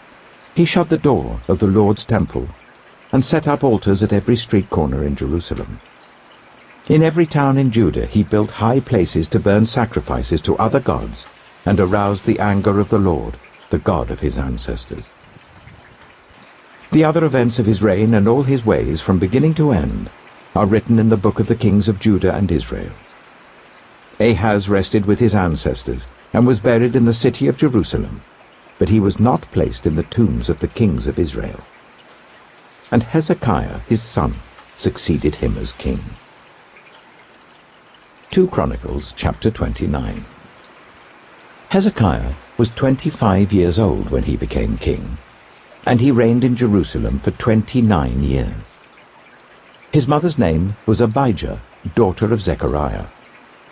He did what was right in the eyes of the Lord, just as his father David had done. In the first month of the first year of his reign, he opened the doors of the temple of the Lord and repaired them. He brought in the priests and Levites, assembled them in the square on the east side, and said, "Listen to me, Levites. Consecrate yourselves now, and consecrate the temple of the Lord, the God of your ancestors. Remove all defilement from the sanctuary. Our parents were unfaithful. They did evil in the eyes of the Lord our God and forsook him. They turned their faces away from the Lord's dwelling place and turned their backs on him. They also shut the doors of the portico and put out the lamps. They did not burn incense or present any burnt offerings at the sanctuary to the God of Israel. Therefore, the anger of the Lord has fallen on Judah and Jerusalem. He has made them an object of dread and horror and scorn, as you can see with your own eyes. This is why our fathers have fallen by the sword, and why our sons and daughters and our wives are in captivity. Now I intend to make a covenant with the Lord, the God of Israel, so that his fierce anger will turn away from us. My sons, do not be negligent now, for the Lord has chosen you to stand before him and serve him, to minister before him and to burn incense. Then these Levites set to work. From the Kohathites, Mahath, son of Amasai, and Joel, son of Azariah. From the Merarites, Kish, son of Abdi, and Azariah, son of Jehalalel. From the Gershonites, Joah, son of Zimmah, and Eden, son of Joah. From the descendants of Elizaphan, Shimri and Jeiel. From the descendants of Asaph, Zechariah and Mattaniah. From the descendants of Heman, Jehiel and Shimei. From the descendants of Jeduthun, Shemaiah and Uzziel. When they had assembled their fellow Levites and consecrated themselves, they went in to purify the temple of the Lord as the king had ordered, following the word of the Lord. The priests went into the sanctuary of the Lord to purify it. They brought out to the courtyard of the Lord's temple everything unclean that they found in the temple of the Lord. The Levites took it and carried it out to the Kidron Valley. They began the consecration on the first day of the first month, and by the 8th day of the month they reached the portico of the Lord. For 8 more days they consecrated the temple of the Lord itself, finishing on the 16th day of the first month. Then they went in to King Hezekiah and reported, "We have purified the entire temple of the Lord, the altar of burnt offering with all its utensils, and the table for setting out the consecrated bread with all its articles. We have prepared and consecrated all the articles that King Ahaz removed in his unfaithfulness while he was king. They are now in front of the Lord's altar." Early next morning, King Hezekiah gathered the city officials together and went up to the temple of the Lord. They brought 7 bulls, 7 rams, 7 male lambs, and 7 male goats as a sin offering for the kingdom, for the sanctuary, and for Judah. The king commanded the priests, the descendants of Aaron, to offer these on the altar of the Lord. So they slaughtered the bulls, and the priests took the blood and splashed it against the altar. Next, they slaughtered the rams, and splashed their blood against the altar. Then they slaughtered the lambs, and splashed their blood against the altar. The goats for the sin offering were brought before the king and the assembly, and they laid their hands on them. The priests then slaughtered the goats, and presented their blood on the altar, for a sin offering to atone for all Israel, because the king had ordered the burnt offering and the sin offering for all Israel. He stationed the Levites in the temple of the Lord with cymbals, harps, and lyres, in the way prescribed by David and Gad the king's seer, and Nathan the prophet. This was commanded by the Lord through his prophets. So the Levites stood ready with David's instruments, and the priests with their trumpets. Hezekiah gave the order to sacrifice the burnt offering on the altar. As the offering began, singing to the Lord began also, accompanied by trumpets and the instruments of David, king of Israel. The whole assembly bowed in worship, while the musicians played and the trumpets sounded. All this continued until the sacrifice of the burnt offering was completed. When the offerings were finished, the king and everyone present with him knelt down and worshipped. King Hezekiah and his officials ordered the Levites to praise the Lord with the words of David and of Asaph the seer. So they sang praises with gladness and bowed down and worshipped. Then Hezekiah said, "You have now dedicated yourselves to the Lord. Come and bring sacrifices and thank offerings to the temple of the Lord." So the assembly brought sacrifices and thank offerings, and all whose hearts were willing brought burnt offerings. The number of burnt offerings the assembly brought was 70 bulls, 100 rams, and 200 male lambs, all of them for burnt offerings to the Lord. The animals consecrated as sacrifices amounted to 600 bulls and 3,000 sheep and goats. The priests, however, were too few to skin all the burnt offerings, so their relatives the Levites helped them until the task was finished, and until other priests had been consecrated, for the Levites had been more conscientious in consecrating themselves than the priests had been. There were burnt offerings in abundance, together with the fat of the fellowship offerings and the drink offerings that accompanied the burnt offerings. So the service of the temple of the Lord was re-established. Hezekiah and all the people rejoiced at what God had brought about for his people, because it was done so quickly. 2 Chronicles chapter 30. Hezekiah sent word to all Israel and Judah, and also wrote letters to Ephraim and Manasseh, inviting them to come to the temple of the Lord in Jerusalem and celebrate the Passover to the Lord, the God of Israel. The king and his officials and the whole assembly in Jerusalem decided to celebrate the Passover in the 2nd month. They had not been able to celebrate it at the regular time, because not enough priests had consecrated themselves and the people had not assembled in Jerusalem. The plan seemed right, both to the king and to the whole assembly. They decided to send a proclamation throughout Israel from Beersheba to Dan, calling the people to come to Jerusalem and celebrate the Passover to the Lord, the God of Israel. It had not been celebrated in large numbers according to what was written. At the king's command, couriers went throughout Israel and Judah with letters from the king and from his officials, which read, "People of Israel, return to the Lord, the God of Abraham, Isaac, and Israel, that he may return to you who are left, who have escaped from the hand of the kings of Assyria. Do not be like your parents and your fellow Israelites, who were unfaithful to the Lord, the God of their ancestors, so that he made them an object of horror, as you see. Do not be stiff-necked as your ancestors were. Submit to the Lord. Come to his sanctuary, which he has consecrated forever. Serve the Lord your God, so that his fierce anger will turn away from you. If you return to the Lord, then your fellow Israelites and your children will be shown compassion by their captors, and will return to this land. For the Lord your God is gracious and compassionate. He will not turn his face from you if you return to him." The couriers went from town to town in Ephraim and Manasseh, as far as Zebulun, but people scorned and ridiculed them. Nevertheless, some from Asher, Manasseh, and Zebulun humbled themselves and went to Jerusalem.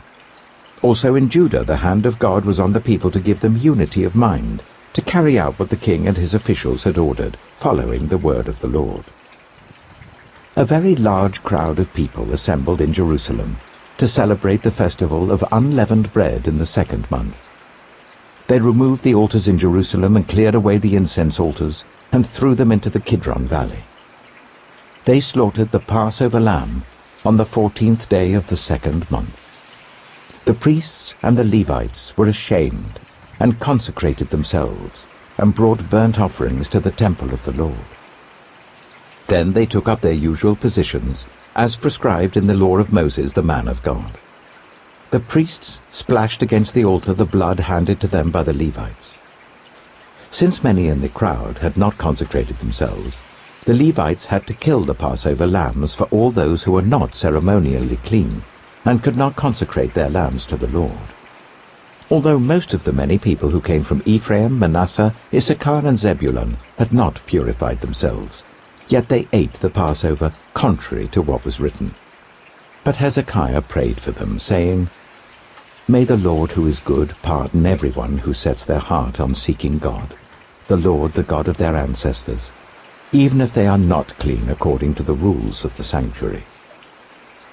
And the Lord heard Hezekiah and healed the people. The Israelites, who were present in Jerusalem, celebrated the festival of unleavened bread for 7 days with great rejoicing. while the Levites and priests praised the Lord every day with resounding instruments dedicated to the Lord.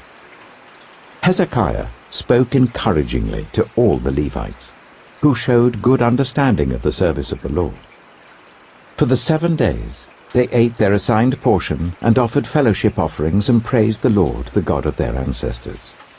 The whole assembly then agreed to celebrate the festival 7 more days, so for another 7 days they celebrated joyfully. Hezekiah, king of Judah, provided 1,000 bulls and 7,000 sheep and goats for the assembly, and the officials provided them with 1,000 bulls and 10,000 sheep and goats. A great number of priests consecrated themselves. The entire assembly of Judah rejoiced, along with the priests and Levites and all who had assembled from Israel, including the foreigners who had come from Israel and also those who resided in Judah. There was great joy in Jerusalem, for since the days of Solomon son of David, king of Israel, there had been nothing like this in Jerusalem. The priests and the Levites stood to bless the people, and God heard them, for their prayer reached heaven, his holy dwelling place. 2 Chronicles chapter 31. When all this had ended, the Israelites who were there went to the towns of Judah, smashed the sacred stones and cut down the Asherah poles.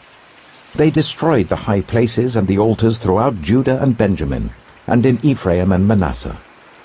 After they had destroyed them all, the Israelites returned to their own towns and to their own property.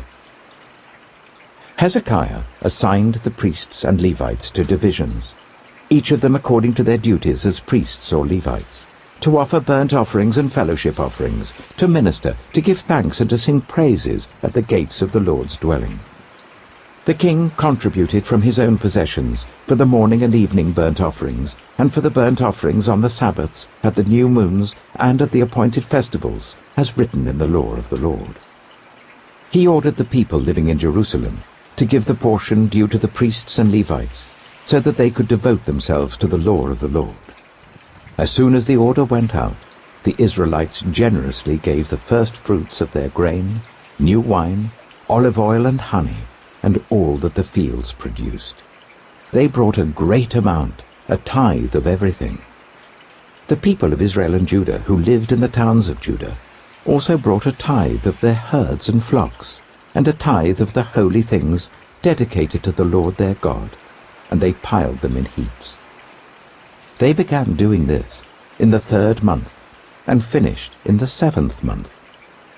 When Hezekiah and his officials came and saw the heaps, they praised the Lord and blessed his people Israel. Hezekiah asked the priests and Levites about the heaps, and Azariah the chief priest, from the family of Zadok, answered, "Since the people began to bring their contributions to the temple of the Lord, we have had enough to eat and plenty to spare, because the Lord has blessed his people, and this great amount is left over." Hezekiah gave orders to prepare storerooms in the temple of the Lord, and this was done. Then they faithfully brought in the contributions, tithes, and dedicated gifts. Conaniah, a Levite, was the overseer in charge of these things, and his brother Shimei was next in rank. Jehiel, Azaziah, Nahath, Asahel, Jerimoth, Jozabad, Eliel, Ishmachiah, Mahath, and Benaiah were assistants of Conaniah, and Shimei his brother. All these served by appointment of King Hezekiah, and Azariah the official in charge of the temple of God. Koreh, son of Imnah the Levite, keeper of the east gate, was in charge of the free will offerings given to God, distributing the contributions made to the Lord and also the consecrated gifts. Eden, Meniamin, Jeshua, Shemaiah, Amariah, and Shechaniah assisted him faithfully in the towns of the priests, distributing to their fellow priests according to their divisions, old and young alike. In addition, they distributed to the males 3 years old or more, whose names were in the genealogical records, all who would enter the temple of the Lord to perform the daily duties of their various tasks according to their responsibilities and their divisions. And they distributed to the priests enrolled by their families in the genealogical records and likewise to the Levites 20 years old or more, according to their responsibilities and their divisions. They included all the little ones, the wives and the sons and daughters of the whole community listed in these genealogical records, for they were faithful in consecrating themselves. As for the priests, the descendants of Aaron, who lived on the farmlands around their towns or in any other towns, men were designated by name to distribute portions to every male among them, and to all who were recorded in the genealogies of the Levites. This is what Hezekiah did throughout Judah, doing what was good and right and faithful before the Lord his God. In everything that he undertook in the service of God's temple, and in obedience to the law and the commands, he sought his God and worked wholeheartedly, and so he prospered. 2 Chronicles chapter 32. After all that Hezekiah had so faithfully done, Sennacherib, king of Assyria, came and invaded Judah. He laid siege to the fortified cities, thinking to conquer them for himself. When Hezekiah saw that Sennacherib had come, and that he intended to wage war against Jerusalem, he consulted with his officials and military staff about blocking off the water from the springs outside the city, and they helped him. They gathered a large group of people who blocked all the springs and the stream that flowed through the land. "Why should the kings of Assyria come and find plenty of water?" they said. Then he worked hard, repairing all the broken sections of the wall and building towers on it. He built another wall outside that one and reinforced the terraces of the city of David. He also made large numbers of weapons and shields. He appointed military officers over the people and assembled them before him in the square at the city gate and encouraged them with these words: "Be strong and courageous. Do not be afraid or discouraged because of the king of Assyria and the vast army with him, for there is a greater power with us than with him. With him is only the arm of flesh, but with us is the Lord our God to help us and to fight our battles." And the people gained confidence from what Hezekiah, the king of Judah, said. Later, when Sennacherib, king of Assyria, and all his forces were laying siege to Lachish, he sent officers to Jerusalem with this message for Hezekiah, king of Judah, and for all the people of Judah who were there. "This is what Sennacherib, king of Assyria, says. On what are you basing your confidence that you remain in Jerusalem under siege? When Hezekiah says, 'The Lord our God will save us from the hand of the king of Assyria,' he is misleading you to let you die of hunger and thirst. Did not Hezekiah himself remove this God's high places and altars, saying to Judah and Jerusalem, 'You must worship before one altar and burn sacrifices on it'? Do you not know what I and my predecessors have done to all the peoples of the other lands? Were the gods of those nations ever able to deliver their land from my hand? Who of all the gods of these nations that my predecessors destroyed has been able to save his people from me? How then can your God deliver you from my hand? Now do not let Hezekiah deceive you and mislead you like this. Do not believe him, for no God of any nation or kingdom has been able to deliver his people from my hand or the hand of my predecessors. How much less will your God deliver you from my hand?" Sennacherib's officers spoke further against the Lord God and against his servant Hezekiah. The king also wrote letters ridiculing the Lord, the God of Israel, and saying this against him: "Just as the gods of the peoples of the other lands did not rescue their people from my hand, so the God of Hezekiah will not rescue his people from my hand." Then they called out in Hebrew to the people of Jerusalem who were on the wall, to terrify them and make them afraid in order to capture the city. They spoke about the God of Jerusalem as they did about the gods of the other peoples of the world, the work of human hands. King Hezekiah and the prophet Isaiah, son of Amoz, cried out in prayer to heaven about this. And the Lord sent an angel who annihilated all the fighting men and the commanders and officers in the camp of the Assyrian king. So he withdrew to his own land in disgrace. And when he went into the temple of his God, some of his sons, his own flesh and blood, cut him down with the sword. So the Lord saved Hezekiah and the people of Jerusalem from the hand of Sennacherib king of Assyria, and from the hand of all others. He took care of them on every side.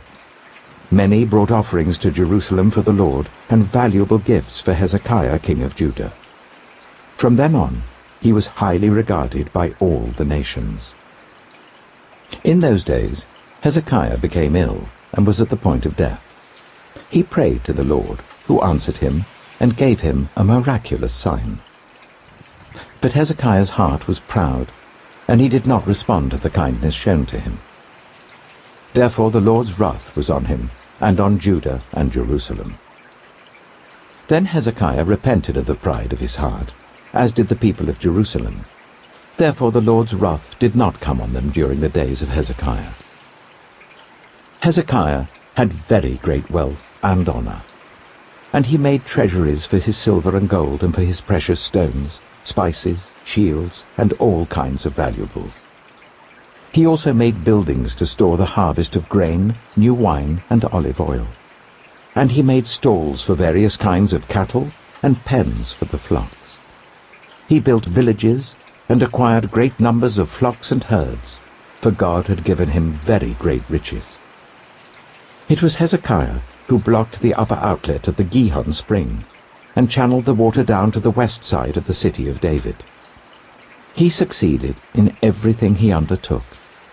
But when envoys were sent by the rulers of Babylon to ask him about the miraculous sign that had occurred in the land, God left him to test him and to know everything that was in his heart. The other events of Hezekiah's reign and his acts of devotion are written in the vision of the prophet Isaiah son of Amoz, in the book of the kings of Judah and Israel.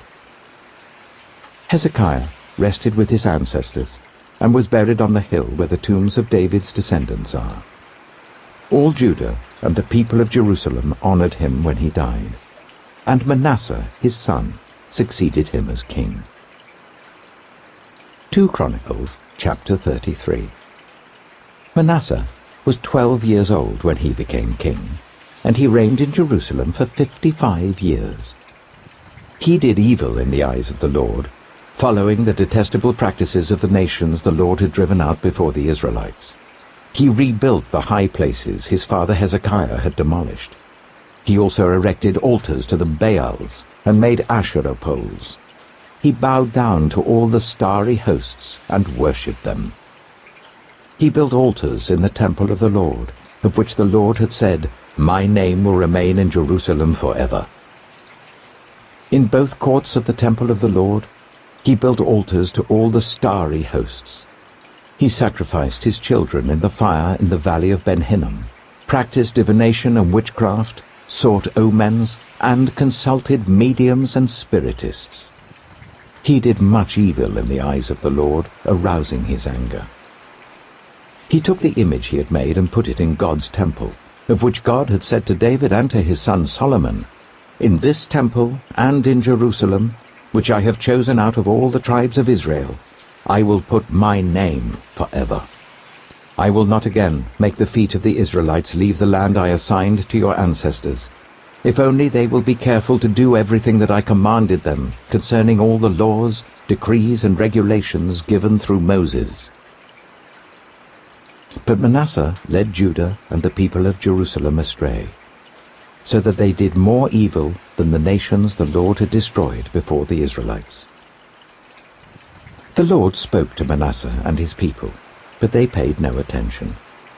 So the Lord brought against them the army commanders of the king of Assyria, who took Manasseh prisoner, put a hook in his nose, bound him with bronze shackles, and took him to Babylon. In his distress, he sought the favor of the Lord his God, and humbled himself greatly before the God of his ancestors. And when he prayed to him, the Lord was moved by his entreaty, and listened to his plea. So he brought him back to Jerusalem and to his kingdom. Then Manasseh knew that the Lord is God. Afterwards he rebuilt the outer wall of the city of David, west of the Gihon spring in the valley, as far as the entrance of the fish gate and encircling the hill of Ophel. He also made it much higher. He stationed military commanders in all the fortified cities in Judah. He got rid of the foreign gods and removed the image from the temple of the Lord, as well as all the altars he had built on the Temple Hill and in Jerusalem. And he threw them out of the city. Then he restored the altar of the Lord and sacrificed fellowship offerings and thank offerings on it, and told Judah to serve the Lord, the God of Israel. The people, however, continued to sacrifice at the high places, but only to the Lord their God. The other events of Manasseh's reign, including his prayer to his God and the words the seers spoke to him in the name of the Lord, the God of Israel, are written in the annals of the kings of Israel. His prayer, and how God was moved by his entreaty, as well as all his sins and unfaithfulness, and the sites where he built high places and set up Asherah poles and idols before he humbled himself, all these are written in the records of the seers. Manasseh rested with his ancestors and was buried in his palace, and Ammon his son succeeded him as king. Ammon was 22 years old when he became king, and he reigned in Jerusalem for 2 years. He did evil in the eyes of the Lord, as his father Manasseh had done. Ammon worshipped and offered sacrifices to all the idols Manasseh had made. But unlike his father Manasseh, he did not humble himself before the Lord. Ammon increased his guilt. Ammon's officials conspired against him and assassinated him in his palace. Then the people of the land killed all who had plotted against King Ammon, and they made Josiah his son king in his place. 2 Chronicles chapter 34. Josiah was 8 years old when he became king, and he reigned in Jerusalem for 31 years. He did what was right in the eyes of the Lord, and followed the ways of his father David, not turning aside to the right or to the left.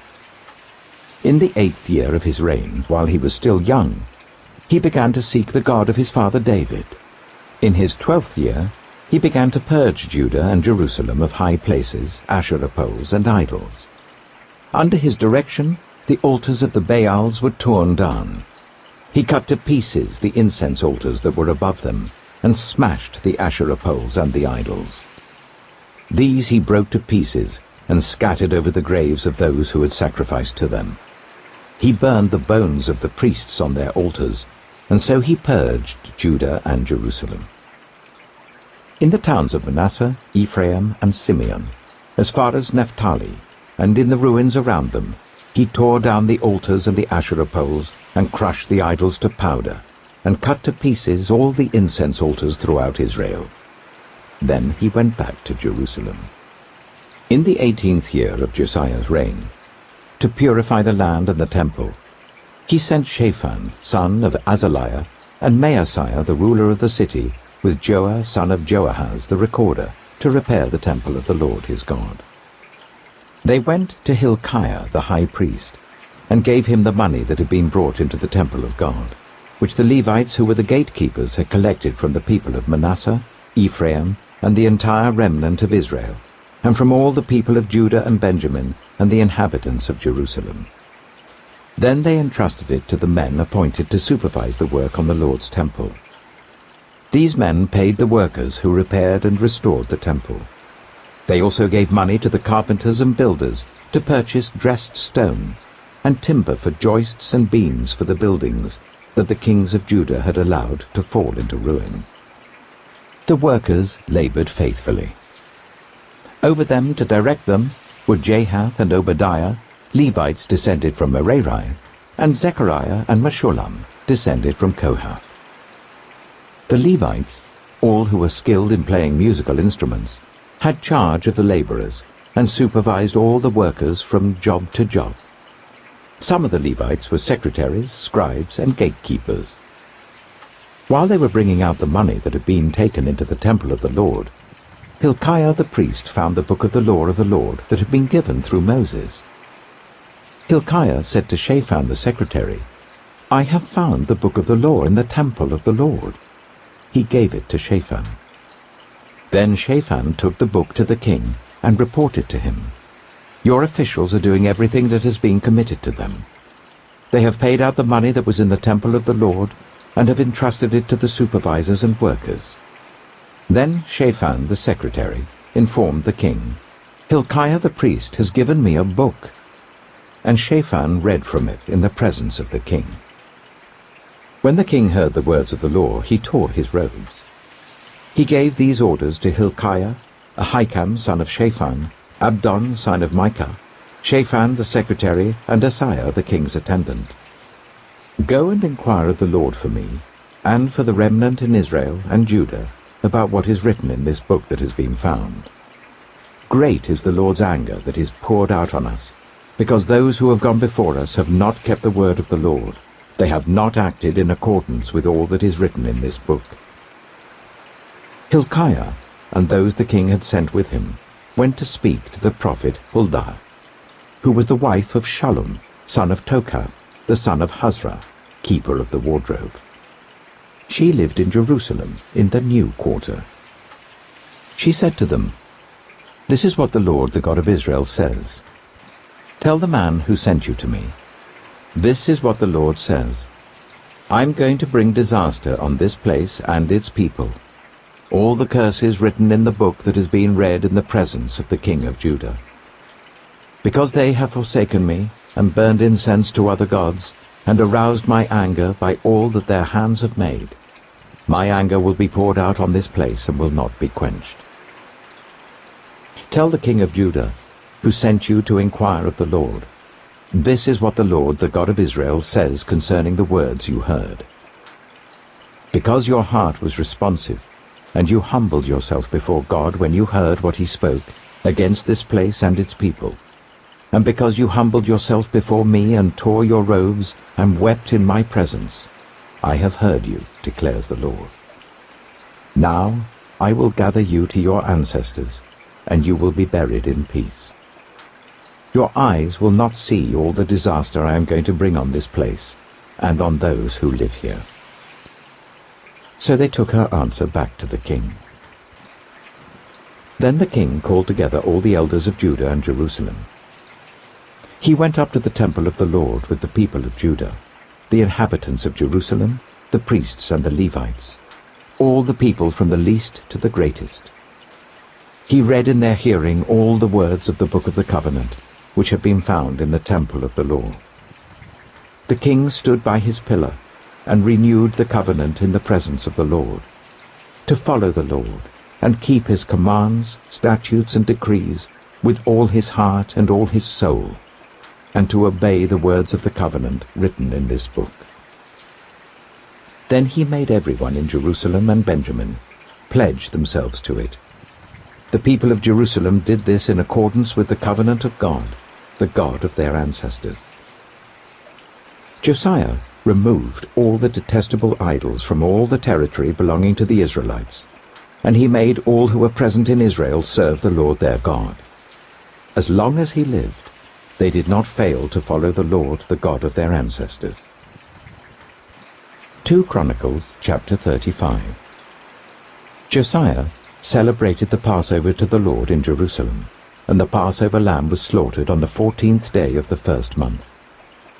He appointed the priests to their duties, and encouraged them in the service of the Lord's temple. He said to the Levites who instructed all Israel, and who had been consecrated to the Lord, "Put the sacred ark in the temple that Solomon son of David, king of Israel, built. It is not to be carried about on your shoulders. Now serve the Lord your God and his people Israel. Prepare yourselves by families in your divisions, according to the instructions written by David, king of Israel, and by his son Solomon. Stand in the holy place with a group of Levites for each subdivision of the families of your fellow Israelites, the lay people. Slaughter the Passover lambs, consecrate yourselves, and prepare the lambs for your fellow Israelites, doing what the Lord commanded through Moses." Josiah provided for all the lay people who were there a total of 30,000 lambs and goats for the Passover offerings, and also 3,000 cattle, all from the king's own possessions. His officials also contributed voluntarily to the people and the priests and Levites. Hilkiah, Zechariah, and Jehiel, the officials in charge of God's temple, gave the priests 2,600 Passover offerings and 300 cattle. Also, Conaniah, along with Shemaiah and Nethanel his brothers, and Hashabiah, Jeiel, and Jozabad, the leaders of the Levites, provided 5,000 Passover offerings and 500 head of cattle for the Levites. The service was arranged, and the priests stood in their places with the Levites in their divisions as the king had ordered. The Passover lambs were slaughtered, and the priests splashed against the altar the blood handed to them, while the Levites skinned the animals.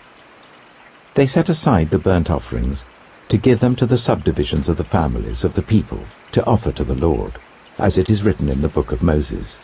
They did the same with the cattle. They roasted the Passover animals over the fire as prescribed, and boiled the holy offerings in pots, cauldrons, and pans, and served them quickly to all the people.